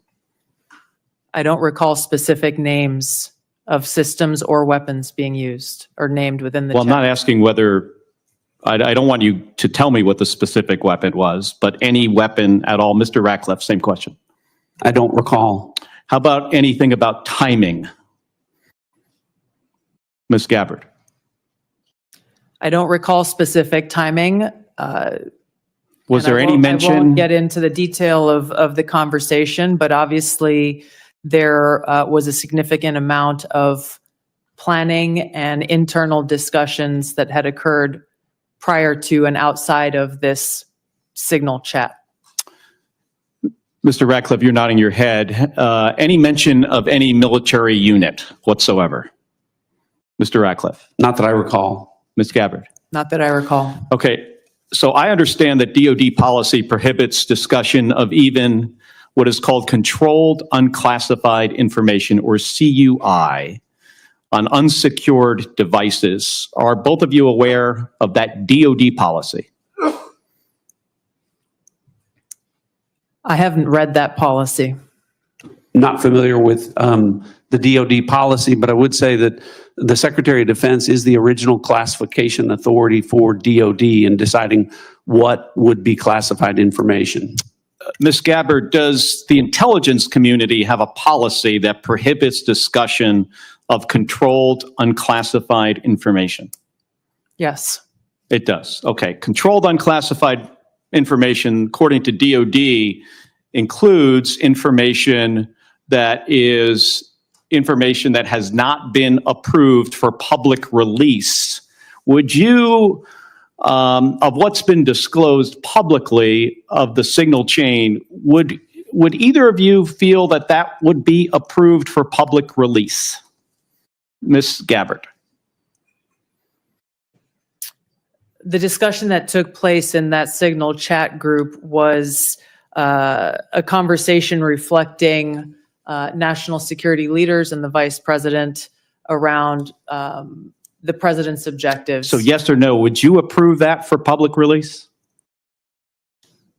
I don't feel I can answer that question here. because of the nature of this hearing? Because of the nature of a private discussion that took place between individual leaders in our government. It would make sense that you would not approve it for public release, wouldn't it? There are other factors that would go into that consideration. Mr. Ratcliffe, yes or no? I wouldn't approve the release of classified information. Again, as I've said, my I'm not talking about understanding is classified information, Mr. Ratcliffe. I'm talking about information that has not been approved for public release. That is information that is considered controlled, unclassified information. The principles that would have been on that would have been individuals capable of approving that for public release. I got 20 seconds. The deliberation as to whether or not we should launch a strike on another country, would you consider that classified information, Ms. Gabbard? Well, the information was not classified. I'm not talking about this. I'm just talking about deliberation from principles as to whether or not we should launch a strike on another country. Would you consider that classified information? I'm not talking about what happened this week. There are other factors that would go into determining that classification. Mr. Ratcliffe, the deliberation between principals in our national security apparatus about whether or not to strike another country, would you consider that to be classified information? Pre-decisional strike deliberation should be conducted through classified channels. Thank you. Thank you, Mr. Chairman. If I may, I just want to return, Mr. Ratcliffe, to your answer there in part to Senator Kelly. It's been raised at several occasions now in this hearing about whether classified information was discussed in this chat. And you mentioned about the Secretary of Defense being what you called, I think, the original classification authority. Correct. Correct. I think it's important for the public to understand that although you and Director Gabbard are original classification authorities on many matters, you're not that for all matters that might be classified in the government. Is that right? That's correct. So if the Secretary of State has classified sensitive diplomatic details, that's his authority. If the Secretary of Energy has sensitive classified information about our national laboratories, that's his authority. And the two of you can't speak to other departments who have their own original classification authority, and which, of course, as Director Gabbard said, ultimately rests with one person, the President of the United States. Is that correct? That's correct. Okay. I just wanted to clarify that. It looks like the Vice Chairman wants to weigh in as well. Just very briefly.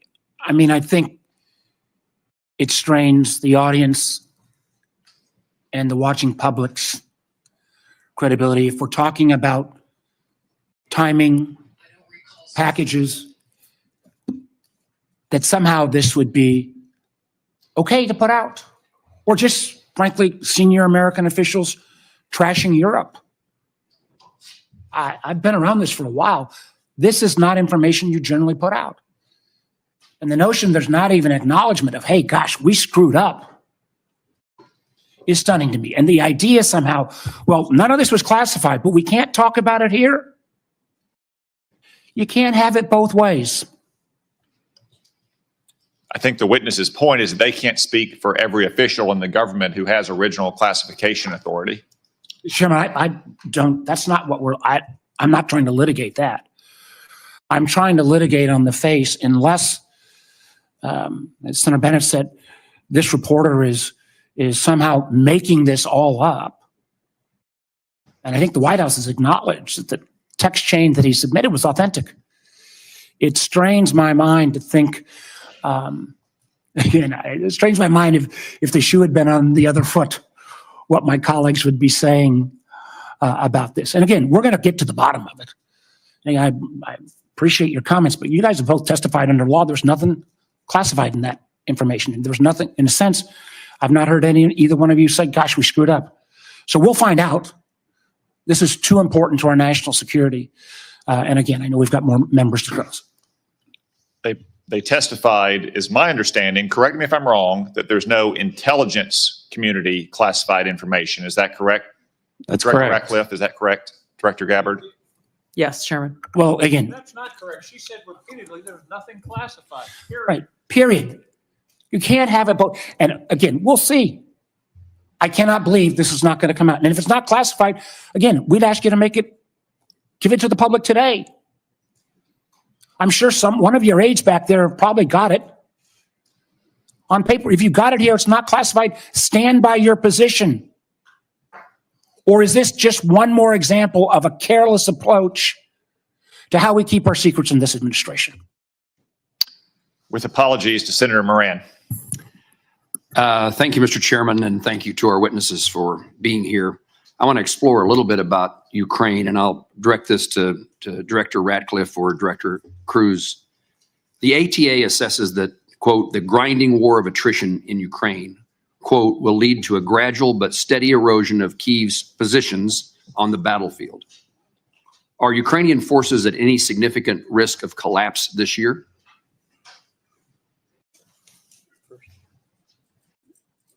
Go ahead. Before I turn it over to Director Ratcliffe, I think both sides are working through the equipment that they need, the industrial base they need to support that, and the personnel that are required to man all of that equipment and man the front lines. And as we see the battle space in the various portions, whether it's in Kursk, whether it's in any of the 4 oblasts, we see areas where Kyiv will struggle to prevent the slow attritional grind. We do not see an imminent collapse. The only Empress, yes, it's about the text stream, except when the Republicans are asking questions. It's about a whole lot of other bullshit. It's only about the text stream when the Democrats are asking questions. So that's why I just put him on mute, because it's a bunch of fluff and bullshit when they are asking questions. That Russia has the ability to sustain its campaign longer than Kyiv would. Now, when that timeline hits, we do not have an assessment of, but I believe that if this were to go on for more than the remainder of this year, both sides would have a significant challenge maintaining their defense industrial base as well as their operational ops tempo. Longer than this year? That is correct, and they will each have difficulty at various points throughout the spring, summer, and fall as well. Thank you. Director Ratcliffe, ATA says continuing the Russia-Ukraine war perpetuates strategic risk to the United States of unintended escalation to large-scale war and heightened insecurity among NATO allies. What are the strategic risks to the United States if Russia were to achieve its maximalist objectives via peace agreement? Achieve via peace agreement? Yes. Well, I think that clearly the negotiations that are going on reflect that President Trump is seeking a cessation of the war on terms that will end the war permanently. From an intelligence community standpoint, and specifically with regard to CIA assets, you should have asked Tulsi Gabbard. She would know. Look at her sitting over there. She won't answer any questions about talking about none of the stuff was classified. Is mom when they said, well, release the text thread. Release the thread of the information. So this is a non-answer, non-question, non-answer, BS stall tactic. We've taken steps to support that, the president's goal of an enduring peace. To General Cruz's comments, I agree with his assessment and generally the public assessment that Russia has the battlefield advantage, is grinding forward slowly. I want to comment on that, however, to say that with regard to the Ukrainian resistance, the Ukrainian people and the Ukrainian military have been underestimated for a period of several years now. And ultimately, I'm convinced from my reflections in observing from an intelligence standpoint that they will fight with their bare hands if they have to, if they don't have terms that are acceptable to an enduring peace.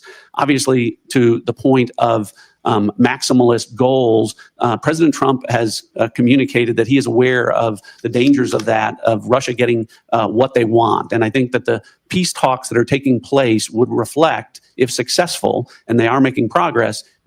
Rockwell, actually, if you watched my show yesterday and I played a clip today, Canada is canceling their fighter jets that they were purchasing from the U.S., and they are buying submarines from France, and I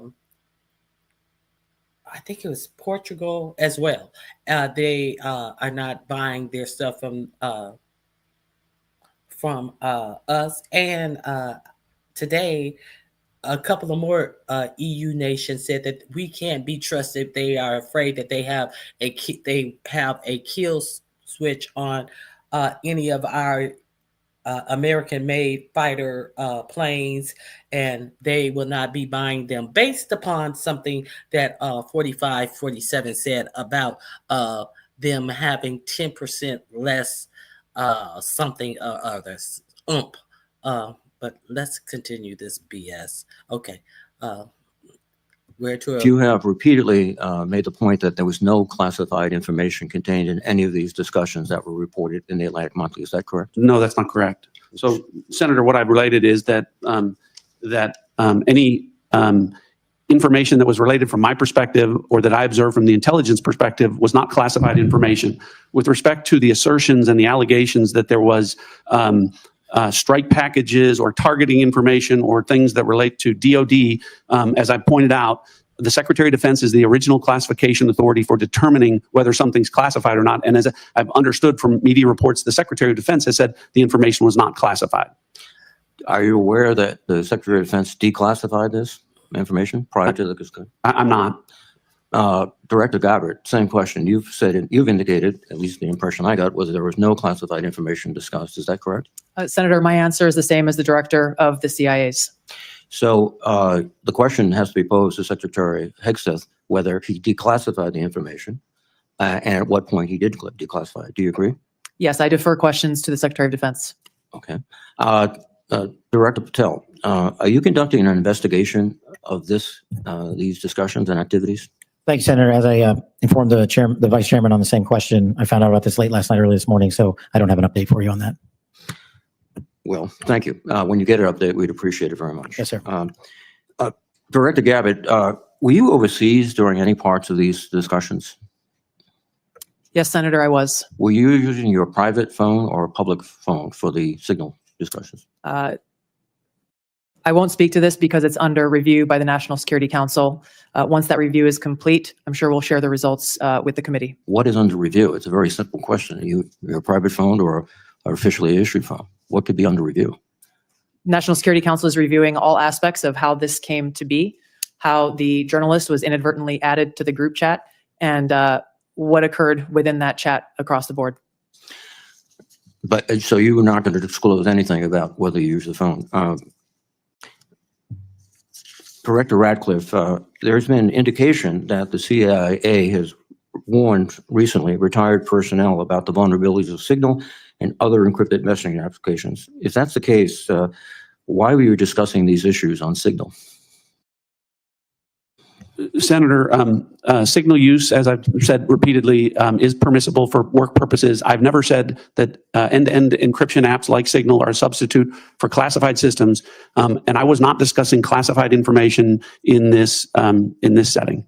But as you've indicated previously, perhaps the Secretary of Defense was discussing classified information, and only he can be held accountable in terms of whether it was classified or declassified at the point when he spoke. Is that accurate? Well, I didn't say it that way. I said the Secretary of Defense is the original classification authority, and my understanding is that his comments are that any information that he shared was not classified.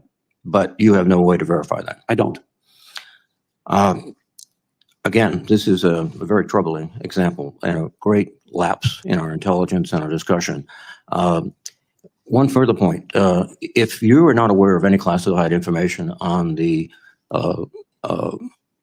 discussions back and forth, would it be appropriate for the author to release the entire text of what he heard or transcribed? I think the author has released, my understanding, essentially almost all of the information as it's been related to me. I don't know what calculation the author made with regard to what information would be released or not. Well, I can again confirm that with respect to the communications that were related, as to me, there was no classified information. According to the article, quote, "The message contained information that might be interpreted as related to actual and current intelligence operations," and the author did not disclose that information. So the question would be, if he disclosed everything he heard, in your view, That wouldn't be classified information. I know the context of what that is, and I think the author said might be interpreted as related to intelligence information. It was not classified information. so it goes back to my point. If you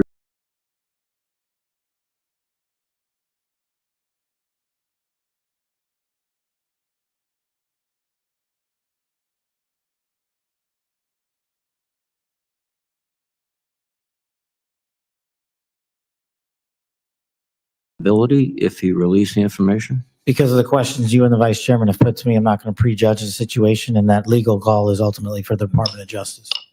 Thank you. Thank you very much, Mr. Chairman. Senator Ossoff. Thank you, Mr. Chairman, and thank you all for joining us and for your service. Just to make sure I understand some of the basics here. So Director Radcliffe, you were a member of the Houthi PC small group signal chain, correct? I was. Yeah, and so were the Vice President, the Secretaries of State and Defense, the National Security Advisor, and Ms. Gabbard, correct? I believe so. I don't have a list of who was invited to be on. And so was national political reporter Jeffrey Goldberg, correct? I don't know that. Yes, you do.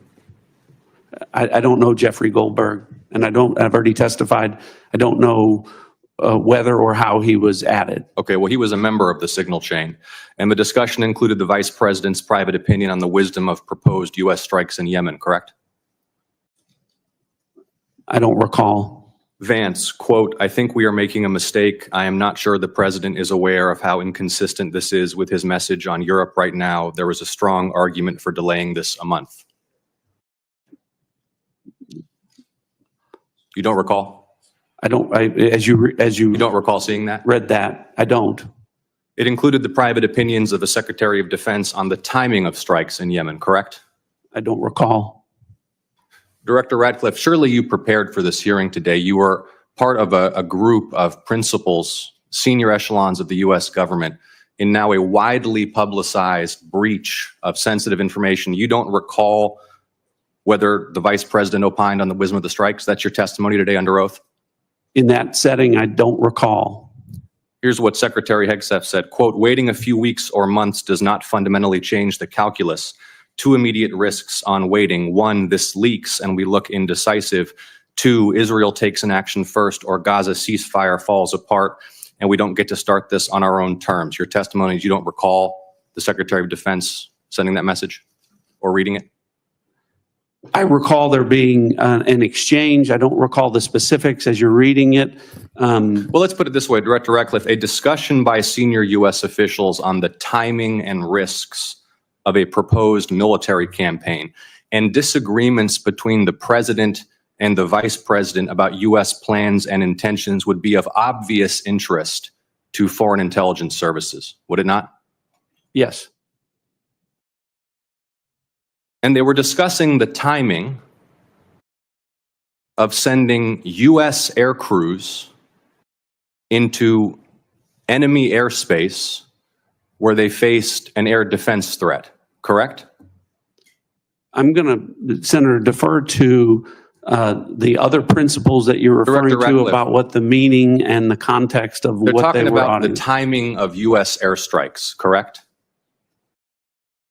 Yes. Yes, and therefore the timing of sending U.S. air crews into hostile airspace, correct? Yes.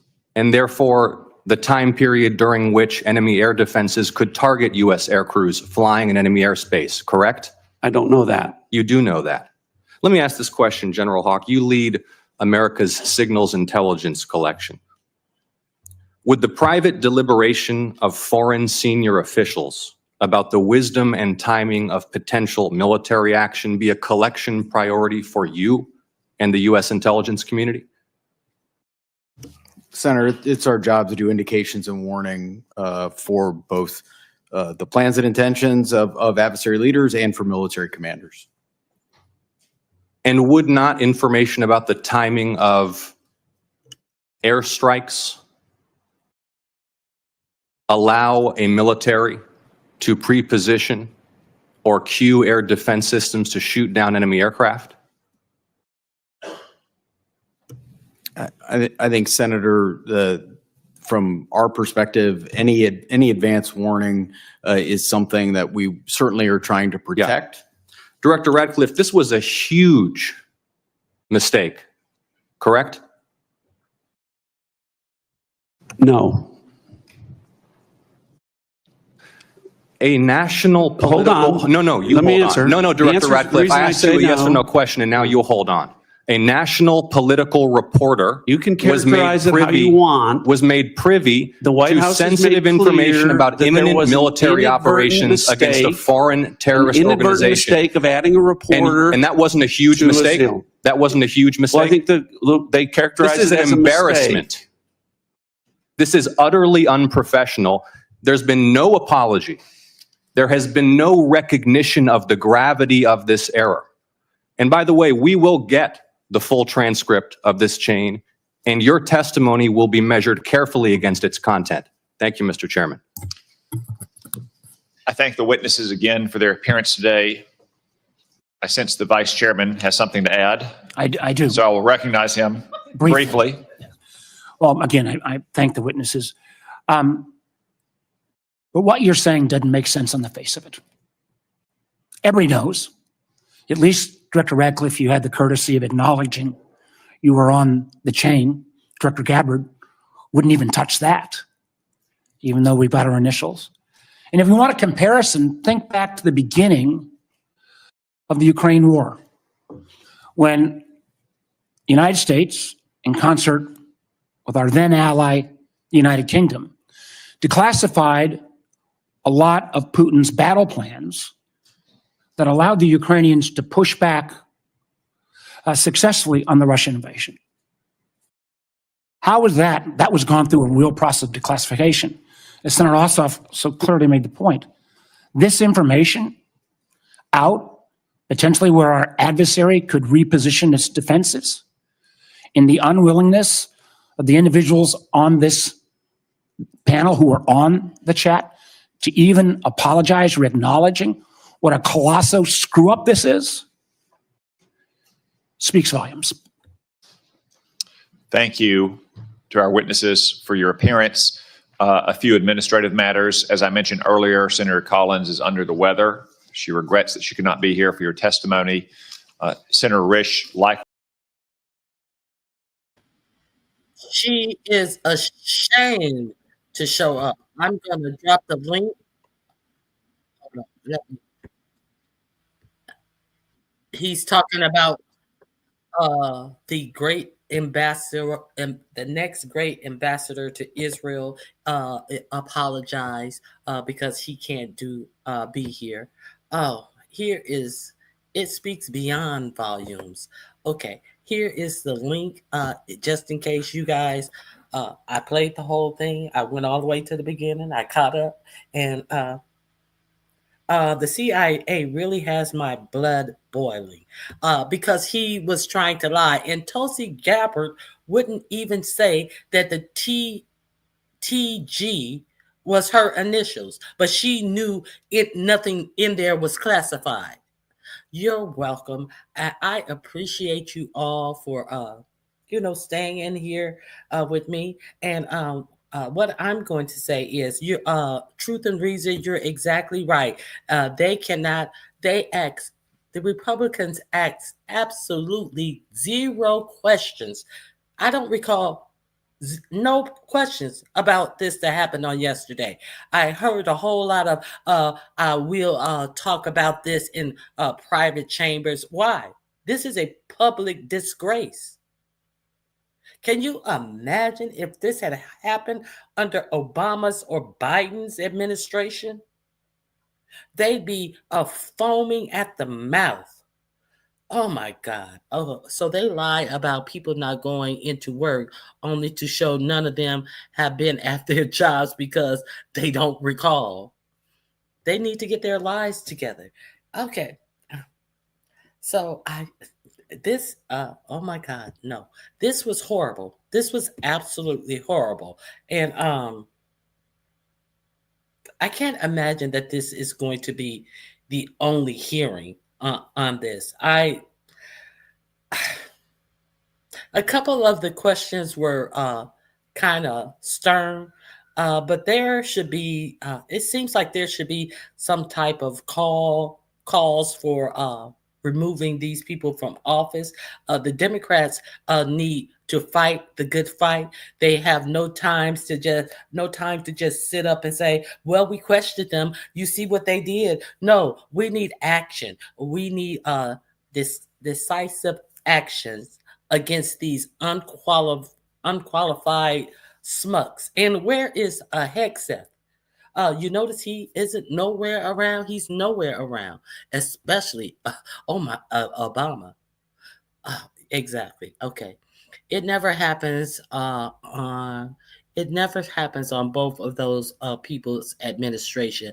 Yet they still use them every day to blame and deflect. Exactly.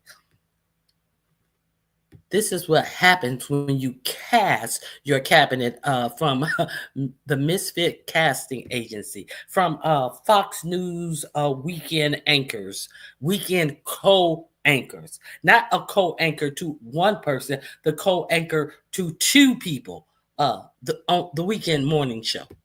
Okay, I don't even think people watch the news on the weekend mornings unless they're like in their 70s or 80s.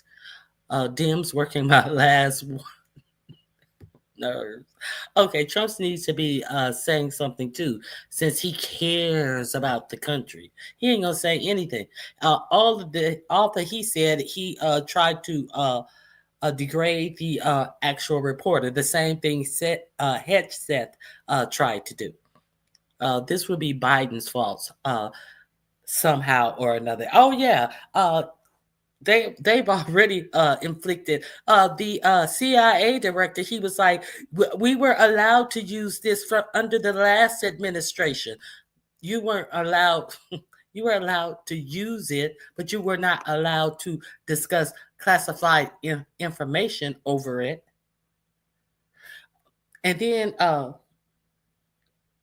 the Tulsi chick, she acted as if she knew what was in the stream, but she wouldn't show the stream. You notice how she got quiet when they said, "Well, if nothing's on there, show us the stream," and she just had no answer. No, I can't. No, I refuse. Nothing. She just said nothing. Ugh. And you know this stream is going to get out. Because the reporter, he's going to put it out. He is definitely going to put it out. If I was him, I'd put it out under my terms because what they're saying is he's lying. What they're saying is he's lying. Now they came out here, Trump and Hegseth both came out here and said that he was some deplorable type of person.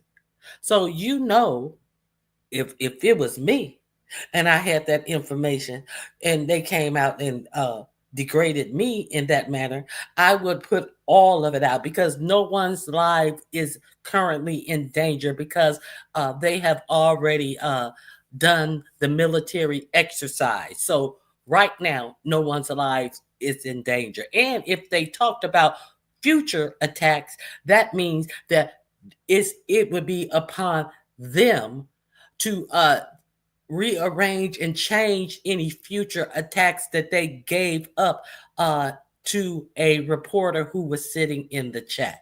It would be on them to change any future attacks that they had planned if they were discussed in this thread. So I hope that he releases the full thread of conversation. And yes, we can't forget the real world, the FAA, who's over the transportation department. We cannot forget them. Okay, so it's okay for them to pick and choose what they can use from the last administration while using other things to demonize and send people away. These people are soulless demons. Yeah. Mm-hmm. it was good enough to use a signal from the last administration, so you can't fault me. So, whatever. These people are ridiculous. So, it's been 5 hours and 13 minutes. It's just truly unbelievable and so embarrassing.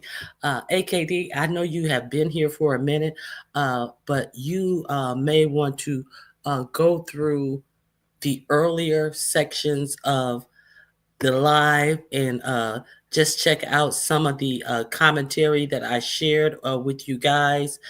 I want to play a little bit of this and drop this link.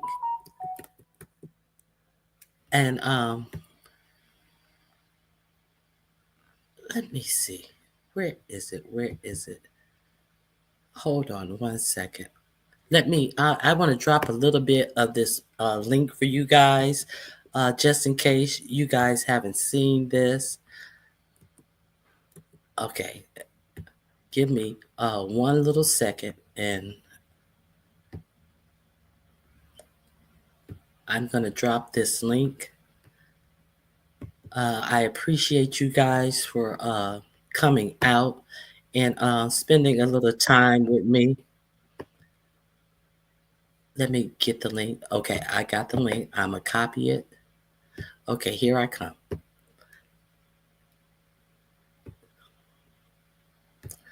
Hey, and Brown, how are you? Great live, Ronnie Q. Been in the bushes working and listening. This is all a bunch of malarkey. Nobody recalls anything when they get caught up. Hello, everyone. Okay, but back to my client. Hey, I hope you're still listening, Almond Brown. I may have a easier way for you to handle your client. So let me make sure this is, it's on normal setting. I'm gonna drop the link. Here we go. Hear the voice of my protector, even when I don't want to hear it. He say, don't let that beef sector kill all your joy and rob you of your spirit. I hear the voice. Like I told y'all before, I have been passing out all day long. Get this big ass woman off me. Well, child, I fucked around and fainted at the gravesite too. Monday to Saturday. When they picked my ass up, I was so busy crying that I didn't even realize that my wig was on backwards. When I figured out my wig was on backwards, I tried to turn it around. I thought it was still on my head. I ain't even know it had landed on the ground. One of them low-down bitches stole my fucking wig. I left the repast early and went back to the graveyard to try to find my... All right. So let me there is a lot of good singing in this as well. Here is the link. Go over and subscribe to Palm Reader. What's the name of I think I closed it. Go over there and check this video out. You will dance, you will laugh, and you will have a good time. Subscribe to Palm Reader. She puts beef sector content out, and the songs really have you rocking. So thank you, Truth and Reason. I appreciate you all for being here with me. Nika gonna get her wish. I tell you, she's been wishing for too long. Oh my God, I am dying. Told them this, but they'd rather die than to be well in real life. Okay, so thank you guys. I'm out of here. Go over there and check out that video. And if you saw it, check it out again. And I'm sure, Reese Waters, go over there. Are you guys familiar with Reese Waters? He has done a live about this. I'm sure you guys will enjoy his commentary. Wait a minute. I'm going to drop his link in there because I'm going to go check that out. Okay. I'm going to drop the actual link. Who Tech's War Plans is the name of the video. You may also enjoy Reese Waters. Go over there and hear him talk about these war plans. I enjoy him immensely as well. So, oh Lord, Ronnie Q, the politics is what I was talking about. I just saw the video that you played. I was behind in the, no, you weren't behind in the live. I played that after I read your first comment, Almond Brown. You weren't behind in the live. You were right on time. So yeah. So don't think that it sounded like you were talking about the last video. Okay, so go over there and check out Reese Water. You guys have a blessed remainder of your day. And I may see you guys on the YouTube streets. I hope you guys have a great one. If not, all right, I'm out of here. I appreciate you guys for hanging in here and watching this debauchery with me. All right, bye-bye.